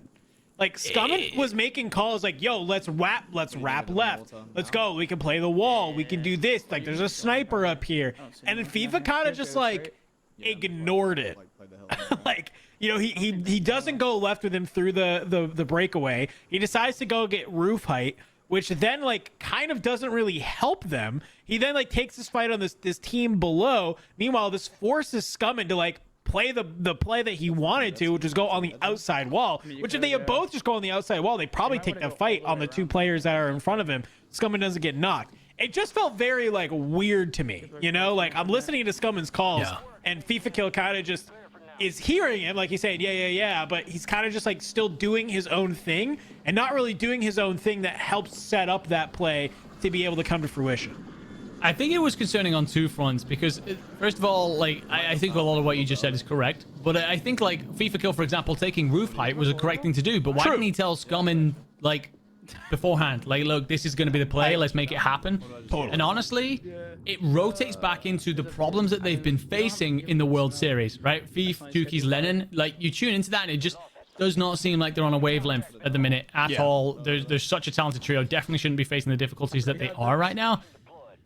It just feels like you're kind of relying a little bit on individual play, and that doesn't typically, you know, that's not something that we expect from Thief. So right now, he needs to get himself on a wavelength with his teammate if they're going to make something happen in this tournament. Wait. Well, at least thankfully is able to buy Scumming back after getting the mobile buy station called in on the water. Buys him a submachine gun as well, so potential a little bit of a regain there. But I definitely agree with you. It was a mismatch in comms. Like, I didn't really hear FIFA saying anything, so at that point I'm saying, okay, if I got one teammate that's calming, I'd rather make the wrong play together than both of us try to make the right play, you know? Yes. And that's how I feel, you know, all the time. So I totally agree with you. Like, you know, if FIFA says, like, yo, I'm going to play this height, just hold. Like, let me get height, let me look over you for this wrap. Like, they definitely, you know, that's like a little bit of a different play than like Scumming making a call and then it's just, you're just kind of like doing your own thing. It's a little unfortunate. But looks like the regain is in, so hopefully we can check on them later. Back on over to Prospect in Vonbot, currently sitting in 10th, 57.8. This is a team that made some waves early on. And I think that maybe if we let this game go on today long enough, they could find themselves to be one of our teams on Call of Duty Warzone match point. In front of me, 50, the closest kid is like... Yeah, they could. Feels like they've slowed down over the last couple, but some of our leaders, and that will give Vonbot and Prospect plenty of opportunities to keep going. Feels like a squad that could pop off at any moment. I love Prospect's position here. You have got to be careful about getting sniped from up by that radio tower, up by that outpost. But other than that, you should be able to catch teams rotating on down, potentially some coming in from the north. Loadouts are going to land ahead of you, so maybe an opportunity to cut that off. The one thing I will say for Vonbot and Prospect right now, you are quite split. So you want to make sure if you do go down, you drop onto the roof. The thing is, I'm expecting to see players then light that up with a PA, so stuck between a rock and a hard place for both, and that's exactly what I'm talking about. Prospect will at least manage to self, but that's the PA that I've literally just called out. Don't get caught by it, dives, and just... Oh, no! Wow. Prospect gets picked up. That's so unfortunate, but his landing might save him here. It does have the self-revive. Can hopefully do that. Maybe wait for the tap. Can Vonbot get down here? Yeah. So at least there's a little bit of a respite there for them out of that. Don't have to burn the self in order to get it. You fall back on down. There is a loadout crate, so that should look like Vaughn maybe needed some of those guns. Muni box will let them reset. 4 already for Prospect. Not surprised to see that, but yeah, where do you want to play in this situation is kind of my question, right? We see people a lot of times, they love just kind of playing on top of these roofs. They want to be able to hold that high ground, but it's so easy get an angle on you. So it's almost like you see players a lot of times play like the balcony that's right underneath it, because that's you kind of weave in and out of being inside and then being also to have some angles on the outside. So I'll be curious to see where do they want to kind of hold up. So far it looks like maybe down below is going to be where they make their stand. By the way, the train rolling through this region could be huge, and someone dives that, potentially slams the brakes on, or uses it to rotate in anyway. Of course, a buy station on there as well makes it super valuable. UAV tower will cover a lot of the region. I wouldn't be surprised if a squad potentially from port side at least makes a run for that. But where will next zone go? And it will squeeze in towards those middle towers. So squads that like to play the rooftops are going to have to make crossings in towards. There's a more to hitting the roof. You do have a bunker bust if you're Prospect. I like the idea of it. Heartbeat sensor will pick up nothing. You know there are at least a squad on this roof who are currently getting mortared down. But if you want this rooftop, you got to make that play now. As teams try and collapse in from all sides, you want to make sure you're picking them off. In front of me. Wait, bottom, in front of me. Ooh. Speaking of door, that guy's a fucking weirdo. Ouch. I think somebody has an insane angle on that door. You kind of heard him say, you didn't even see that like it was open at all, but just eats some of those bullets. This zone closing on in. Be curious to see where this does go ahead and pull. You're seeing a lot of dots show up on that mini map. We see Shifty go down at the hands of Vonbot. Good ass spot. Literally, I can see everything. We're still top 16 right now. 1.4 times multiplier in play. Be careful. They can Gotta jump get in yourself on our balcony on our right.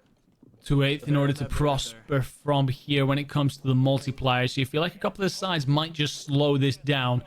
Look on out over what will be a very difficult rotation for so many of the squads that are sat in those eastern towers, because that is open ground essentially across a parkway. So many different windows, so many areas you can just be lit up from, and Prospect's gonna look out over that exact area. But Prospect gets sniped yet again, and another bullet misses him by fractions. Millimeters, the difference between Prospect standing and falling. And as this player finally starts to make a move, it is Fifakill, who we saw a long time ago, will get bunker busted. I mean, Prospect throwing the kitchen sink to try and confirm that, and it does come on through. Oh shit. Jump out, jump out. Okay, yeah, I'm trying. I'm getting naded to hell. I can't. Other can't. Oh gosh. While they try and take that fight, Vonbot does get ripped. Prospect somehow staying alive. He's able to jump on down, but whoever that was flies on in, takes the space, rips it out of the claws of Prospect and Vonbot. Von gets some good eliminations on a Fifakill, but the second he does that, the teams kind of falls apart. Should have threw the nade bag or something. I was popping plates, so I couldn't. I might just fly this guy early. I'm good. You hear the call come in. Might go at that quite aggressively. Gabe flanked. We've seen them in good positions in earlier games. Flanked could be accused of being a bit guilty of giving up solid positions towards end games, but right now, holding high ground. Players are going to rotate across. Misses a clean one, and it gets the crack, but gets the down onto Raul. Can you hit the second? No. I can't even hit that, G.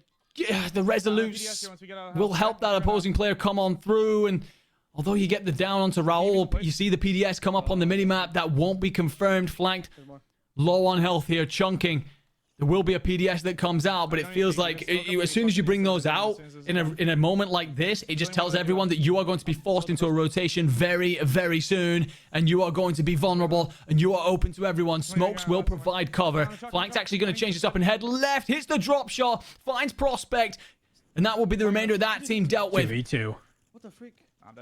Oh, wait, somebody's behind. Yeah, I mean, I didn't even know. Foreign Jace, he thought they were ahead of him, but Jace is behind. No, we need that. Okay, Jace, Jason Raul, the team that go over early. Little 10-bomb game from them, 20 points, okay? Dude, you like those fucking I mean, I'm with you. Like, I want to see whatever Jace just got up to, because I'm with you, right? I thought that the duo were definitely going to be ahead. Was it the squad? Was it Raul and his duo that made it across that rooftop? Because Attractive Flag didn't finish them off. So at some point, I'm guessing at some point they've made the decision to double back on themselves, right? Because otherwise, how do they get there? They zipped back across potentially and then dropped down off of that zip. I don't know. I'd love to figure it out. But you hear the Jace come out celebrating the calls. And when you make those big IGL plays in end zone, it's got to feel pretty good. And what will also feel pretty good is picking yourself up that 20-point victory. Yeah, definitely great. Yeah, I think they were that team that go across. We see them get the knock. There's no confirm. If I had to guess what happened, I think they're able to get up. And I literally think they just basically jump over them from height. And they see that the fight's going on. They watch them push on over, and they just literally full send off it. Maybe you have Mountaineer on, right? So you don't even have to worry about trying to pull your shoot. You're just full sending off the top of the building. You're landing. You kind of land behind them, catch them off guard. You even see it on Flank's face. You know, they take down Prospect. They thought they were in front of them. They were kind of positioning for it. And then all of a sudden they're getting shot in their back. And they're like, wait, they're behind us? What? I don't even know how that works. But Team 4 and Jace, 20 points earned, 73.8 in the overall score. So very slowly but surely making their way up that leaderboard. I feel like I've said this 4 games in a row, but did Team Biffle, did they do enough in that game, Enigma? Did they cross the threshold? I feel like I see Shifty when we're in about 15 teams, 20 teams, somewhere around that region. So maybe by that point you've picked up enough kills, because that's not much of a multiplier. It's like around a 1.4x. So yeah, I don't know if they somehow have fallen short again. By the way, just coming back to that end fight, if you're flanked in a tract, you're thinking, well, if I just hit that snipe, if I just managed to pick them off the zip as they went across, surely it turns into their victory and not the other way around. Yeah. But yeah, as we wait for our leaderboard, I'm not going to lie, if Biffle and Shifty somehow haven't made this, they basically were averaging like 25 points a game throughout our first bunch, and then we'll be averaging about 4 over the last like 3. Yeah, I don't know what it is. Is it just like expectations? Did people start playing more aggressive, so they're pushing from angles that they weren't expecting? Is it that everybody saw what they were able to do with, you know, one player running a sniper, one player running a Holger, and now everybody's doing it, so it makes rotations really hard? There's a couple different factors that could definitely come into it if that is the case. But I'm going to wait to see our leaderboard before we jump to any sort of conclusions that are there. But hey, we saw some good showing from some of the teams that we haven't really seen a lot of thus far, right? Vomba and Prospect mainly. Got to watch them for a hot little bit. Vomba goes down, a little bit of maybe miscommunication goes on there. Von's trying to plate back on up. Prospect is like, I need to plate too. Do I just kind of wait this, maybe play trades? That way by the time I go down, you're fully plated. You can play off the trade there. Do I throw the grenade back? What is it? In the end, he has to kind of just jump out, make his way down to the bottom. It's a full elimination on Vomba. But he was able to get the third, which I feel like as a solo is still pretty impressive. Yeah, no, they've done well, because it felt like they were constantly riding the line of danger, right? Like, go back to the amount of sniper bullets that the duo took and the amount of different rotations that they had to make, because they were on the northernmost tower off towards the western side. Eastern side. So then they try and make that rotation. They have to go into not only a second set of towers, but then a third set of towers as well in order to continue to stay up and make the rotations happen across a lot of difficult territory. I think they're just very unlucky. I think they both have the same idea about where to go for cover and basically bounce off each other. You hear Vombot just go, oh no, because I think that they both tried to squeeze into the same area. I think Vombot's trying to get out the window potentially and ends up bouncing off Prospect. So they just end up stuck together looking at each other like, well, I hope this frag doesn't kill us. Yeah. And it's just bad luck. But the fact that Prospect stays up from there, gets himself into third, and honestly nearly snaps on for a kill there at the end as well. Impressive work indeed, and a squad that have been consistently doing solidly through this event. It feels like we've been constantly talking about them. No, yeah, for sure. I love that they're kind of finding their footing now in this lobby. Still a little bit away though. I gotta to be honest with you, from being able to potentially be at that top, be one of our teams that is crossing the threshold for Call of Duty Warzone at match point. Only one team so far through 7 games is seemingly close to that. That's what we are waiting on to see. Do we finally have a team who has crossed that threshold, or are we going one more game? We thought after game number 2 that, hey, this was going to be, hey, nice easy day. All right, fantastic. Well, I know you and I were both expecting a lot of games today, and it looks like we are definitely getting awarded. One thing I do love, I brought it up before and I want to bring it up again, is that we are seeing a lot of different people come online and win these games sort of over match. So it makes me really happy to see different sort of teams are finding success here, and it's not just one all the time. It just so happens that we had one team literally pull a 54-point game, so everybody's just playing catch up off the back of that with 20-point wins, which is insane to think about, that they earned more in one game than some of these people have earned in like 2 or 3, which is really, I think, the case of the story that we're kind of focusing on here today. Yeah, no, definitely. I think that it does put it into a bit more context, right? Because I think after game like 3 or 4, we were like, okay, they're just running away with this. They're absolutely unstoppable. This is ridiculous. But I wonder if as it's balanced out, that 54-point game has proven to just be the difference now between them potentially being on Call of Duty Warzone match point and them still being a part of the chasing pack and it being really tight up there. I will say, with Biffle and Shifty, obviously we've not been fully tuned into everything that they've been doing because of the amount of view that we get on all the different squads. However, I am curious about what's changed. Have they maybe tried a few different tactics here? Maybe they're just finding out that their strategy that was working for them, as you said, maybe other squads are getting a bit more aggressive, so now it's not. I do wonder if other people are seeing them, getting a knock onto maybe a Shifty and thinking, okay, let's go find Biffle. We don't want this to end right now. I am very curious about how it's all going and why that squad have suddenly gone from indomitable to underwhelming. Yeah, no, that's a really, really good question. We'll have to wait and see. Our leaderboard is ready, though. So let's go ahead. Let's take a look at some of our scores. Starting off with our individual eliminations. At the top, we got Scummin with 9. Raul with 6. So Scummin on 9 was obviously carrying that team, feeling pretty solid there in that game. Unfortunately, we just watched them go down early. But Raul sitting up there with 6, not too bad. Seeing Soka with 5. But I am looking at that 9 and 10. Biffle and Shifty with 4 each. That was 8. They needed, what did I say? Like 13 point something in order to get there. So their placement is going to determine whether they made it or not. But let's look at our bottom teams here, Enigma. Talk to me about it. It's still tough reading on some of these squads, right? Like Bbreadman being down there continues to surprise me. I think looking through some of the rest, like you've mentioned Team tfue in the past, Team Danya, right? First game, it looked like they were doing some good things, right? They're making the moves through pop-off power, finding kills onto Rated and mayappo. It looked like that they were maybe getting themselves off to a solid afternoon, but when you're this far down the list, this late on, it has been a difficult afternoon. Oh my God. We're going at least 2 more, my friend. Oh, what is happening? Okay, now we'll talk about it. What is happening? That they are getting so little points. They got 8. Now they're, I said before, I misspoke and said they needed 3.4, but really they needed 13.4. Now they actually legitimately just need 2.4 points in order to cross our threshold. I will be surprised, but it's here to me. We got to talk about it here, Enigma. Trick Empathy. Hey, they're kind of consistently game over game. They're getting some solid points. They're not too far away. It's finally our first team to really kind of create a lead from the rest of the pack that is here. You know, they're what, 33 points away, or 37 points away rather, from being up there. They've already won game today on 14 eliminations. So if they could go do just literally that again, that's 28 points. You have another solid game that's, 9 or 10.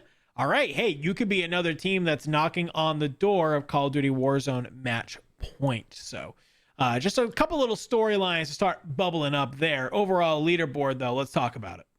Yeah, I mean, you're still going to see Shifty and Biffle up there in first and third, but Empathy truly holding his own, splitting the difference there with 33 and doing a lot of work. We got, I mean, the fact that mayappo is sat on 27, by the way, is very impressive considering that I feel every time we've seen that squad, they're just getting torn apart. So clearly mayappo individually having a great time and just needs a potentially a little bit more of maybe Rated or some sort of placement, because it feels like that squad are in a world of trouble all the time.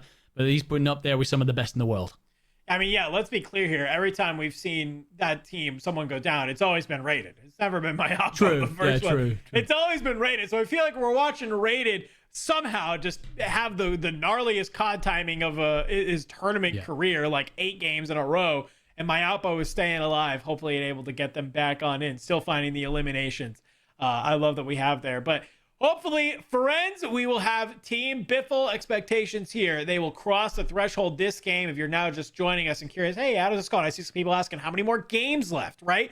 Well, how this works, it's not a set number of games, okay? We have to have a team that crosses our 130-point threshold. Once they do that, they are now on Call of Duty Warzone match point, and they must win a game in order to win our tournament. So we're about ready to head into game number 8. Team Biffle, they only need literally 2.4 points, I believe I said, in order to cross that threshold, and then they just have to win a game, and they can take it on in. But a couple of other teams have the potential to come online if maybe it takes Team Biffle a couple games to cinch that win. Ready for a fight, right? Yeah, well, this is the thing, isn't it? Like, at one point, it seemed like they would have basically all afternoon and evening to finish things off if they so wish, because they were leading by such a ridiculous margin. And then Biffle and Shifty have slowed down because of that massive E2 game of 54 points in game 2, and then some solid performances as well in map 1 through 3. It's putting them into a solid position still, and you surely would put your money on them reaching the threshold after this game. But I think they've made itself a bit more interesting for them, and you end up in this spot where you're like, okay, well, we need to get this finished, because within the next 2 or 3 games, we really could end up with more squads joining us here on win condition. Yeah, I mean, even if they just like continue their same sort of pattern, what worries me is that it's not like we've seen sometimes games, you know, teams might do really, really well, and then maybe they have 1 or 2 games that are just like not great. Seemingly somehow since game 3, I think, they've sort of been lackluster and haven't really been able to come online. So it's like, great, even if you go over the threshold this game, I don't know if I'm really confident in their abilities right now to be able to immediately clutch up that next game, right? Yeah. Just by their placements, what's been happening. But here's the thing, once you hit that threshold, your whole kind of game plan can change. We've seen them do it where they're rocking recon contracts. They want to know where that zone is going to go. They're going to stack up on money. They're going to try and buy as many PDSs and trophy systems and everything that they need to stay on top. And they're just going to find center of zone to hang out in. So, you know, who knows? Maybe them having to get the eliminations was kind of been holding them back a little bit. Maybe getting too aggressive.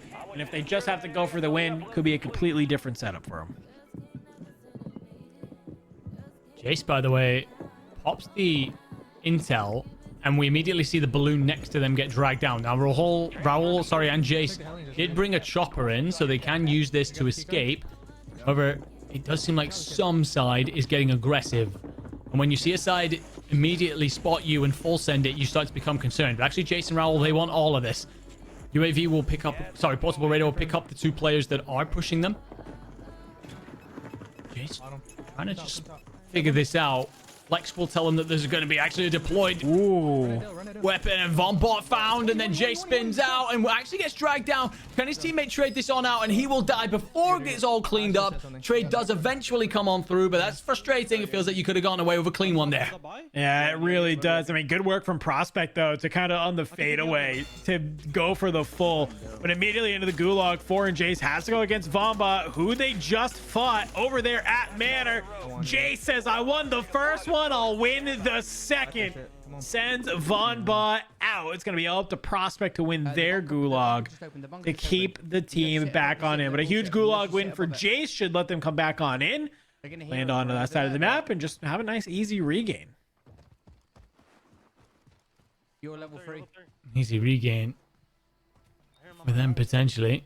For Tommy and Teeny, potentially a easy stroll through farms here. Like, really troubling them. Almond and Soka playing around black sites. I feel like that's a strategy that we don't really speak much of these days. I feel like it's a whiplash, right, from Al Mazrah, where everything was about black sites and strongholds, but these days not as useful and therefore not really prioritized. But Tommy and Teeny do have company, and it's someone in the bunker beneath. Tommy throws down the bouncing betties. I threw 2 meshes down there. There's a mortar. Whoever is in the bunker there really wants them out. Well, as Tommy moves around, somebody is going to be able to laser him out. That's actually going to be Fifakill. Getting some great damage. Brings Tommy down. That means Teeny's the only one left alive. He's going to have to rotate back on out. Yeah, and here's Scummin. MCPR in hand. Oh, they've done a lot of intel contracts, by the way. They're putting in the work. Basically found out where end zone is. Tommy into the Gulag up against Diana Mercedes, and we spoke about her earlier on at the top of the show. Tommy's just going to check right. Lines a couple of bullets, and it's straight shots to clean it up. Gets a kill. We'll get back in. You got to hope that Teeny stayed alive, and yeah, you hear the call out come on through, and I'm not surprised because Scummin and Fifakill have the bounty in place and are hunting, and Scummin spins, MCPR in hand, hits the first, hits the second, calls in the PA to try and get the full, but Fifakill's run into trouble elsewhere, and Scummin's being pushed by yet more, has to abandon this, and full actually didn't come on through there, so what could have been an incredible situation for this duo just seems to unravel in front of them, and that sums up their afternoon thus far. Yeah, great shot on to Z Smith, but unfortunate. Fifakill is just a little bit too aggressive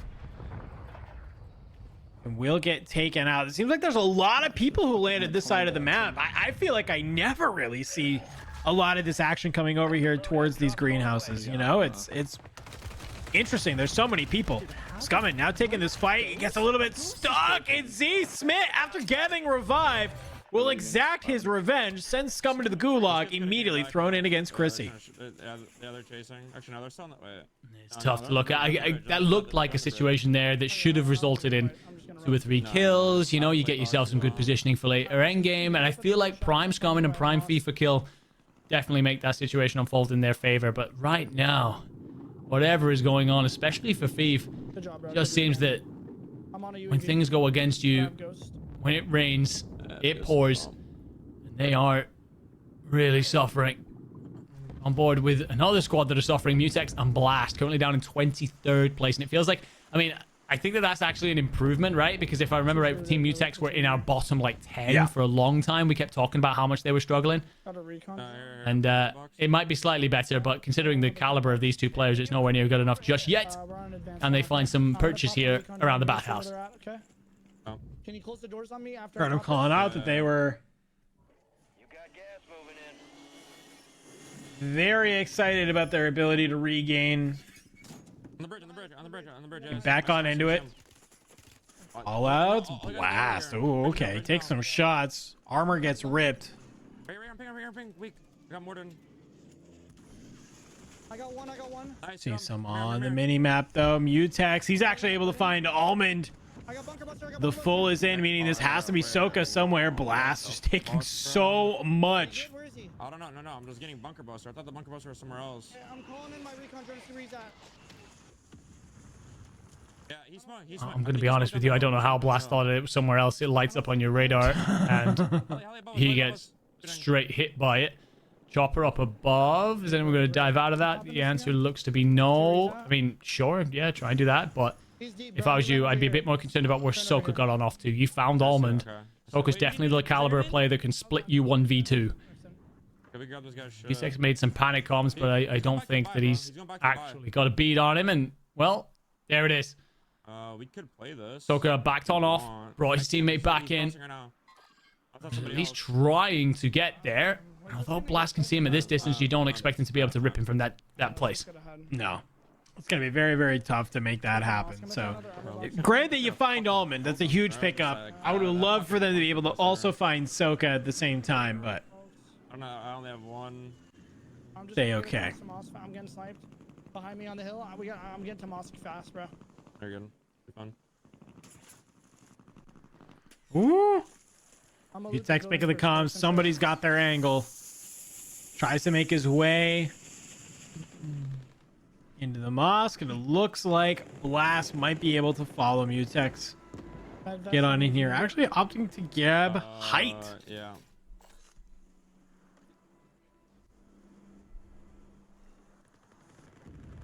Curious about what Mutex is running here as a set of perks, because Blast does have Ghost. But I think, oh, potentially off the back of that UAV, they're in trouble. Biffle, by the way, has 3 kills, so that means we do see Biffle and Shifty finally cross the Call of Duty Warzone match point threshold. They have finally hit it by at least kills. Biffle manages to regain here, backs on off. Shifty finds ottereyes. I think there's going to be more company in beneath Shifty. You can't push that just yet because of the bunker buster that's come on in. I wonder if it was ottereyes that sniped Biffle or where he got tagged up from. Because he seems to be a little bit worried about players off towards City. So I tell you what, I'll tip my hat to anyone who's managed to dome Biffle over that distance. But the problem is for this duo now, sure, they're onto the threshold and the rest of the game is whatever it is. Their rotation from this point is awful. They've got to get across the water and then in through C-Town. Although Balloon could well be a get out of jail free card. I would be concerned though about the player who keeps sniping you. Actually, there's someone just tucked into this building. There's actually a duo. Biffle will get one. Prox goes up. Kill to. I'm trying to read who that is. I can't pick that up. Clamp. Means that Mire's got to be around here as well. And wow, what a quick team wipe from Biffle and Shifty. Opens up the door. The 2 of them are just kind of, you know, hanging out in there. They were trying to slide across, take the fight, but Biffle wasn't giving it to them. And then finally, Biffle and Shifty slide on in, get the cleanup onto Clamp, and then they're able to fly onto Mire, end that one on down. What's good? Big fan of the advanced play here, by the way. I spoke about how difficult their rotation was going to be. By utilizing the advanced, it's just going to let them get in and pick up all the information. You know, single UAV comes in. You don't have the information that you need necessarily. So advanced leaves nothing up to chance. And I think that that's one of the things that players like Biffle and Shifty do so well. They stack the odds in their favor before they roll that dice. They make the crossing, and they are into Old Town. And Shifty's gone beneath the bridge. Biffle will try and join him. Looks like they're just going to leave a couple of squads here, potentially start to consider endgame situation and where they want to be towards it. But as far as we know, we saw a recon contract earlier. That is a long rotation over towards farms. Yeah, it is going to be a while. I mean, thankfully, they know that they've already crossed the threshold, so now they can really just kind of maybe just try and play and play edge of zone, maybe hold out some teams that are trying to make their way on in. It's definitely possible. I want to get this right corner of Mosque. Could have an advanced on us here. Nah, people probably aren't even buying it because it's no fair, so it's not even fucking clicking on their dumbass brains. Jesus, Shifty. They know we're here, by the way, because it's my bounty. I mean, sure, yeah. No, that's one way to think about your competitors. The thing is, I do wonder now at this point, with the fact that Biffle and Shifty have crossed the threshold. Sometimes you end up in these spots where you're just like, okay, are we just cursed? Like, what's going on here? And then you cross that threshold, and it just opens you back up. Oh, and Shifty with some beautiful shots onto Pentagon. Going to try and fool that with the PA. Can Pentagon actually go anywhere that will provide him with cover? And Shifty will clean it up. So, where is Fuzzin? That body gets yeeted into Nadia. You have got to assume that Fuzzin was up behind that dome. He's got to be around here somewhere. Yeah, if you're Shifty and Biffle now at this point, it's kind of just open season for the rest of the game. I maybe would take the rest of this lobby to figure out how do you want to try and play an end game scenario, right? Because this is what you're going to have to do in this next exact game. You have to be able to win the game. You don't have to put yourself in any real disadvantageous positions. You can just focus on how do I get here? How do I make sure that I'm giving myself the most possible success to win the game? They're also throwing recon down. Yeah. Cut it out. Wait and see. Hearing footsteps underneath. Biffle deciding where does he want to play. Takes a little bit of a peek. Somebody rips him up. You're watching a hop up. Yeah, too much dip on your chip, boy. What? I don't know. I'm not sure I want to know. Shifty and Biffle here. Very relaxed as they cross the threshold, apparently. I love the assessment here when it comes to the utility. I'd probably split a little bit of the money if I was this duo as well, ensure it's neatly balanced.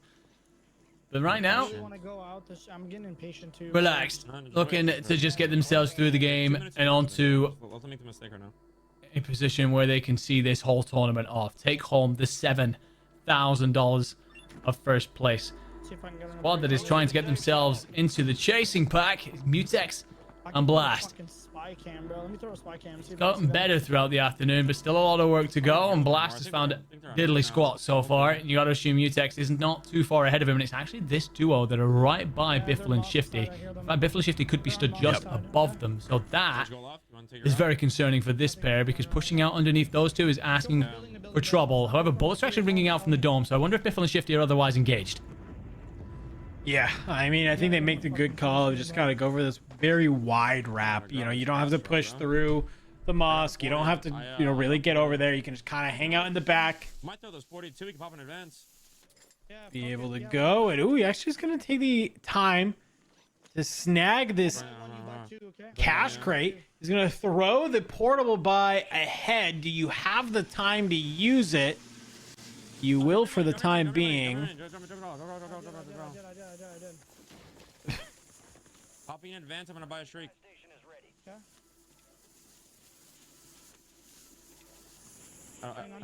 All right. Using that cash box in order to get an advanced UAV lets them know they kind of have a rotation in for free. They can mark where there is a squad, though, so if they want to take this building, they can. Otherwise, they could honestly just kind of keep rotating in, go across the river, and just get into zone. I got sniped out. I got sniped out. Spoke a moment ago about how Biffle and Shifty leaving nothing up to chance by playing their own advances. The exact same thing here with Mutex and Blast. However, a bit split right now, but trying to pinch up on this. Mutex makes some noise initially, and Blast will catch players rotating on out. That is Desmond. Can you find the duo? Can you find their teammate? There's actually 2 more players in front of you, and then an LTV rotating in. This could be a 3rd, 4th, maybe even 5th party situation here. Lots going on. And Mutex and Blast here would do well, to get together. And for me, I don't know if you take this on. I think this is too much action going on, and I think you just try and cut your losses and rotate away from this. It's like you just popped the advanced UAV to understand where the rest of this lobby is, and you've just kind of forgotten all that information at this moment in time. So you see them, they want to be able to do this. They do fly ahead. They find Queen Loves Cake. So that's another team gone, another elimination for them. They've been able to make their way on over, so great. You have this building, but you still are far away from zone. You have to be able to make your way on in. It was pretty open for the most part until you get over to that low town side. So hopefully they can remember that. All right, we gotta go. We gotta land. Sort of understand it, but it looks like maybe they're just going to try and hit the redeploy and decide to land somewhere on the relative side of zone. I think this is the correct play to make. However, oh baby, you will no doubt be greeted by lots of bullets, and someone else was hitting a deploy right next to you. And do you essentially just try and follow that? Do you just shadow that in? Mutex sails on over Blast's head, who cut his shoot early and dropped into low town. Now trying to hit the rotation. Mutex has actually found himself a nice shack on the edge of zone here. It's not a million miles away from being within range. Blast here just to light up a couple of shots through the smoke. Another player lands on the roof. PA will come on out to try and shift that player from the rooftop and give you a freebie. Mutex trying to look on out over it. Blast will get up close. But right now, honestly, I'd just be happy with the positioning overall. Yeah. I mean, if you're on this zone on the edge of gas, like, you're feeling pretty good. They have a PDS in their back pocket as well, ready to rip. You saw them the peek out. They saw there are people in front of us. There are people out here on the side. Do they know Mutex is a little bit deep? Some good shots from Blast. Bro, run them through. We got bunkered. I'm good on this wall. I'm good on this wall. I'm good too. Okay, mortar will come in. Or bunker buster, actually. Mosquito drone not too far away either, as it goes in on top of Blast. He's able to duck it down in. Has to kind of take an opportunity, wait to plate. Peeks back up. Oh, he has the one play Enigma. This is all of a sudden becoming a very, very scary situation. If you are Blast and Mutex, it looked like they had strong positioning, but in a quick moment's notice, this has gone from good to worse. Thing is as well, like, you even play like a perfect grenade into your opponent's building, and then he's just countered by a trophy. Mutex takes a sniper bullet to the chest. We've just seen him hand out plays. They do have an armor box, an opportunity to rotate. But you got to be careful with the PA, or else you risk doing exactly what we saw Biffle do moments ago, where you just walk into it. And Blast with no gas, he needs to just fly back into zone. Is he going to be able to get there? He has to make the last second PDS play. Something you surely wanted to save for the end. Won't have much choice. And now that will tell everyone that can see him on the minimap where he is and where he's got to rotate in from. Tells you how vulnerable you are. Mutex was having to peel off across the river as well and was in trouble himself. Looks like that duo could be seeing the end of their map right there. On then to Prospect and Vonbot, a duo that have been pretty loud throughout all of this, and they are off towards endgame location. We are down to our final 8. Make sure they can't get to our right. I'm smoking off the right, kids. You hear the comms, making sure that they know where do they need to look. They know that there's a team to this left. There's got to be some people to the right there. You're seeing some of these smokes come on through. Prospect trying to go on over, and I actually like this a lot, right? They can kind of look at Billboard. If anybody starts shooting them from the side, they can play from this. Unless this happens, which is when you're in the middle of a fight, you aren't able to really fully block off the line of sight. So if multiple people look at you, it's going to be very hard to stay alive. Gets the self-revive off. Flies back over to the median. I'm watching it. Almost broke that. Red on 8, by the way. By far the best performance we've seen out of these two so far. One on top right, two on Other than a little bit at map 1, we've seen very little from them, and even in map 1 we saw nothing but holes in their approach play. But the way in which they approach this next fight could be massive for their outlook in this tournament, and unfortunately they're just trying to back off here They're on a ridge, essentially. You've got water to your left. The gas is going to encroach upon you. You can run up this bank, but it's open territory. Back to Mutex and Blast. I mean, you are making yourself into top 6 here, but Blast has a single kill, and I don't think Mutex has been involved in much positive either at this point. You're hoping for so many of these remaining players to run in front of you, and it's 4. That's rough. I'm hitting him. Yeah, I mean, it is rough. It's not really what you want, but at least it's sort of the reps and how you want to play this end game scenario, and I feel like that's exactly what they were, you know, kind of looking for. You know, maybe if you're able to make it the end game with only 4 in this lobby, okay, whatever. Sets you up for next game. Maybe you'll feel a little bit more confident to be able to find your eliminations and play for that end game. They hold down this building, which is great, but they're going to have to move out of it at some point.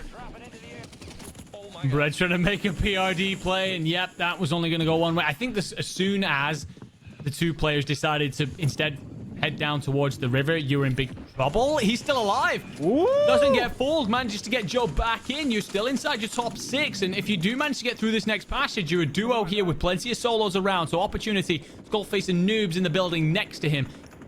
And I think there was another squad on the rooftop as well, and a player comes flying in. It's actually Shifty. So that's Biffle and Shifty finally dealt with. We do know that they've crossed the threshold, however, so we'll be able to win this in the next one. Skullface and Noobs on par to win it in this one. There are solos remaining. And actually, no, now it's down to multiple duos. All 3 here as Noobs pushes the equation. And we swap back over to Bread. Bread might be able to play spoiler a little bit here. Sees one at the top. The shots come on in. Nice. That's Tommey. Goes out over 2v2 right now. I believe it's Skullface and News going against Bread and Joe. They do have a PS inside, yeah. Solid damage from Bbreadman. They decided to peek on out. Smoke grenade comes on in. Solid damage from Bbreadman. He's going to drop all the way back down. As these smokes are just absolutely eliminating his line of sight. And as that happens, Joe fully dropped on down. Bbreadman trying to do their best to stay alive. Just literally hip firing into the gas. Finds Zooms, goes for the turn, finds Skullface. Bbreadman with the 2v1. Okay. He drops 11 of the 12 for his side. Somehow stayed alive when he was down by the river by himself. Somehow managed to self-res and bring Joe back in when he was down next to the building. And then goes absolutely nuts in the 1v2 to seal the deal. I thought, for sure, you know, okay. It's a great effort, boys. It's better. You've done enough. They head down to the river. I thought they're out of this. Joe gets picked up. Then Bread gets knocked. I think, okay, you've done better. Great effort. You get that end play situation. Joe gets knocked. Unlucky. 2nd place. And then Bbreadman just goes huge. M&K come on and on out. He hip fires the whole lot. It is beautiful stuff through the smoke and tears one of the best duos, Skullface and Noobs, in the world to absolute pieces. Hey, I mean, you got to talk about it, right? When you're playing inside those smokes like that, if you are on controller, you lose aim assist, right? Mouse and keyboard, hey, you never have aim assist your entire time. So I feel like that's actually what helped him kind of be able to do that, because you see him, he's kind of just running in and out of that smoke, just kind of hip firing, trying to be able to get those eliminations. He finds the one and knows that he just has to win the 1v1 at the end and is able to do it. I love that. 11 eliminations for Bread of the team's 12. That gives him an overall score of 46.6. Still definitely behind the pack, but it can be the start of just something cool. At the very least, gave us a fantastic 1v2 end game, which, you know, hey, listen, if you're not playing for clips, what are we doing? You know, if you're not playing to get a nice clip on the Warzone Total Frenzy socials, I don't know what you're doing, which, by the way, go ahead, come check us out at WZ Total Frenzy on X over there, and also on TikTok.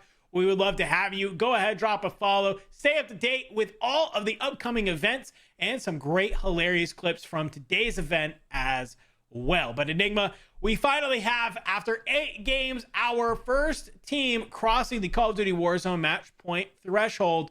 Help me break it down. Do you think Shifty and Biffle has what it takes to close it to 9? Absolutely. I've seen them do it multiple times at this point, where they get themselves onto the threshold and go, okay, this is exactly how we execute this. I've seen them do it with moving cars. I've seen them do it by essentially just hugging the edge of the map and putting snipers on and just saying, okay, you come find us.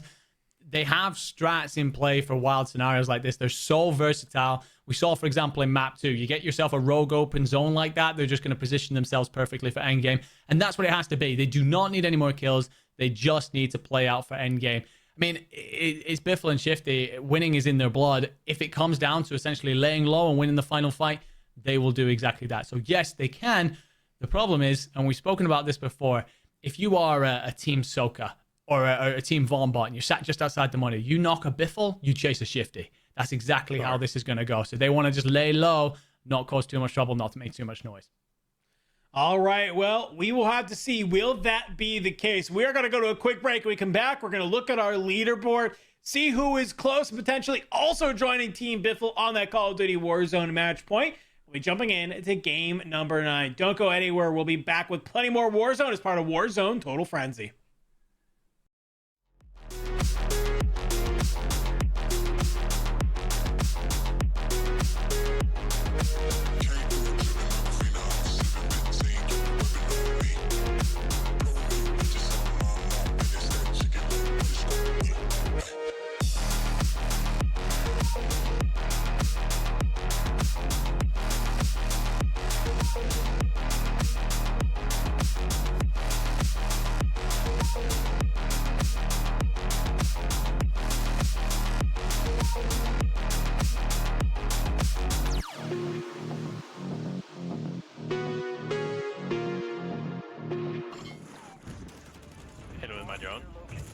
Blew him. Blew him. Knocked. Shit. I'm going deep right. I don't see anyone upper. I don't see anyone upper. Wait, what does Beard eat on me? Yeah, what's like above? Wait, he's on metal under me. He's on metal under me. Another one. Live. 1E. Dead. I tried to smoke for you. I'm on the buy right now. On the buy. One right here, and then one's behind yellow. Another one right here. 3, 2, crack. Nice, beautiful. Very cool. Another right here.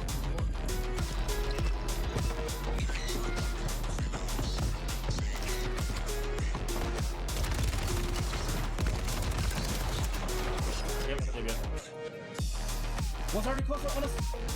Up here. What do you think? Stop him.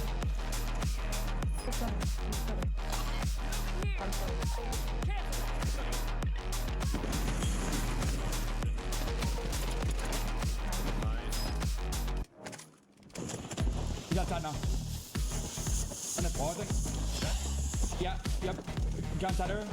Gun setter me, one shot her. Absolute dead. We're going the circles right there.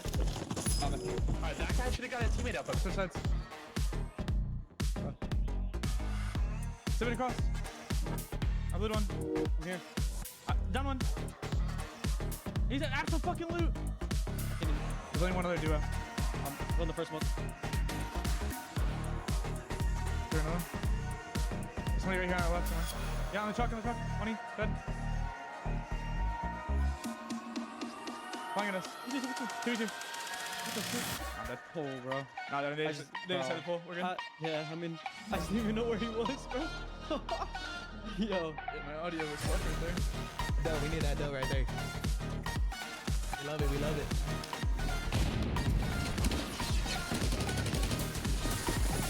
Another PDF. One's on the roof. Thoughtful plates.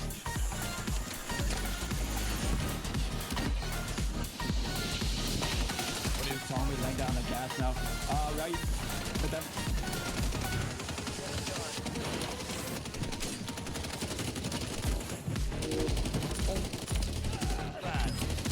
Holy shit, Joseph. Holy shit.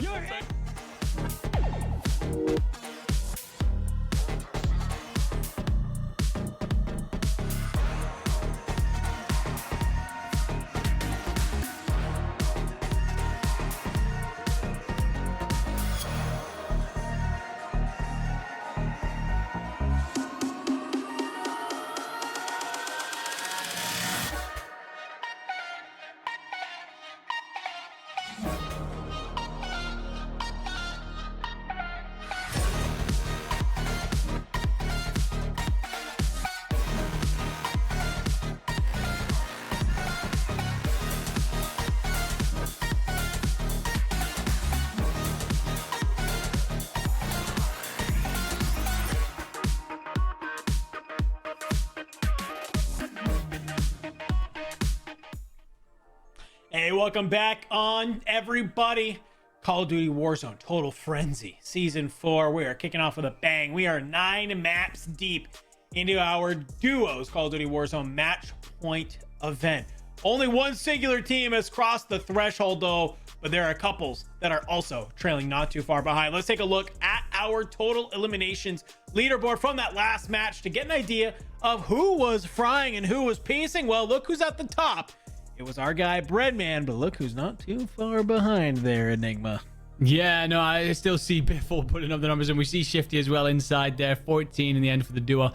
What I will say here, Bbreadman goes crazy in that end play, right? I mean, it's funny because we saw Noobs and Skullface trying to use smokes to cover them, and then the one place where MNK probably does prosper is in those close-up hip firefights, especially in smoke. So all I'm saying is we obviously have to buff aim assist at this point.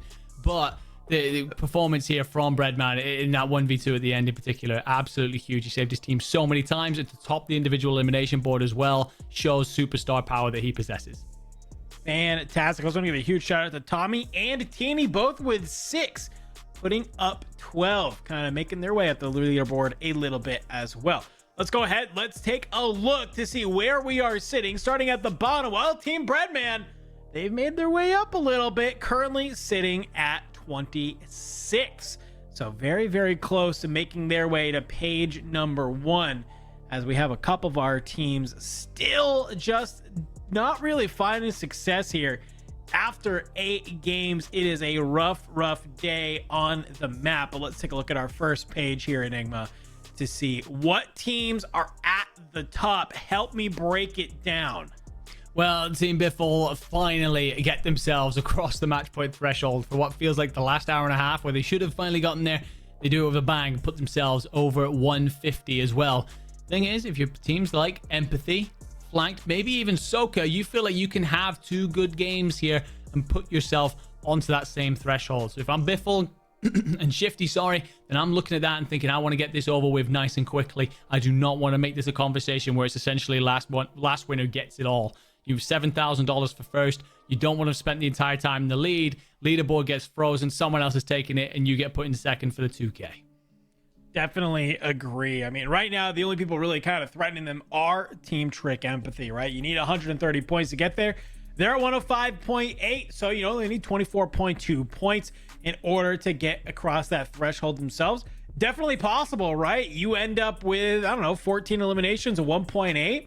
You're feeling pretty good about that, I think, to get there. So that's just the kind of type of thing that I hope that they can do. Get some solid eliminations early on, get to that 1.8 multiplier, and you are feeling very good. But it's going to be all eyes on Team Biffle if they can clutch up this game. They have been known, right, to be able to hit that Call of Duty Warzone match point and then win the next game immediately. It is not uncommon for this squad to do this. But can they do it here in duos, which is a little bit different? Overall leaderboard, well, Shifty and Biffle, they've retaken their throne here, Enigma, 44 and 40 respectively.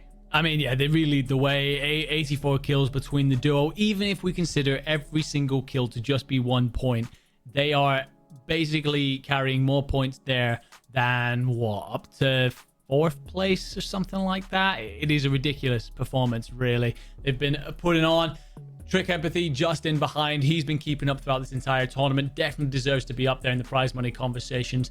But can they go big one more time through this tournament, put themselves onto that win condition, and apply some real pressure for the first time this afternoon to Biffle and Shifty?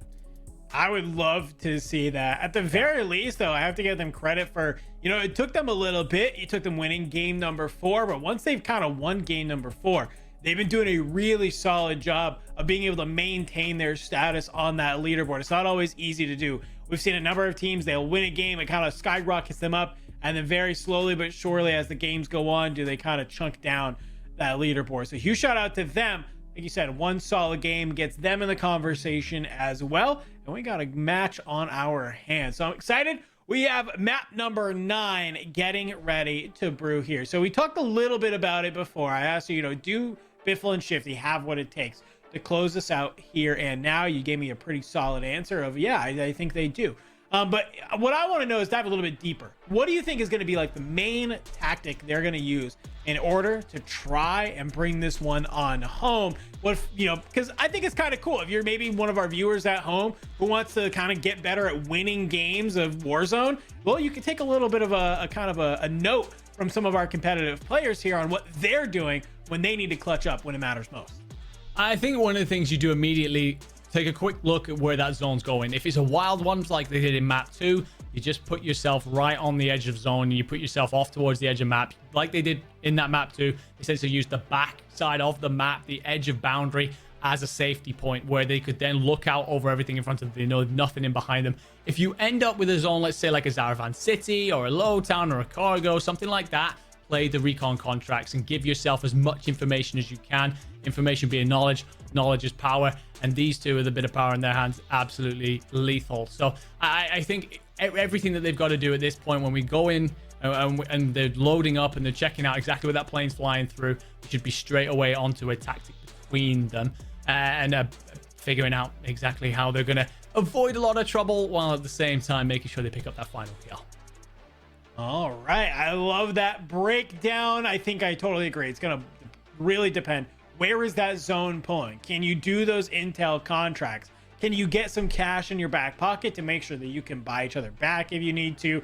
If you find any of those mobile buy stations, keep those in your back pocket. PDSs, everything you need to do to ensure that you can come out on top. I feel like sometimes, you know, a lot of teams, they maybe get a little bit nervous when they're in situations. So hopefully for these guys, they just kind of play it. I don't want to say play it like they would play a normal lobby, but, you know, play it a little cautiously, but also understand like you can also fry out and still be able to close a lobby. We saw them do it in that game number 2 where they had 27 eliminations yet again and the dub. So would love to see them be able to clutch it out. Here we are in the pregame lobby, getting ready to head into map number 9.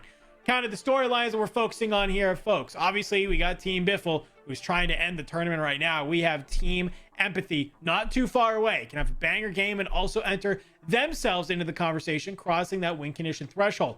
Our sort of 3rd, 4th, 5th place teams, they are also just trying to have very, very solid games. That way, you know, if we do go another 2 or 3, they're in the conversation. They are inching ever closer to get there. Reminder, folks, 1st place taking home $7,000. Second place taking home $2,000. 3rd place taking home $1,000. So if a team does end this tournament, the rest of the leaderboard freezes and your payout is going to be based on where you were on that leaderboard. So a lot of these teams trying at least to be in that 2nd or 3rd conversation so they can go home not empty-handed. Yeah, no, and the thing is, again, like I do wonder if you are a squad that's just sitting outside the money, how much you just want to full send it.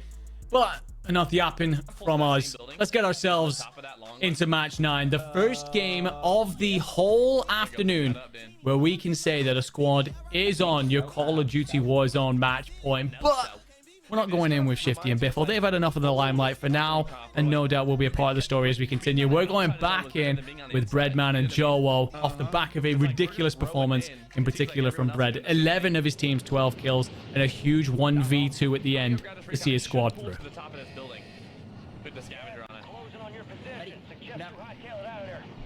All right. So we are getting a zone that's pulling a little northeast, but most of the map is still in here, which, you know, you love to see. Pretty southern plain line. So you want to stretch, you can, which is something we have seen teams do. Once they hit this win condition, they're more than happy to just fly to a corner of the map and say, all right, cool, we don't have to really do anything here.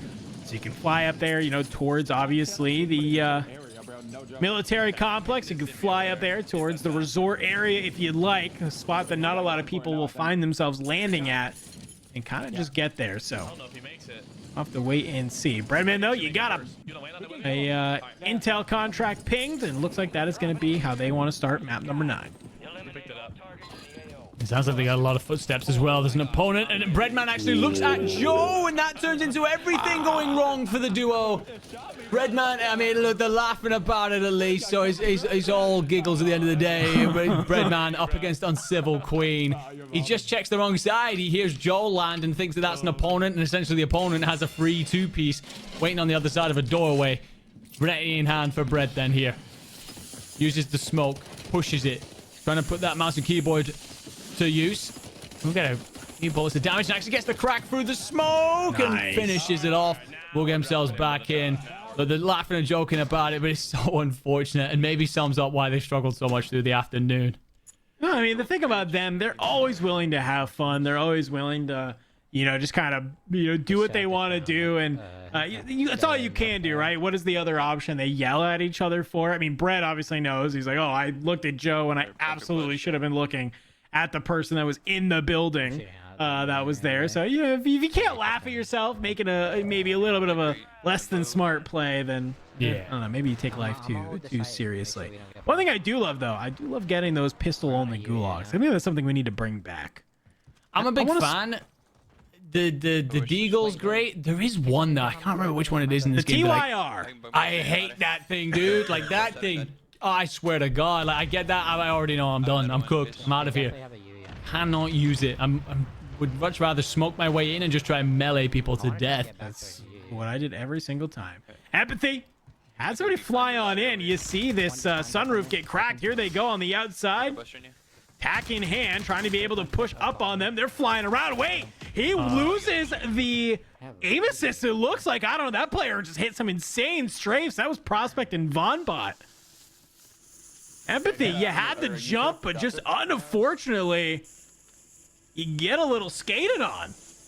Yeah, I'm not gonna lie. I think he gets the first bit of damage, changes onto the second player, gets the second. I think he's all, you know, one of those moments where you're already trying to think about transferring onto the next player. I just think in that, I think he's had one of those moments where he's like trying to overthink it, hasn't finished off his first one, and just puts himself into a spot where he gets absolutely skated on. Is the nice way of putting that, but yes. He gets ripped apart there. So won't want to watch that one back. We've spoken about how Empathy is currently third in our overall eliminations, having himself a great afternoon. But yeah, that one won't be something to check back on. The run in the buy. I'll be getting a loadout. Bounty picked up. It is on the Lennon. They moved away from the buy. They did get So immediately you can actually kind of respect this. You know, I don't mind that Skullface and Noobs, they get this bounty, they see that it's Lennon, and they're like, yeah, let's start going. Let's start flying at them. Far left out, so we get fucking hide on them. Oh, they got airstrike. So it seems like maybe Skullface making the call. They could already be in a fight here. Top green. So they're gonna roll on up. Either your bounty gets poached, or you might be able to kind of third party here and get more than you bargained for. Knocked him. Nice. Mortared. Got him. Nice. Wait, they're behind us. The play here between the two. But the thing is, like, On me. Noob saying this player's in behind. The location here is just going to be compromised from so many different sides. Skullface finds Jukies. Lennon's still nearby, and actually the bouncing Betty catches him and means he can't push on out. His own mortar actually then connects with him next.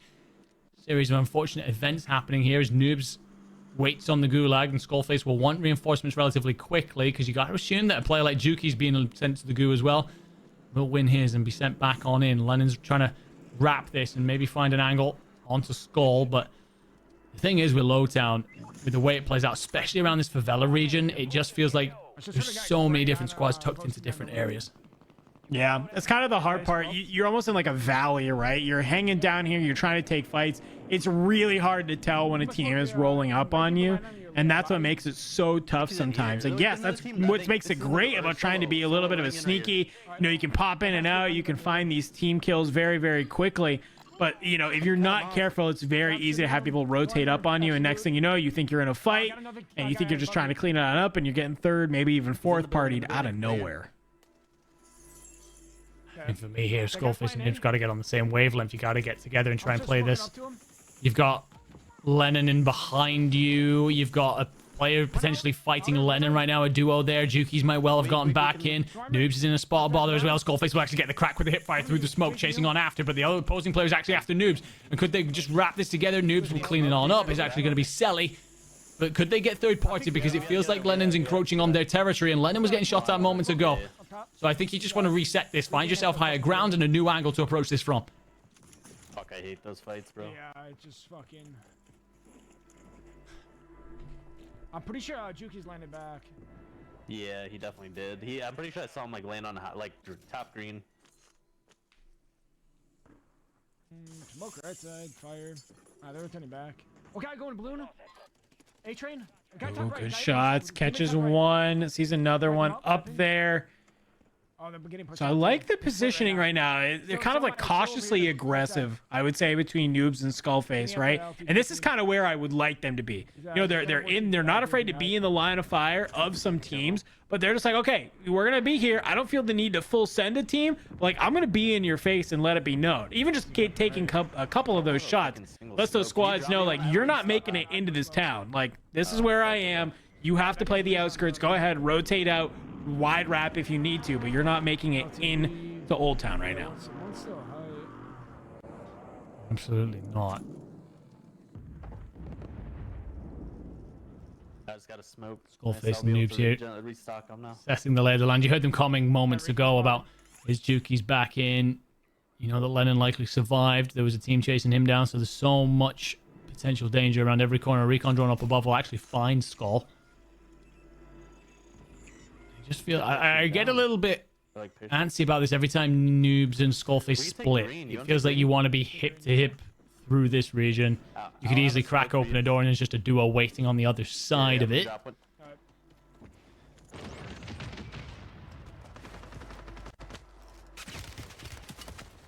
Ooh. Lennon trying to stay alive here, getting tagged up.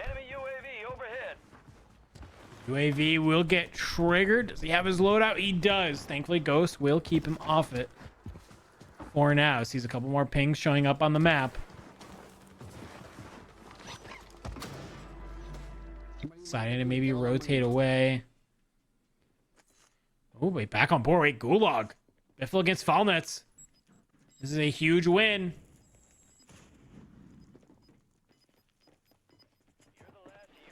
Oh, my.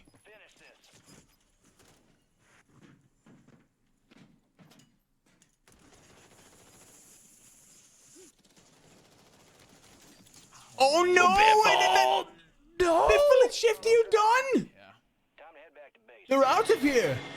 Shifty falls in the back as Biffle's trying to deal with fall nets. And in that moment right there, we will be seeing another game, ladies and gentlemen. We will be moving to match 10 at least tonight. I tell you what, I have never seen Biffle so unsure in a gulag. I don't know what happened there. I mean, I got to give Fallnet some credits. Fallnet's just doing a great job of basically just kind of throwing the pre-fires in. And I think, you know, Biffle was obviously trying to catch a timing. I don't know if I love that he threw the smoke, because I feel like he threw his smoke, which helped, you know, obscured it. It looked like he had an idea that Fallnet was going to take the zip, but it just was the timing of it that kind of came out at the end of the day. I mean, I would have loved to see him get hyper aggressive. But hey, we'll go one more game. Biffle and Shifty are out, but back on board with Lennon. Finds KK wide in the open. Puts themselves on 3. If he could just get to this buy station, get Juki's back on in, this could be a solid regain game for these two.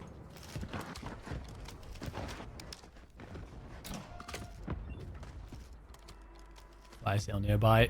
Likely going to make Lennon a little bit tetchy here. He wants to push out that buy over by the firehouse. The problem is, likely, so do so many other squads. I'm very curious, by the way. I know I'm going off a tangent here. Where on earth Lennon is playing from? That's not his usual setup. But right now, all he's got to concern himself with is trying to get over to... And again, the thing is, you could well play for this. I like the idea to use the PRD to get onto the roof. But yeah, there's teams already looking for this buy themselves. They want to take advantage of the lower cash buys.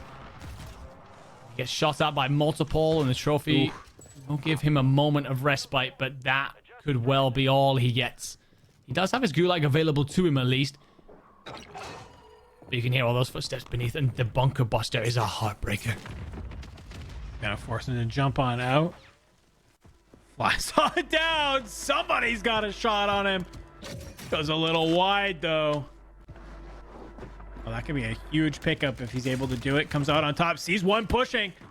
That's going to be swag. Adrian's got to be around here somewhere. He's going to fly down on in. Can he be able to find it? Grenade dodged. Weaving in and out. Don't know if Swag was able to get back on up or not. He's trying to be able to finesse his way out. He cannot. What's he doing? Self-revive is there. Swag and Adrian hunt down Lennon. He's still got the gulag, though. Isn't over yet. There's a portable buy here, bro. Blast playing shirtless. And you know what? For the first time this afternoon, I feel a guy. It is warm here in the UK. I said it at the top of the show. But, Oh, you don't have to watch over me, bro. apparently Blast also struggling with the heat this afternoon. No, this is actually just how he normally plays. For real? With that mustache? Damn. Yeah. Okay. No shirt blast. S&D 8s is like the quintessential move. No, probably not. Not exactly sure, by the way, how Ebates falls into the ladder. I think he actually just lands and drops straight through, but I think it actually saves him from Blast's follow-up nade. We're very fortunate. I should have fucking He gets backed on off, and you hear the frustration come on out. Mutex I should told you about bunker buster. isn't there in order to provide shots on over the top. I think that's one of the problems when you're both trying to approach this from different levels. You know you're up against Ebates and DJ Mars at least, and Mutex and Blast will feel like they want to take that fight. I could drop money you buy too. So I think that right now what we do is we go into a listening and see how they approach this. Love that. Got it. I'm looting all these trays that are unopened. We're not gonna have res money, that's the only problem. Fun. What's up, Goo?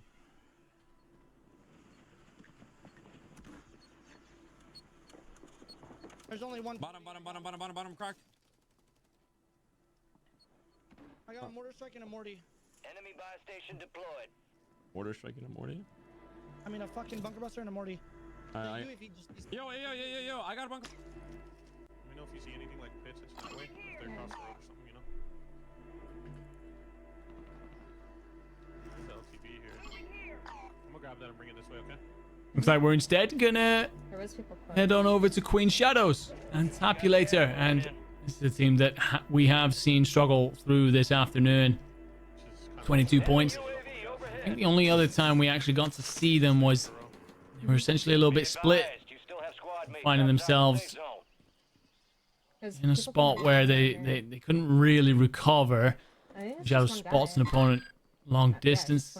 I think that call out is right. It is one guy, but you're going to need some straight shooting. You are mounted, so it does give you a little bit of a performance bonus, but yeah, I don't know if you're making that happen. Tap brings the Jeep on over, but getting bullets from elsewhere. And will Queen Shadows want to check back on this? Absolutely. Problem is, again, you're going to need your best shots in order to finish that off. In the building, look over. Back door. Someone's coming in my right. You hear him? Someone's to my right, yeah. Like footsteps? Queen Shadows. Here's yet more. There's at least 3 teams and a solo in this region, so a lot going on here. And actually, Shadow's going to get spotted out by a recon, so the gig is up. And honestly, if you've been having a bad afternoon, moments like this is where you can turn it all around. And it's a crack, but it's not a down, and that's just frustrating.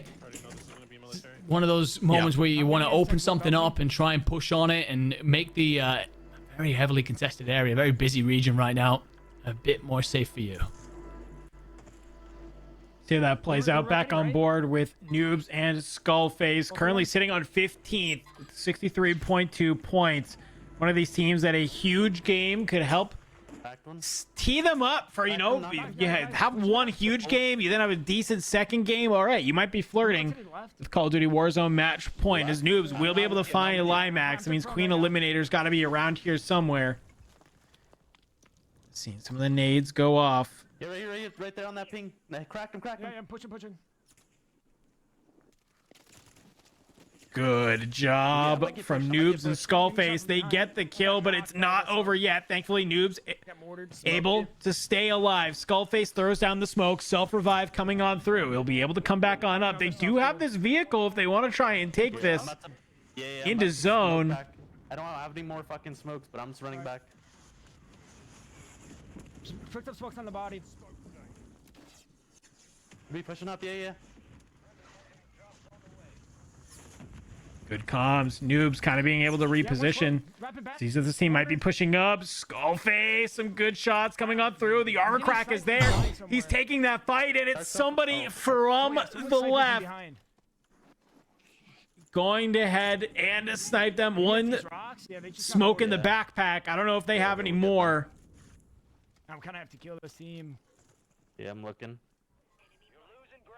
I think the problem you have here, if you are Skullface and Noobs, is it feels like there's at least 2 teams off to your right.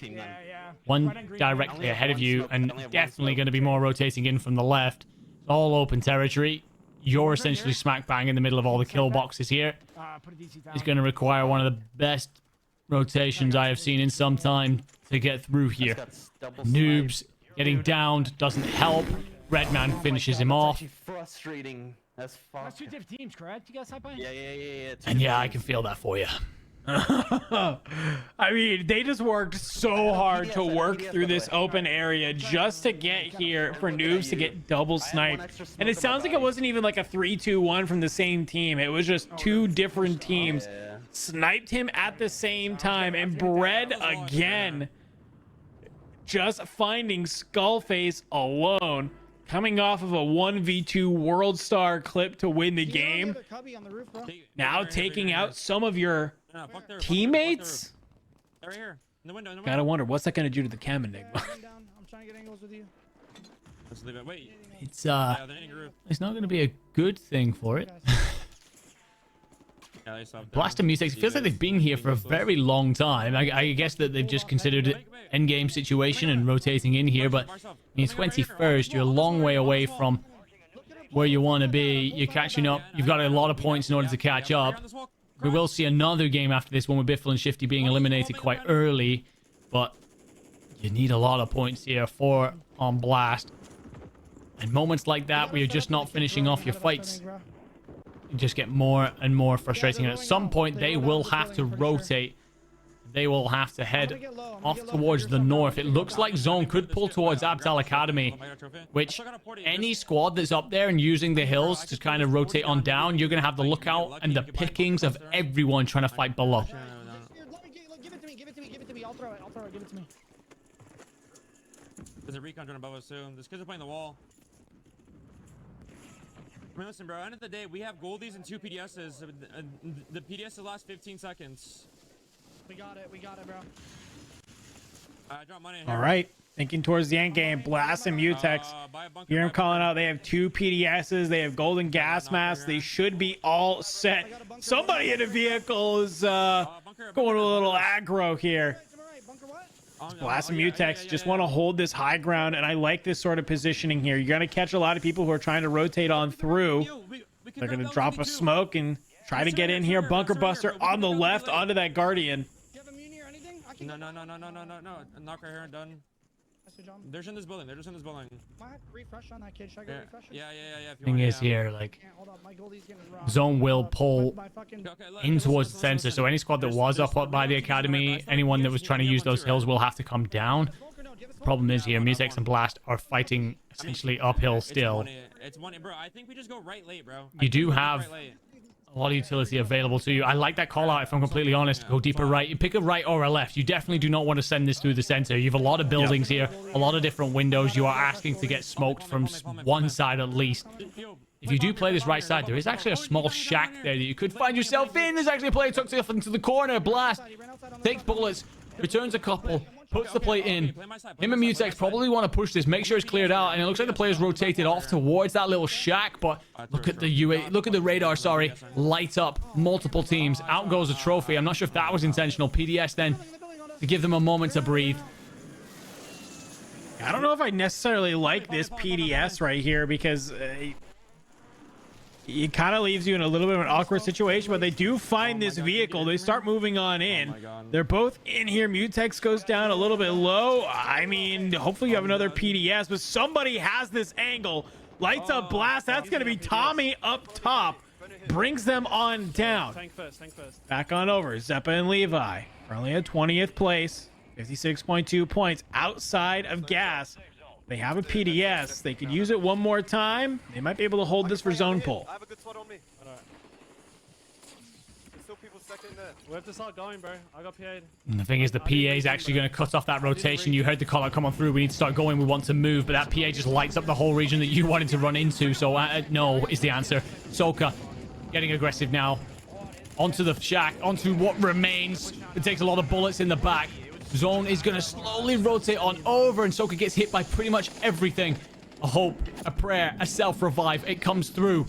More plates go in. You're not running with too many. Actually finds a couple on the deck, so he's fine for now. Deployable buy available. That could be huge. If you can get it down, if you can get Allman back in, the chances of it making over are slim. Actually, oh, it falls just short the way everyone's landed nearby, but he's actually going to bait this out. Surely he does indeed. Finds Joe, who was still alive. Another good showing from that duo. I don't either. Just keep holding this. Brax and Juju.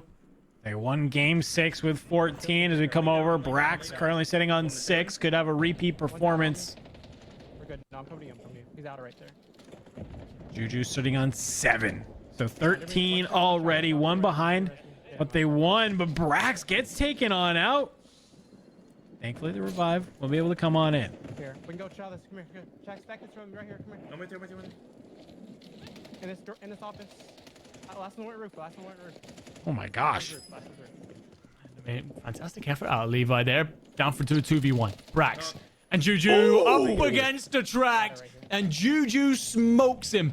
Brax is actually trying to figure a way up. Both players right now just trying to figure out how to get up there. Brax will finally get up top, clean it up. And I tell you what, Juju snaps, and that is 15 for both Brax and Juju. That is 30 points on the board. 2 map wins now for these guys, and looking like they're bringing a bit of heat towards the end of this. It could be a little bit too little too late, but Biffle and Shifty are stumbling at the minute. So if you want to find yourself on a heater all of a sudden and put yourself into prize money conversation, no better time than the present. Yeah, I mean, that's kind of a great way to have that. You are sitting at roughly 70. You have a 30-point win. Gonna crack you up over that 100 sort of point threshold. Hey, puts only 29 points away from crossing our Call of Duty Warzone match point threshold as well. So, I mean, but my thing is that you kind of have to do that back to back, right? They would have to literally do what they just did again in order to cross the threshold. But hey, if we go 2 more games, 15 points a game, it's really not that difficult for a squad of that caliber. But let's go ahead. Let's take a look at their stats from that game because, whew, I mean, it got a little bit hairy at the end. There was 7 for Brax, 8 for Juju, 15 overall, 30 points earned, puts them at 101. And we're not talking Dalmatians. We are absolutely not. Michael White on your screen, but it's all in the kill feed for Brax and Juju getting themselves onto that 101. Honestly, I think that part of it as well, like as you're starting to cook more, as you're starting to look better throughout this, I genuinely think that with the 130 Call of Duty Warzone match point threshold, once you cross that 100 mark, it feels more within reach, right? It feels like you can just reach out and grab that, put yourself obviously likely up towards the top 3 when we start talking prize money. So I do think that, you know, there's a couple of teams that started off hot throughout the afternoon. They've faded away throughout the conversation. I do think Brax and Juju suddenly bringing up the rear throughout these last couple of maps bodes well for them. They are an interesting duo in particular, and they're one of those squads that you feel can pop off. There is a lack of consistency sometimes in them, but they are a side that could go and do a 30-point game without a doubt. So I feel like could break that threshold. And as you said, if it takes 2 more maps of Biffle and Shifty, then it starts to bring in, okay, well, could Empathy also cross that threshold? Who else could we see maybe make it? And then how much of a 4, 5, 6 way does this conversation become? Yeah, I'm really curious to see how this leaderboard shakes out because, you know, we had Team Empathy not too far away from being a team. We said they kind of had to have a pretty solid game and win. They didn't. Who knows? Maybe they went completely rogue and just took advantage of that 1.8. We'll have to wait and see. But there are a couple other teams that are starting to put themselves in that, okay, if we go another 2 games, you know, and they play very consistently well, they now start entering the conversation. So I'll be curious to see how does that shake on out with some of those squads. But let's talk a little bit about the falter there of Shifty and Biffle, right? It's one thing to get taken out. You know, you're trying to make a rotation. You just get absolutely pushed by a team. You know, sometimes it's what can you do in that scenario. But for them to be in the gulag, to get sent to the gulag, mind you, but also in the gulag to lose them the way you do, that's got to be really frustrating when you're trying to clutch this one on up. Yeah, I think there was a moment as well where Biffle he's chosen his angle, he's holding it, he's got it locked down in the gulag, and then Shifty dies in the back. And I think there's that split second moment where you're just recalculating the situation. It's like, oh, if I die here, I lose. And I don't know, you know, I'm not expecting Biffle to get shaky leg or anything like that, but you do spend that extra second just going, oh no. And then things have unfolded in front of you that then crack his armor, leave him in a situation where he's got to pull off a miracle play. But to watch how Biffle comes in through the smoke and just watch his opponent sail up the zip is so heartbreaking. I know that Warzone Total Frenzy have actually tweeted out a clip of that moment. It was indeed as tough as it looked, and Biffle will, be ruining the fact that he didn't finish off that fight nice and early. But the fact that Shifty, because when we saw Biffle in the Gulag, I kind of thought, oh, well, Shifty will surely have his. But no, he must have lost it at some other point as well. So getting off to slow starts, this duo at the minute. Yeah, probably a little bit of a rough scene. You know, it does require a hardcore shift in gameplay, right? To be able to kind of, go from being, okay, we have to get these eliminations, we have to get these points, we're trying to get there, to now, okay, we just need to win the game. Sometimes teams can struggle with that for a game to be in that transition. But I'm being told the leaderboards are ready, so let's go ahead, take a look at our eliminations from that last game. And who was on top? Well, at the top, you got Juju with 8. Not too far behind is Bbreadman. We saw a couple of those snipes coming on through, so no surprise to see that. But 7s across the board. Oh my gosh. Yeah, so many players showing on up. I will say, tip it again to Bbreadman. It hasn't been their afternoon, but it feels like he's consistently showing up at the minute. We haven't seen much of Amir for a while, but still popping up inside our top 10. Jowo seeing better, pushing himself onto 6 kills. So yeah, it feels like we're seeing like a variety of names, which I love when we start talking about these tournaments and formats with so much talent on display here. It's not just the Biffle and Shifty show. Well, looking at our bottom teams here, we're seeing some teams sort of have started to slip as they start looking at here. I'm looking at basically like Team Rida, Team Ebates. These were very early on squads that came out hot, were finding a lot of success early on, but now it's just been a little bit rough for them, I think, to continue to find that. A couple other teams that are here as well. But let's take a look at our top teams to see how does our leaderboard shake on out. And as we look at it, okay, this is where things start to get spicy. Enigma, walk me through this 2nd through 5th, because I think what we're looking at is potentially a couple teams, all it takes is one good game for any of them to join Team Biffle on Call of Duty Warzone Match Point. Well, Trick Empathy, right? This is a duo that we have seen up there in the conversation all the way through this. They need 21.2 points. Definitely achievable for them.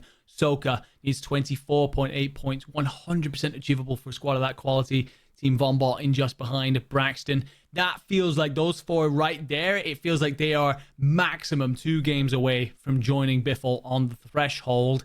However, you wouldn't put it past them doing it in one, having a heater where they go on to win. So I think after that, you're kind of out of the conversation. It's all about you then just chasing after and trying to have like a solid, consistent next 2 games. But yeah, I think that Team Biffle right now, you're looking over your shoulder and thinking, we've got to get this done. Otherwise, we start to make this incredibly difficult for ourselves, and we just didn't need that when we were at 70 points after 2 games. Yeah.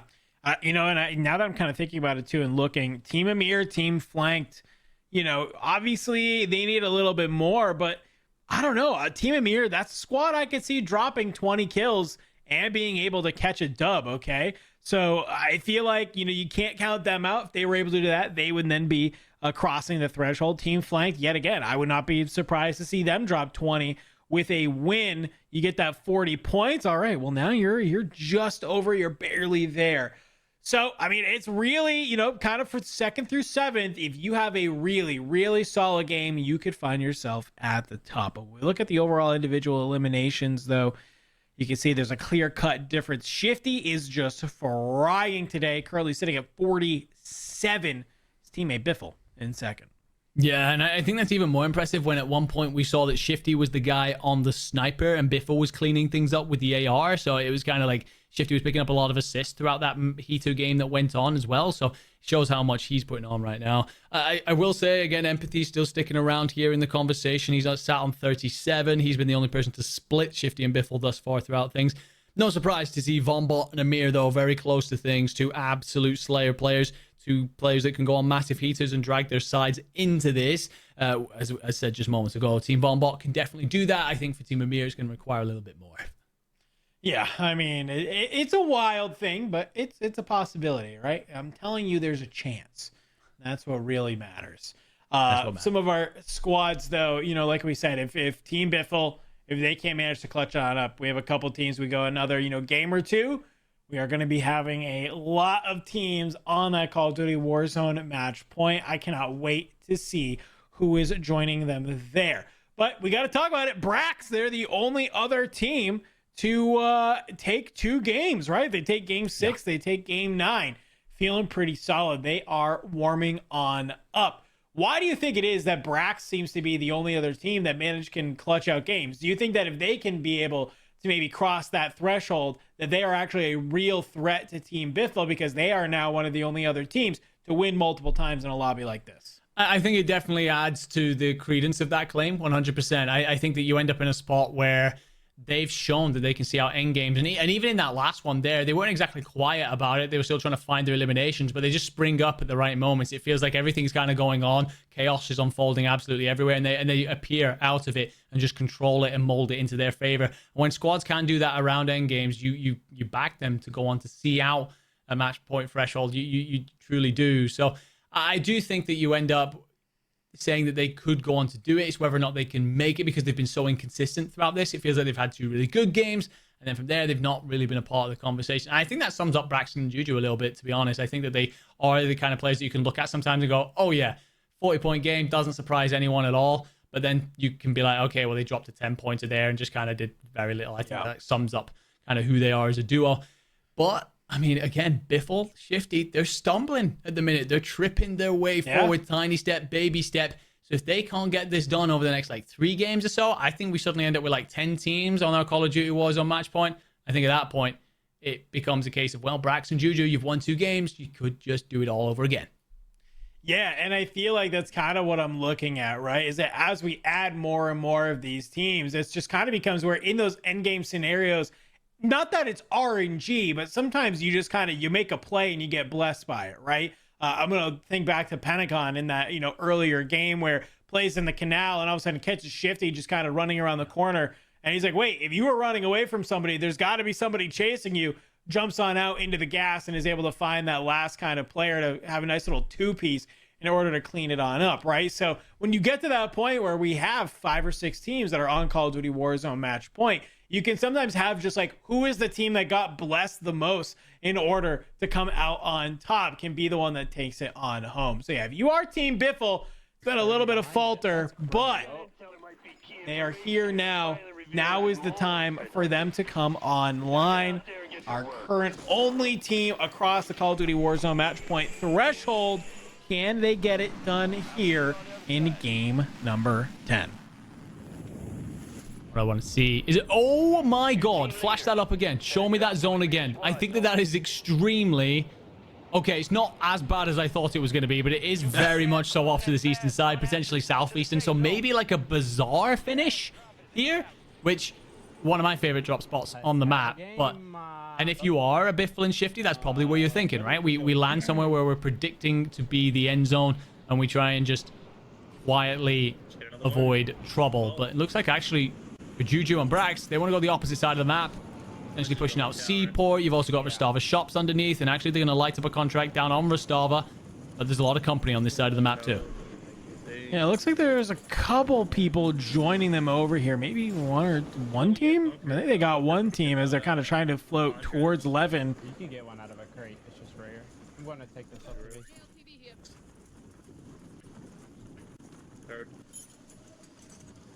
Just a little bit curious what the idea is here. They go ahead, they land. Couple of looks across the sky. See anybody landing on in? It doesn't look like it just yet.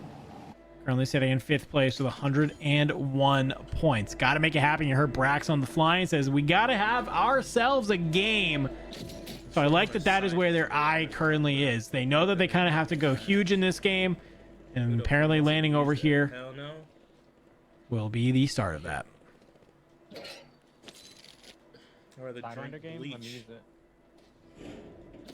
I use the Sidewinder the whole game. I always think when you come to these kind of games, like Braxton Juju right now, sat at 101, I think that what you want is a heater. I don't know about a drop spot that requires you to rotate so much. Yeah. I mean, I've spoken about this on World Series. You have as well, of course. I think some sides, they have their preferred drop spot and they just play out from it regardless. I think that, you know, sides that are versatile depending on the zone seem to do better overall. And I'm about to grab this. I don't know, for me, Juju and Brax, like, might have been a See who's around us. better play to just put yourself elsewhere. Then again, they've won 2 maps, so who am I to judge? Yeah, I mean, I feel like this is a team that finds a lot of their eliminations in the latter parts of games, right? They take the early moments they want to get their loadout, they want to get what they have, and they want to make sure they have what they need in order to clutch out an end game, and they're always just being able to find kills. But it does look like now they do have a bounty up, and I think they're maybe going to try and make their way towards it, which I don't hate. They're not about it. I wonder if they've been dropping here throughout the afternoon. And yeah, I was about to say they're aware that some teams are trying to land up by 11 resort, maybe Kotovo blocks, and they're just trying to catch them on rotation. I think actually going to play around the bunker as well. Unrational saying GG in match chat. Not sure what's happened there, but I'm always interested in the kind of spicy fight just went on down. Juju knows exactly what he wants from this bunker, by the way. Oh, yeah. You want the foresight. Come back out. I'm about to turn. I gotta pee.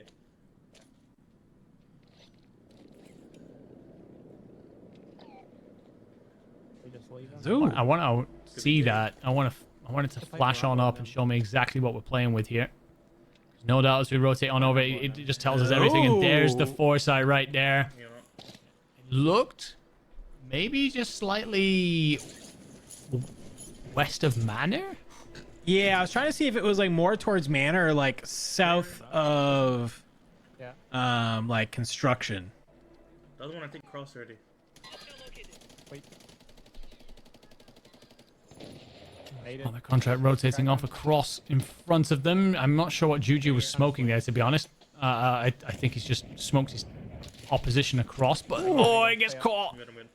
There's quite a bit of damage. Brax, you heard the comms there. Stay up. I need you here in this fight. We get shot from the right as well. And I think this is going to be a Bounty's teammate peeling off to the side. And, well, Brax cleans it up. And is there a second play? There is indeed. And Danya did not spot Juju down. And Juju makes her suffer. Wow. That was a really good job for him to be able to pop the self-revive, catch Danya as she pushes out the smoke. Really, really solid. It was looking a little hairy there for them, but to be able to clutch it on up is huge. As we come back on over, Prospect taking a little bit of a joyride on this LTV. Was getting in some solid damage, but had to hop off. LTV just drives away. I don't really know what we're doing.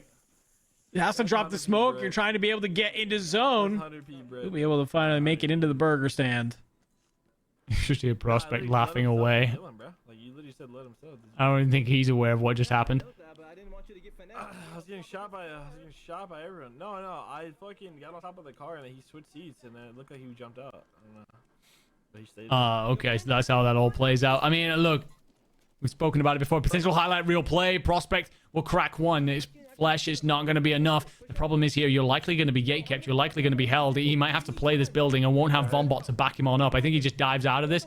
This, for me, is the correct play. Smoke did go through the windows. A little bit worried. It bounced back on itself there. I agree with this. This other team are likely going to be holding or looking to hold anyway from the rooftop. I think you want to be back with your teammate at this point. Play hip to hip. If you're going to try and patrol the edge of the gas, right by the edge of your seat, you got to make sure you're doing it together. Oh, they're not out of the... I'm getting rid. Backing up. Out of the jungle just yet. They have to be able to make their way into zone. It seems like there's a couple of teams that have them in their sights. Okay, I heard. In front of me. Close. On this hill or something. You have to Bombot pushing on up, kind of by himself. Prospect laying back. Maybe trying to play, you know, a different angle if they are there. But Vombot, you're kind of by yourself. He does find Queen Loves Cake, though. On the outside, Prospect, though, will get taken out by Desmond. Now a 1v1. He's ground loop, by the way. Caught there, and it's just gotta be frustrating. I think that's one of the things about playing the edge of zone. Prospect, though, going to have to put it behind him. Up against Queen Loves Cake. Pulls out the Lockwood. Slips forward instead with the Superi. Definitely the weapon of choice right now. You saw the insane statistics from World Series. You read them out yourself, and that's why you can absolutely snap. Although I think he was just going to bake her alive anyway with the Molotov. Back on over. Hisoka and Almond. Only sitting in third place. 105.2 points. I don't really know what you're trying to do here. I'm witnessing a 22-point turn as they fly this LTV off the overpass. There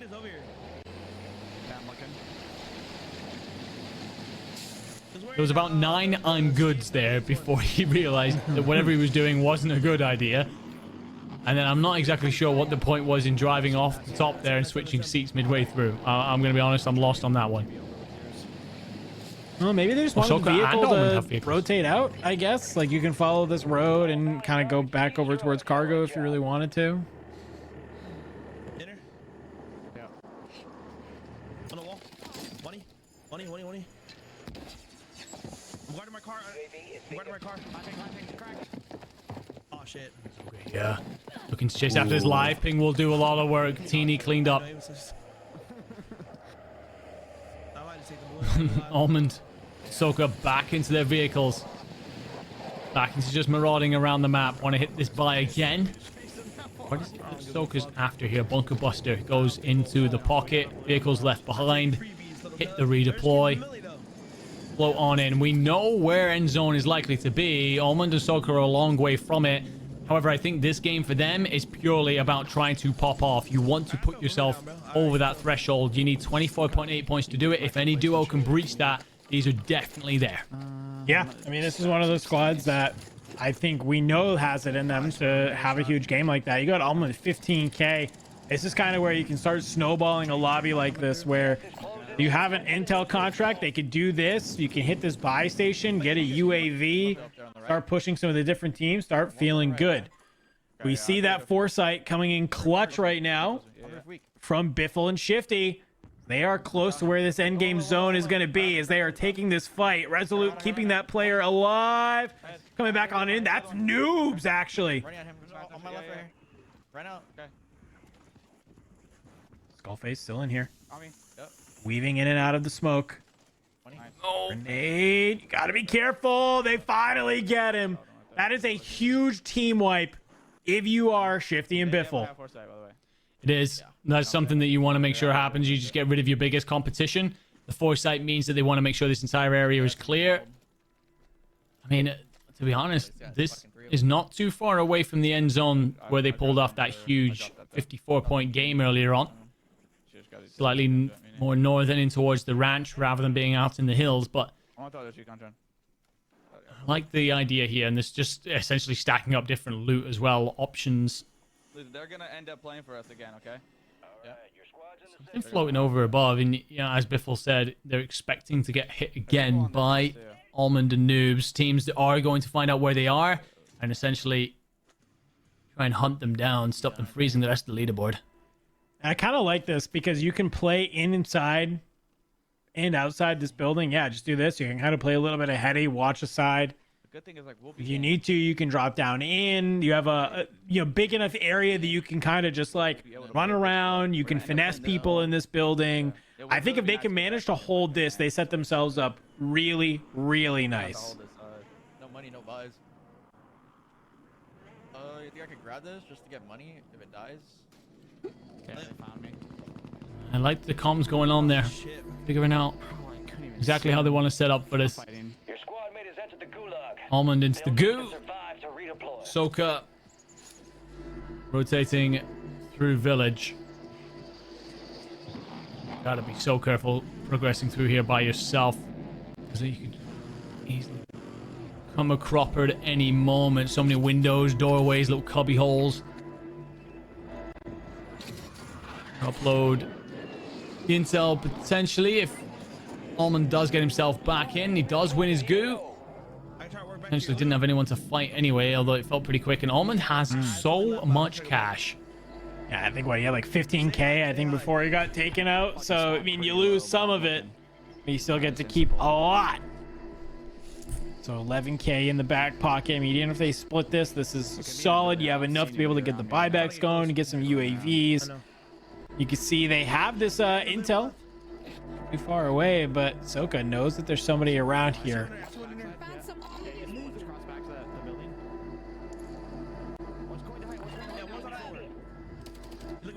Oh, some shots rang out from Hisoka, but none of them connect.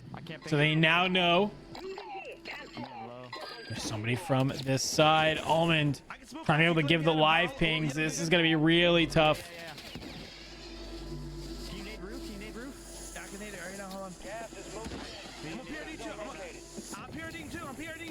I love this play. I absolutely love everything about this play. Hisoka puts the nades on. Almond dives from above. Hisoka joins by the PRD. What a combination and execution there. Wow. And then absolutely flies after Queen Eliminator as well.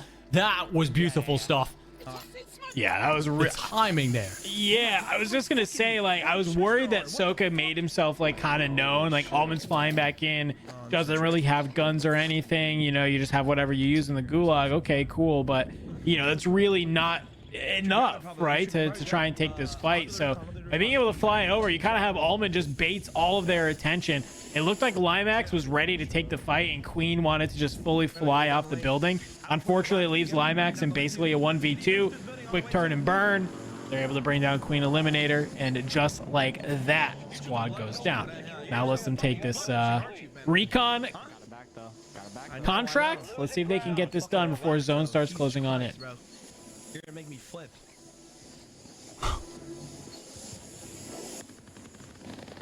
Almond just over here disagreeing on a few things potentially. A lot of gunfights going on across the way. Hisoka's just going to try and shoot down the balloon and make their afternoons a bit more difficult. And loot ain't going his way. Hisoka. Fucking outplayed Drew. We actually just fucking outplayed the fuck out of him. Yes, you did. We all saw it on main stage, Hisoka. Absolutely gorgeous stuff. But the thing is, they need a big game. They got a long ways to go. We already know that Almond and Noobs and Skullface are aware of where Shifty and Biffle are. But Almond and Hisoka not aware yet that the people that they have to stop if they want the afternoon to continue are set up here towards the back end. On 1-2, the team in second place and have been in the conversation the whole way through. Ottereyes, Empathy, and they've just killed Scummin. I have a recon. Not too far away. Maybe. You said you want from where Shifty and Biffle were. Okay. 2 already for Empathy. No, he's with FIFA. Yeah, he bought back. Let's see Teammate, how many Otter has. Recon drone coming out from Empathy Trick. Trying to get an idea of where some of these other players could be.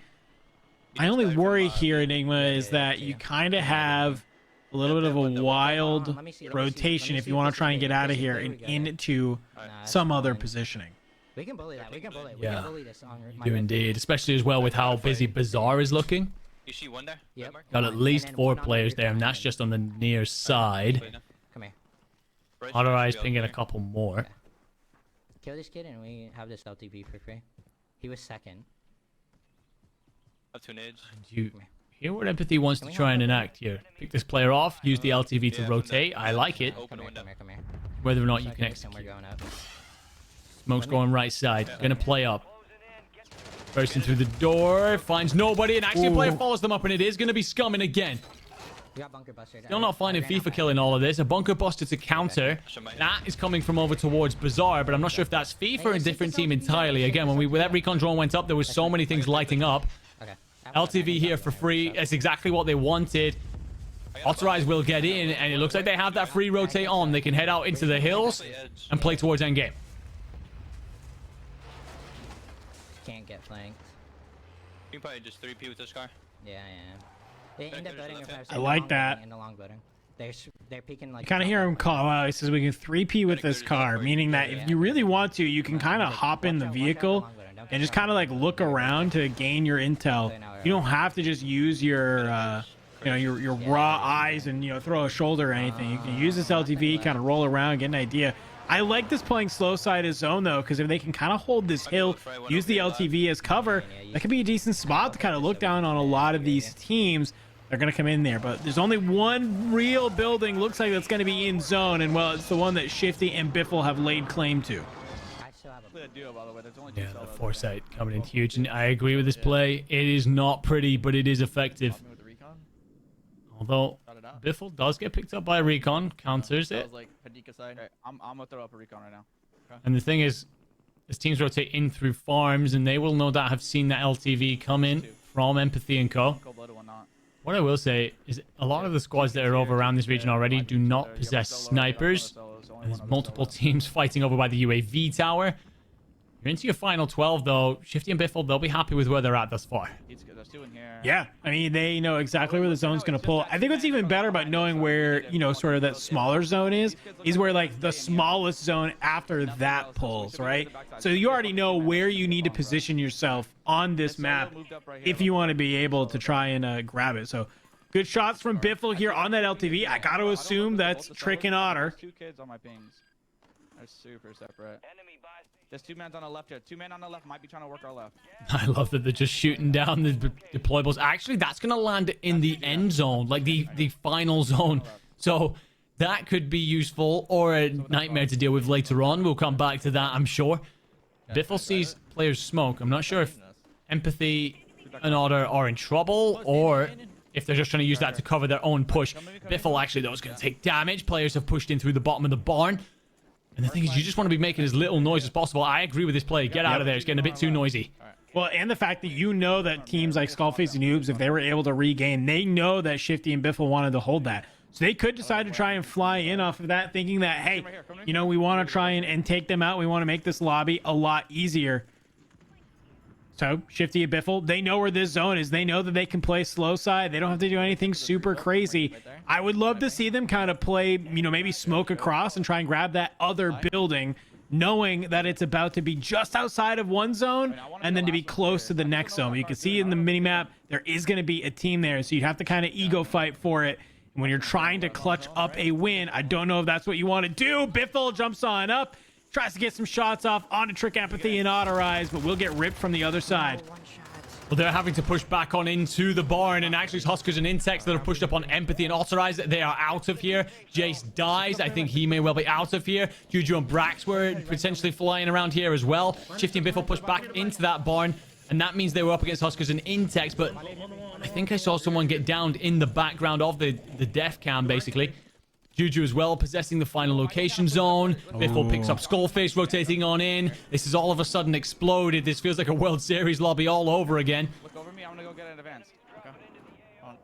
Oh, I love that. Shifty has 19K, says, look over me. I'm going to get an advance. Top right.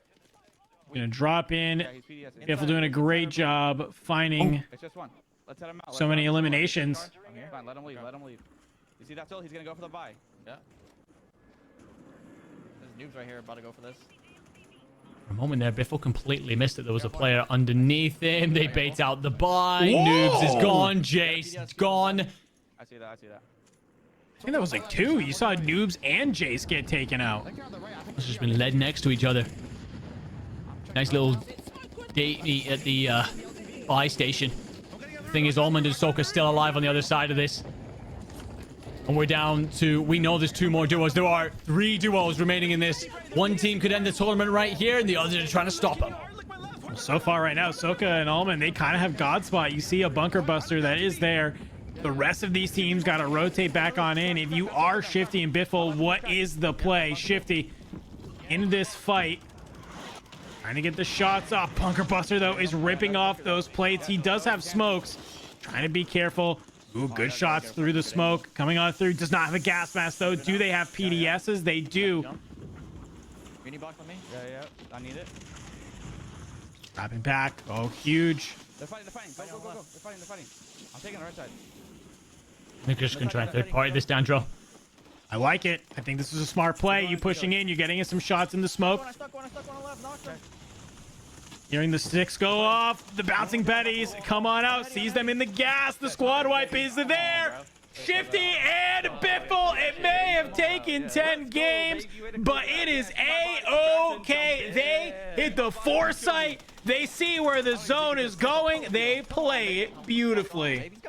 Pure composure. I was so worried when it became that moment where Shifty's trying to play on out for that advance. I think that he gets spooked a little bit by the fact that so many players try and play around that buy station, has to double back on towards Biffle. They don't get what they want out of that, and they had to make that rotation, and we knew that from the foresight. But the way in which they've just slowly creeped up into zone and then let the other two teams engage each other and then collapsed onto third parties shows yet again the ruthlessness, the efficiency, the versatility that comes from a duo that is just this damn good. Yeah, I would love to go back and watch what happened with Hisoka and Almond, because they kind of had God spot to me, right? Hisoka is up on top. He's using that sort of chimney to block off one side, and he's just looking at the rest of zone. And then you just have, you know, they had all of the space in the world to hold Shifty and Biffle, but it looks like they decided to take the opportunity to take a fight. And the second that Shifty and Biffle hear that fight going on, they're dropping smokes. They use it as their opportunity to fly across the map, bring them on down. First place, 14 points, 7 eliminations. They didn't need much. They just had to win the game, and they are able to do it. The dominance continues for Shifty, taking home another $7,000 as a duo, $3,500 each. Absolute insanity, Enigma. No, it's at this point we again run out of words to describe them. It's dynasty stuff at this point. Watching what they are doing, Shifty and Biffle. I mean, we didn't think they could get much better when they had Sage. They suddenly then bring in Hisoka. Went on like what, 6P, 7P, something like that. Look, every part, the players that we keep talking them up to be, regardless of format, regardless of event. They're signed up to the Falcons now. They got the Esports World Cup to look forward to, and looking every bit as good as they always have been when it comes to the World Series. So long may their reign continue. Yeah, I mean, I feel like it worried me a little bit, right? We saw them in game number 2. They dropped 27 eliminations and a win to grab 54 points, right? We were like, man, we thought we were going to be here all day. These guys are going to get it done in 4 games, it seems like. Well, they did not, because we had a lot of competitors come online and made it tough for them. It took them all the way to what? I think 7 or 8 games to even cross the threshold. But once they did, all it took was 2 games for them to make it on happen, clutch it out at the end there. They won 3 out of our 10 games here today. 30% win rate, not too shabby on a day in a lobby of this caliber, might I add.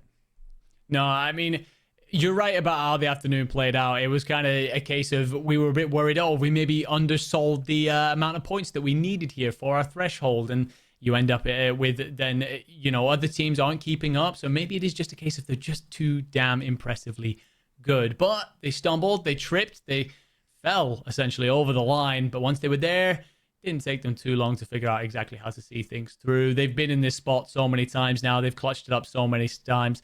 There was never going to be shaky leg. It was just about pure execution and the composure there. And that final play, again, showing why they dominate so many of our tournaments. Yeah, I mean, that was just beautiful. I love that they were able to grab that foresight.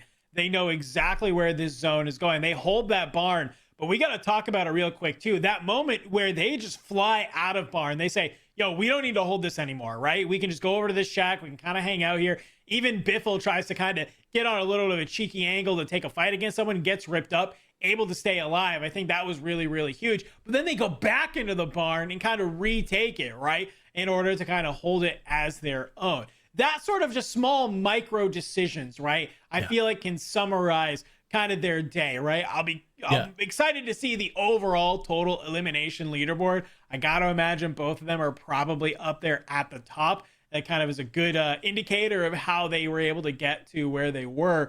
But, you know, it's those small things at the end of the day that really makes this team just absolutely so dominant. But they weren't the only ones going big all day. Let's talk a little about some of the teams that I think really impressed me today. Number 1, they were second going into that game. They went down in 10th, I think, with a solid number of eliminations. I'll wait to the leaderboard, but I got to give a huge shout out to Team Trick Empathy, because they were very consistent. Once they won their game number 4 with 14 eliminations, they were able to stay in really that top, you know, 3 conversation, basically fluctuating between second and third for the rest of the day.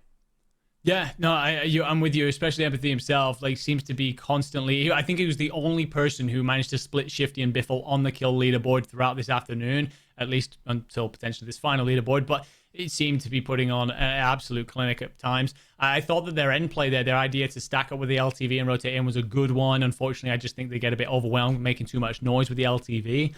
Another side to talk about... I think I want to go with Juju and Brax. They bring home 2 maps. We were talking about, you know, if they do get themselves onto Call of Duty Warzone match point, onto the threshold, can they then bring it home? Well, they've sealed off 2 maps. I think there's a little bit of inconsistency there, but if they can clean that up, I think they're a real force to be reckoned with.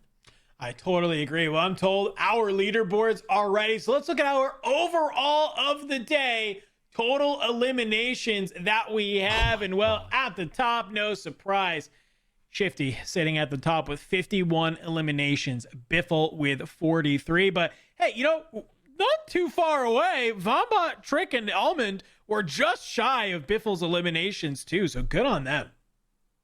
Yeah, no, I mean, you right up there. I feel for Empathy actually a little bit. The fact that we're going to list him as 4th because he did so well throughout the afternoon. I will say, I know I brought him up a little bit ago, and I know I'm usually like EU bias and whatever. I'm so surprised to see Jukies make top 10. I feel like that they were not really involved. We're going to get to see our leaderboard here. And these are the teams that did not perform, unfortunately, on the day. I particularly feel for Team Saskia Cole, I'm not going to lie. But there's quite a few squads here that just never got going. We did have teams down here that eventually picked things up throughout the afternoon, but I'm thinking Team Swag in particular. I'm thinking like Team Selly. There's a couple of squads here where it just feels like we've spoken about them a lot on this page. Yeah, it was very interesting to see them kind of sit there. But let's talk about our top teams. Well, you have at the top Team Biffle. They are taking home first place at $7,000. But they weren't the only people taking home cash today. Second place, Team Soka, 125, just barely edging out Team Trick Empathy. So Team Soka and Almond will be taking home $2,000 in second place, $1,000 each. Trick Empathy being Trick and Otter coming in third. They'll get $1,000, $500 each, which, hey, not too bad for a little solid day of Warzone. Team Brax, just on the outside looking in. Team Vombot not too far away. Team Flanked just couldn't get it together. Unfortunate for them, but hey, a huge day overall for those 3. Congratulations to those 3 teams for being able to clutch on up, make some money here in today's Warzone Total Frenzy. We've played our 10 games, Enigma. We have crowned our champions. We've given out $10,000 in a total prize pool. I think it's about time we wrap this thing up. So, hey, give me your overall kind of thoughts on the day. A little bit of a different format for you and I to be able to talk about. So, how did you think it all went down? And, well, if people want to keep up to date with you, where can they find you on the internet?